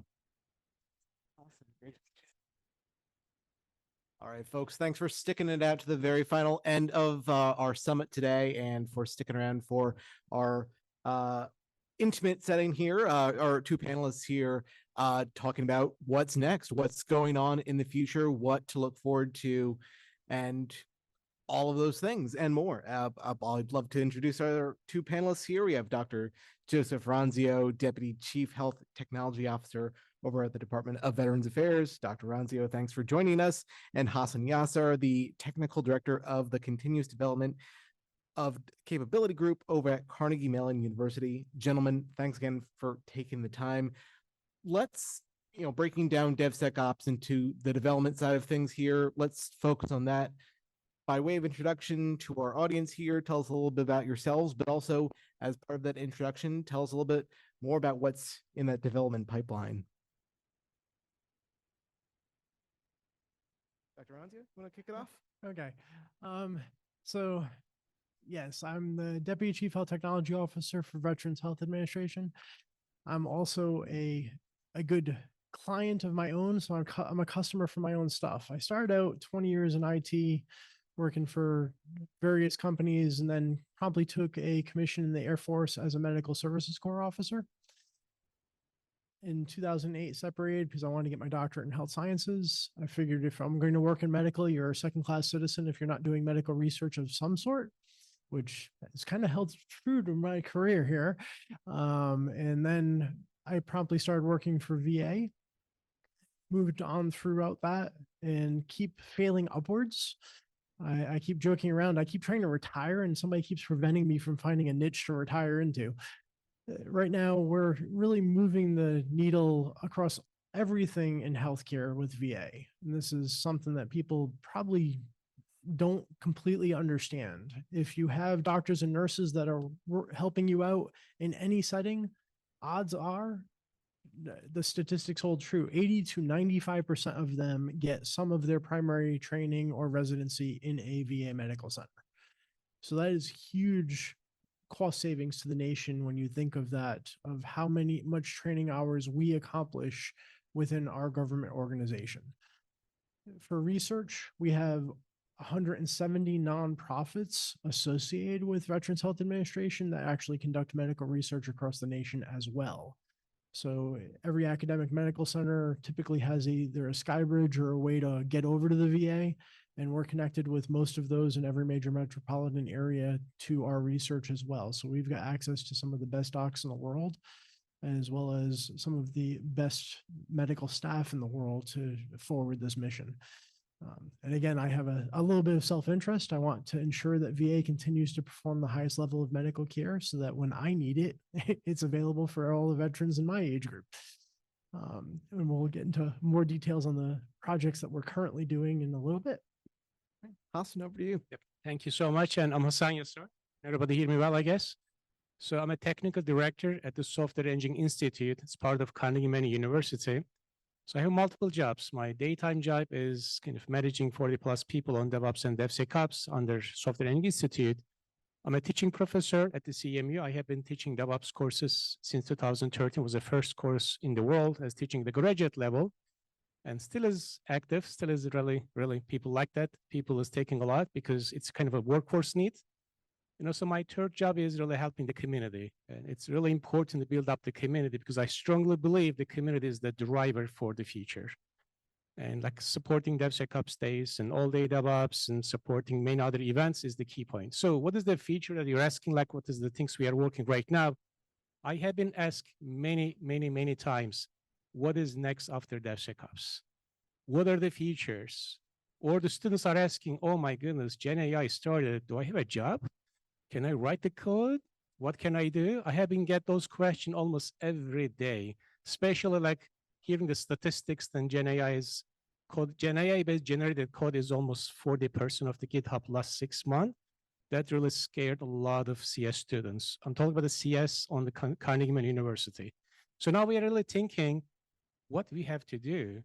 What is the direction for the workforce, as well as the future of the systems? What needs to be done? And which is kind of our radars and looking for what is next. What is the next means and using the right context, right the domain context, building up a system level thinking, and then understand the product level deployments. So we as a community, we start like we are so much in the weeds. We always talking about the Dockers and Kubernetes and everything else, but we don't know end-to-end solution yet. And we are asking a lot of code in the Gen AI generating code for us. Fantastic, does great job. Like yesterday, I was asking about hey, Gen AI, like a chat GPT, can you get me the assembler code? 5 minutes, get it done. Or can you convert ARM?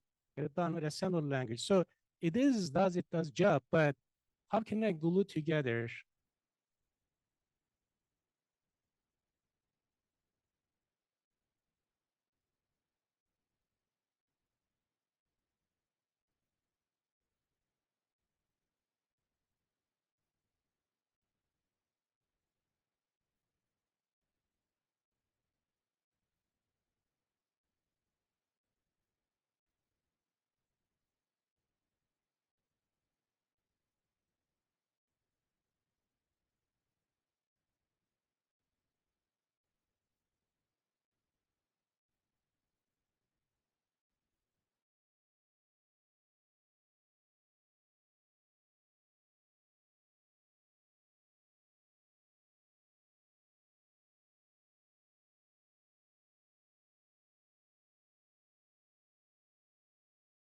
And when we look at the numbers, how many people in the world, like we have billions of people, like almost 7 billion people living in the world, we have almost 25 million software engineers in the world. So 25 million software engineers are building somehow serving the almost 6, 7 billion people in the world. And another statistics, out of 25 million software engineers, we have roughly 2 million secured engineer or secured expert in the world. With that numbers, we have almost 1 million AppSec persons available, which that's the reason we are talking about DevSecOps a lot. So with that perspective, the current generations are becoming more abstracted level thinking because to address that demand, we start use a lot of frameworks. We start use a lot of open source. Now we're using Gen AI building the code. So there is kind of like a new generations are more on abstract level thinking. They're trying to say, okay, I'm going to write a website so I can do quickly and ask Gen AI, or I can use the framework and build like a website and easily within 10 minutes. So when we go to high level abstraction, we don't know the details a lot. So we are losing the details. And as an educational community, as a researcher, I think we have to take a look what I'm trying to do. Why is important? What is the product that we are building? Because when we lose abstract, when we go to details, when we have too much an abstraction layer, we don't know how to connect the dots. If something happens in the backend components, trust me, we're going to find the people, hey, come and fix that problem. People, they don't know, like new generations, again, going back to the CS or educational team, they don't know what the hard disk difference between spindle-based versus the SSD disks. It's a true story. They don't know much about the mechanics running in the behind as the memory managements and the architecting stuff. They don't know. And students, they don't need to know either. They just kind of like get the job done, but they're not going to the details. So when we go higher level abstraction, we are losing the details. So why is important to us? There's a couple examples as a future direction. So if you look at the technology cycle, we are just going up and down. So now we are in the demands. We just don't care about resources. We're just saying, hey, I'm going to use the cloud environment, use any resources. But technically, we are kind of using a lot of energy. So there is a movement in industry. We like the more green in the software engineering. What that really green means, let's try to think about better algorithms. Let's try to think about energy saved system that we can build it. So otherwise, we're just going to get more resources, and we're going to build up a giant data centers. We're going to look at about the more resources needed, more memory, more storage. But we have to really think about how can I use optimize and effective code. Now it goes back to the Gen AI can generate code for us, but as a community, as an engineering community, as a software engineer, we had to think about how can I be effective writing those code and we can use less resources, which is important for future direction. So that's what we are trying to do, CMU and then SCI. Yes, we can use AI assisted, but try to make it more safer world, more optimized world, and make it a green energy related software systems that we can build it. Otherwise, we can, in an environments, we cannot really control it. If you look at, again, the needs of the data center, we just keep adding it. Yes, we're going to continue, but let's be more proactively, more kind of beat plan at the beginning. Let's try to save the world for that perspective. Another one is kind of students are really struggling as well as engineering community. If you look at our current needs, it's very complex systems that we are dealing. When we say the complex system, starting from the platform layer all the way to the app layer, it's very, very complex. When we say very complex, we have so many dependencies on it. So many components are running it. If you look at the typical like we do the kind of a daily shopping or something in Amazon or some other places, we have so many microservices that are running. Even the people, they don't know those services. If you look at the Netflix as another example, so complexity is so huge in a product level. When we have too much complexity, we're expecting people understand those complexity. There is no way an architect will understand overall complexity. So now we have to learn how to navigate in this complex system, which is another things we are trying to discuss and go back. What is the system level thinking we can navigate in the complex systems? And there are so many microservices that we are building. So we get so much components, but we don't know what the effect looks like one of the services down. Or when we put the service in an environment, we need to know what are the problems that we are seeing, what the security problem looks like. So we have to think about navigation in complex systems. The solution is like a chaos engineering or a security chaos engineering, which is growing an interest in the community so we can understand, we can put the failure in it and then use effectively. Like one example, because remember a couple of years ago, there was a Facebook DNS outage that happened. And it was a good example for a complex system, how it is affecting the daily life. So when we go digital transformation, right, we have to understand the abstractions and bottoms and tech stacks and also to navigate the complexity system that we are talking about. So these are the things we have been working in our space. Be ready for the future, dealing about the complexity. Last things I would like to add it, and going back to, I think we discussed a lot of today about open source. So growing in open source is a lot. With the Gen AI, it's even getting more and more. As I said at the beginning, 42% of the code is generated by Gen AI. It is already in GitHub.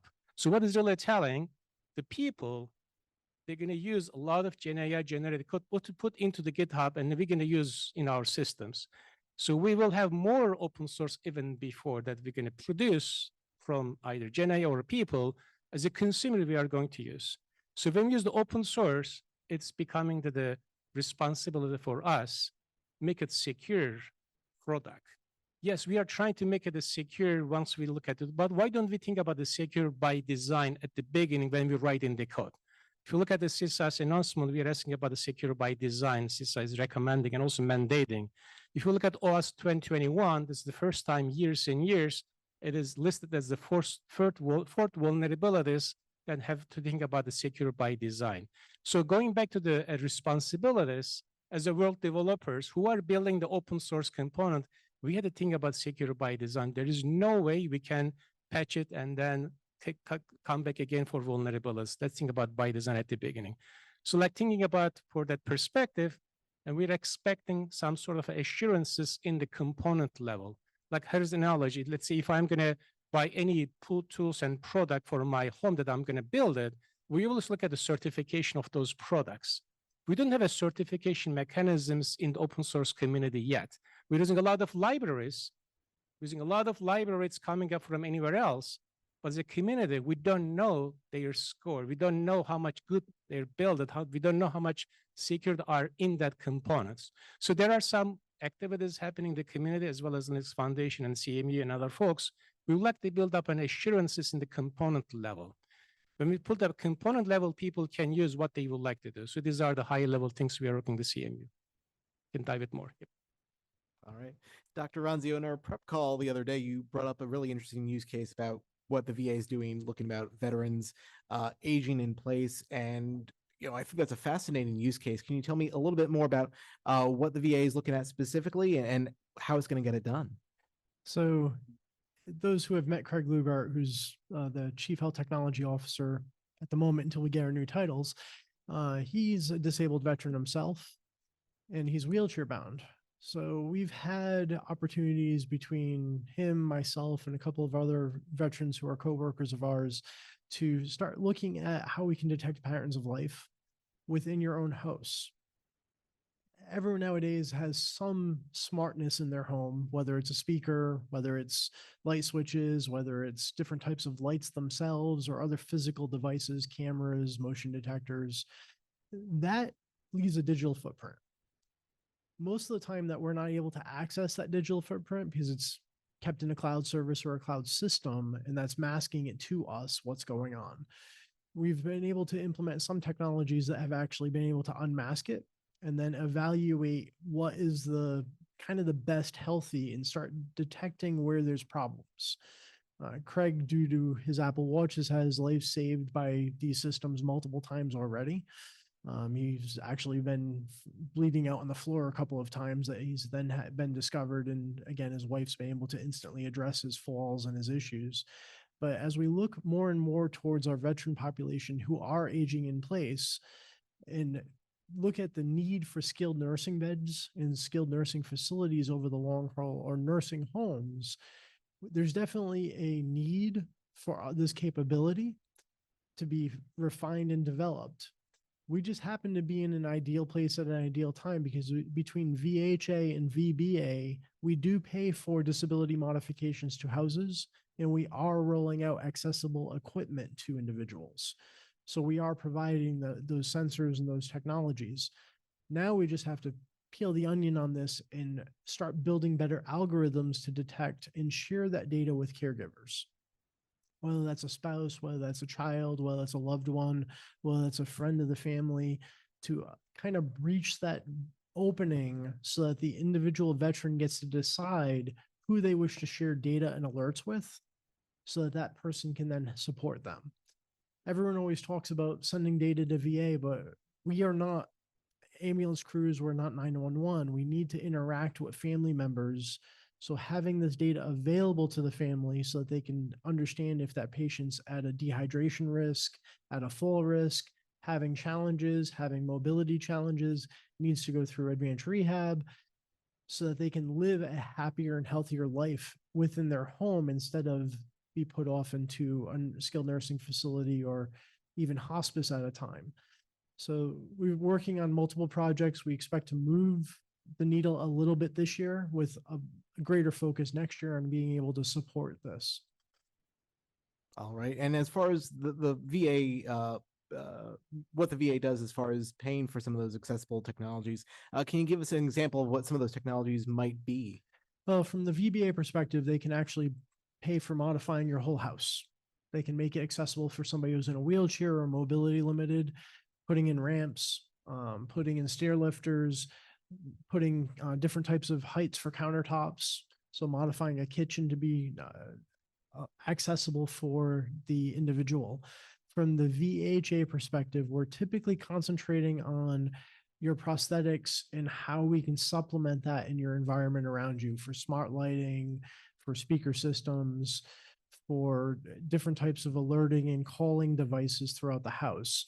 So there's not a good tie-in. We actually, in the past several months, have gotten a coalition among the willing within both of our organizations, and we've pulled OINT into the mix to see how they could support it on the back end as well. Excellent. Can I chime in? Sure. That really excite me. That's also the very important we should really think about now. Security is our safety. So if you're going to go that type of concept in my home, in everywhere else, there's a privacy concern. There is also the security, which is affecting our safety. Now, I think we should really call the security as a safety. It's affecting our life because we are in that moment right now. Honestly, it's kind of like affecting our life. If the system has got compromised, my data is on it, what will happen for us? Well, and this is one thing that we've been stating a lot, and I do come to these venues and speak a lot on this because nobody is adhering to data security and data controls at any level. I can't tell you how many vendors I get to me and tell me they've passed a HIPAA audit. A HIPAA certification is not by default that you adhere to a minimum level of security controls. It's a best effort. When you read the public law, it's not pushing health information security. It's not pushing the needle that it needs to. We really do need to start as a society talking FISMA moderate and FISMA high data controls. And when you start talking about life safety systems in a medical setting, that very quickly goes to enabling every data control that NIST has identified with every level of security that NIST has published, and even things that we haven't thought of today when we start talking about quantum computing and AI being used to attack every data surface and digital surface we have out there. So I do applaud your security by design. And starting at the basic level, if you're not building devices, building hardware and building systems with that mindset, we need to turn it right now. Because in some levels, we're already too late. I have hundreds of devices in my house that are tracking things. And I have refused to put cameras in my house because those have become vectors of compromise. And I don't want things done. So we're actually talking about these systems not having cameras, having privacy preserving technologies. Instead of wherever you can put cameras, put motion sensors. Wherever you don't need motion sensors, put sensors on the devices so that you can actually know when doors are open and closed and have the minimum required data set. Yep, which is about the kind of connected world, which is when we describe that we are in the connected world, which is affecting our safety, it's affecting our life. So now going back to the design elements, and yes, we will design, but we need a platform to check those design. Are we doing securely? Are we doing the right things? That the DevSecOps comes in the picture. So my question to the people when they ask about the DevSecOps is done, what is next? It's not done actually. It's even needed more ever before because we have to check automations of those compliances. We have to check the HIPAA implementation as an example. We have to look at the data. We have to look at how are we handling the privacy on it. We have to look at the design perspective at the beginning. So we need a platform that does those things. We cannot do the just static analysis and call out the day. No, we cannot do the dynamic analysis and we are done. No, we have to look at the product life perspective. We have to look at every components. We need even more automation than ever before. We need more about the use cases than ever before. That's what the Gen AI or some other assisted concept comes in the picture. Think about any possibilities. What are the endpoints? Collect those data and feeding back to our operation or the dev environment, use the AI assisted autonomous system to understand what the landscape looks like so we can handle those complexities by looking in details throughout the pipeline.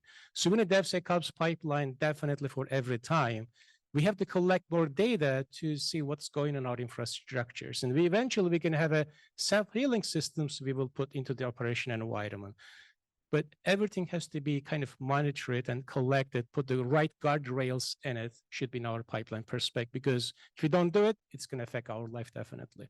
And other things actually remind me your solution is that there is a growing concept in the community as well as in our daily life, which is software-defined X, which is software-defined network that we heard about a lot. Now we have software-defined cars, we have software-defined weapons. I call it software-defined X. So what this really means, like we are trying to buy a car, when you look at the current car manufacturers, you're just setting your features. Or when you buy any device, you're setting up the features. Everything's software configured because much easier for a production companies make it configurable for the software.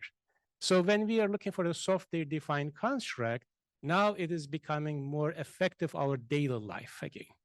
So anybody does anything security controls in it? Not yet. I mean, I have been working with those communities. It's not really there yet. Like if you look at the car, and there's not much privacy in that car. So whose job of that adding a privacy into the software that we're using our daily life in our car or our systems in our phone?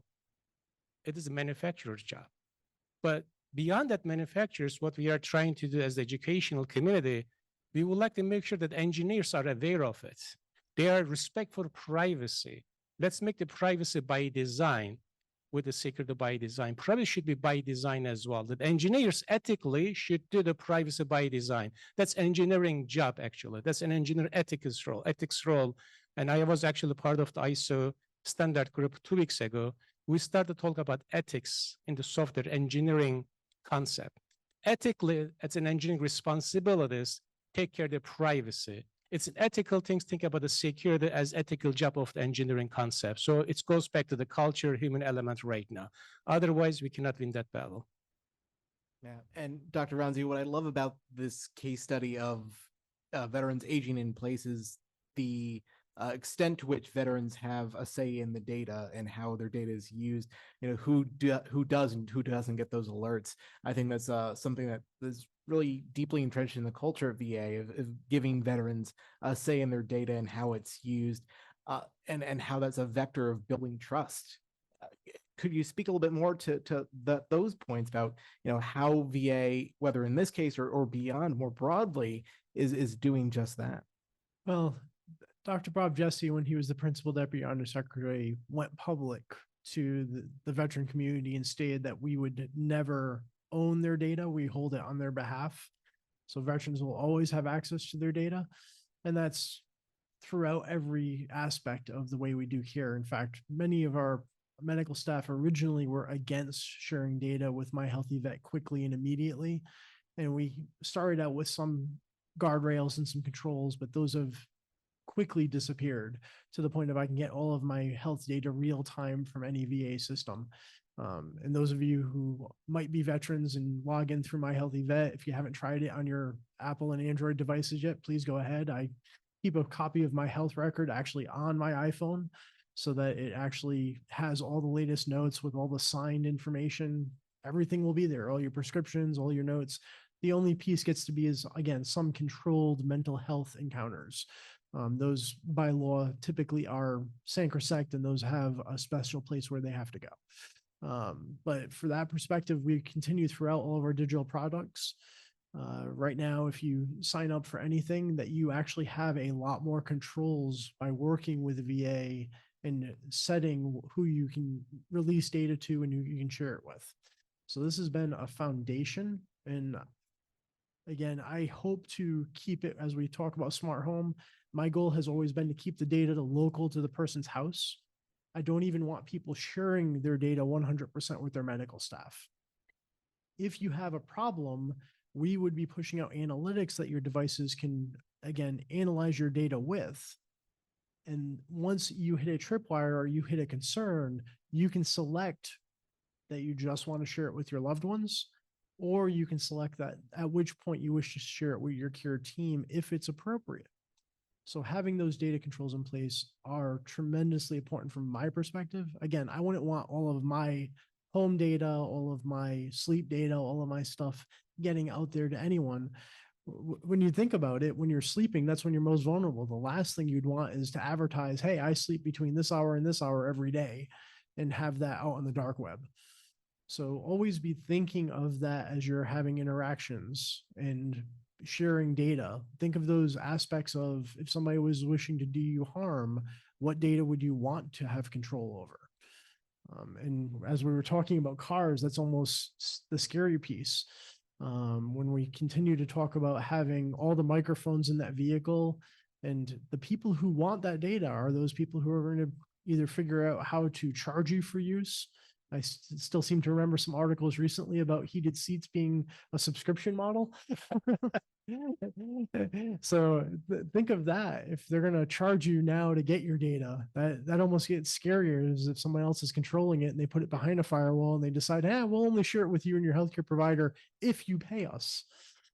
So something that we're trying to avoid. Yeah. Which is, there was a couple months ago, there was a 25 billion record called the Mother of Bridge. Anybody heard that? Mother of Bridge? 25 billion record got exposed. That was scary. It is really scary. So, but the problem is, as the users, we don't really think about security or data. We assuming that the product does the job for our purpose. That's our assumptions.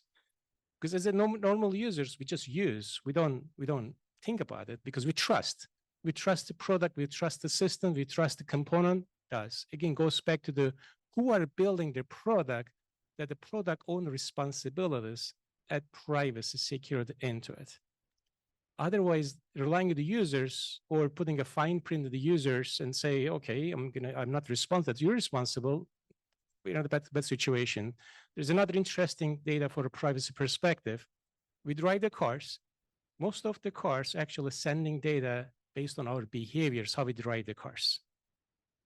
And maybe you get an insurance bill from your car insurance. You see that it's increased because of how you drive in your car. It's already shared.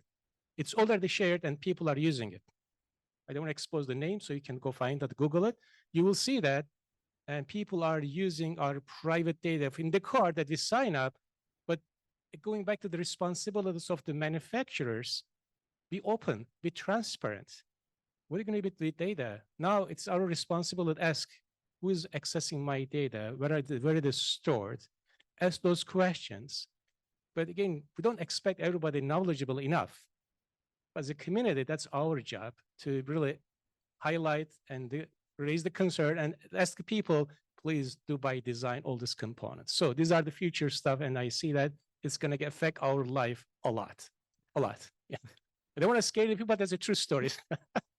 A lot that keeps you up at night. Yeah. Exactly. Yes. I see we're getting close to time, but I'll just to put a bow on all this and to really go back to the idea of the security part of DevSecOps, zero trust. We've heard a ton about it. I know that VA's chief information officer, Kurt Delbenny, has really made it his mission to make sure zero trust is reality at the VA.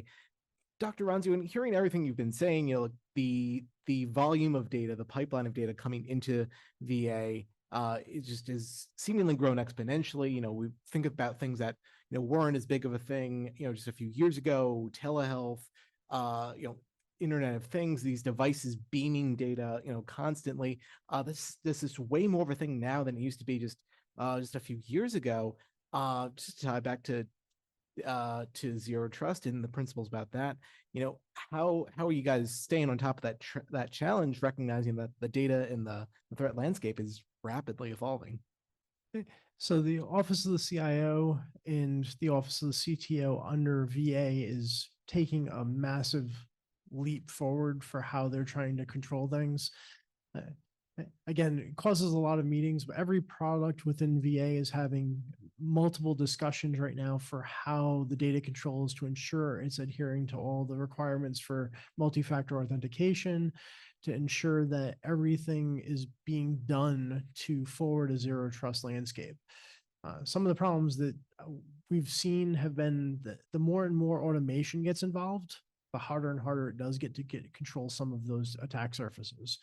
But that is where we're having the discussion at a very high level and down to the weeds, to the point of we did have a vendor control meeting today with one of the vendors I'm a project lead on, so that we can move things forward and ensure that all those controls are in place, that any automation has the minimum authentication set possible with the minimum data access possible.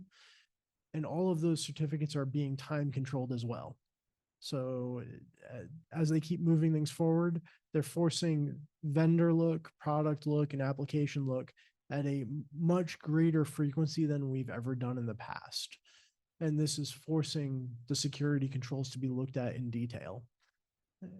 Right now, I think for my products, because it has some sensitive data, we're actually having discussions every 90 days right now.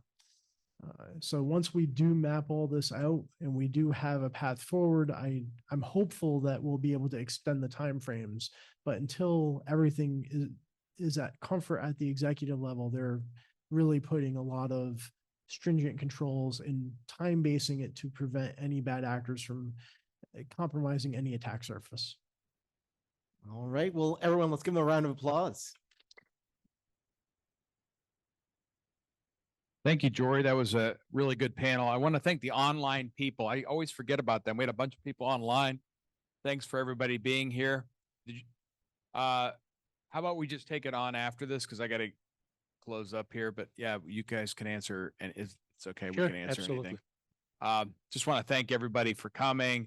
Thank you, Sonatype, great partner of ours. Thank you to my staff over there. Long days, and really appreciate it.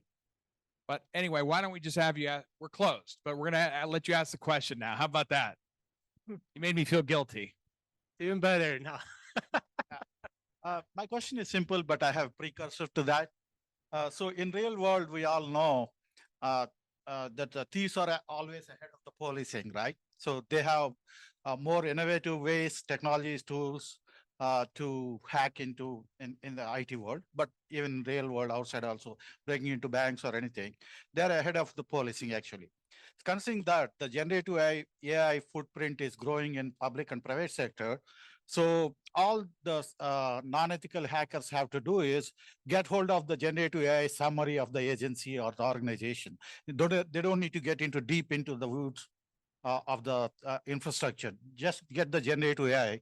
So how do we have a separate security controls on the generative AI summary or whatever the agency is holding up? Can take that question. So there are a good references on how to use Gen AI or LLM securely. There is actually a publication from OASC. There is AI security framework. There's a guidelines is coming up, and there's a good context is coming up. The 101 rule is to implement it. It goes back to the, and Dr. also mentioned about this, about zero trust. It goes back to the asset-centric concept. It depends on organizations. Organization should think about what type of data is important to me. And there's a on-prem LLM solutions available that people can use within an environments. And when we look at the LLM perspective, actually, it's about domain specific. So now we are talking about the ChatGPT, or most of the time, depends on the context, how you set up the context. So organizations should take those LLM, which we heard about the learning kernel, can also talk about the Nipper perspective of LLM. It's basically setting up the context and also giving the component that we can use the LLM models. That model will stay in our on-prem on an environment, use that. So one is how I'm accessing those prompts and we keep it internally. And then eventually system will learn in an organization context, and system will learn, get much better out of it. So there are standards available, and also an organization should be careful and use those on-prem LLMs. So there are existing standards available, again, from OWASP and on also the NIST, and there's a couple of things I can share with you what needs to be done. And then I can tell you just the quick and dirty from the government perspective. Most government agencies have prohibited the training of LLMs utilizing sensitive agency data. So we're not going to allow leakage in that way. If you refer to Gartner, they've actually kind of announced their internal policy, which was to actually ban any of their agents from using any of the current generative AI models outside of a controlled sandbox. And it's for the same reasons. I don't think we've ever had you have something else? Go ahead. One more thing as well on the Gen AI, and again, there's kind of like that goes back to the using the LLM on the edge, and make sure that whatever tool you're using it, make sure the privacy is also part of it. It goes back to us as the users.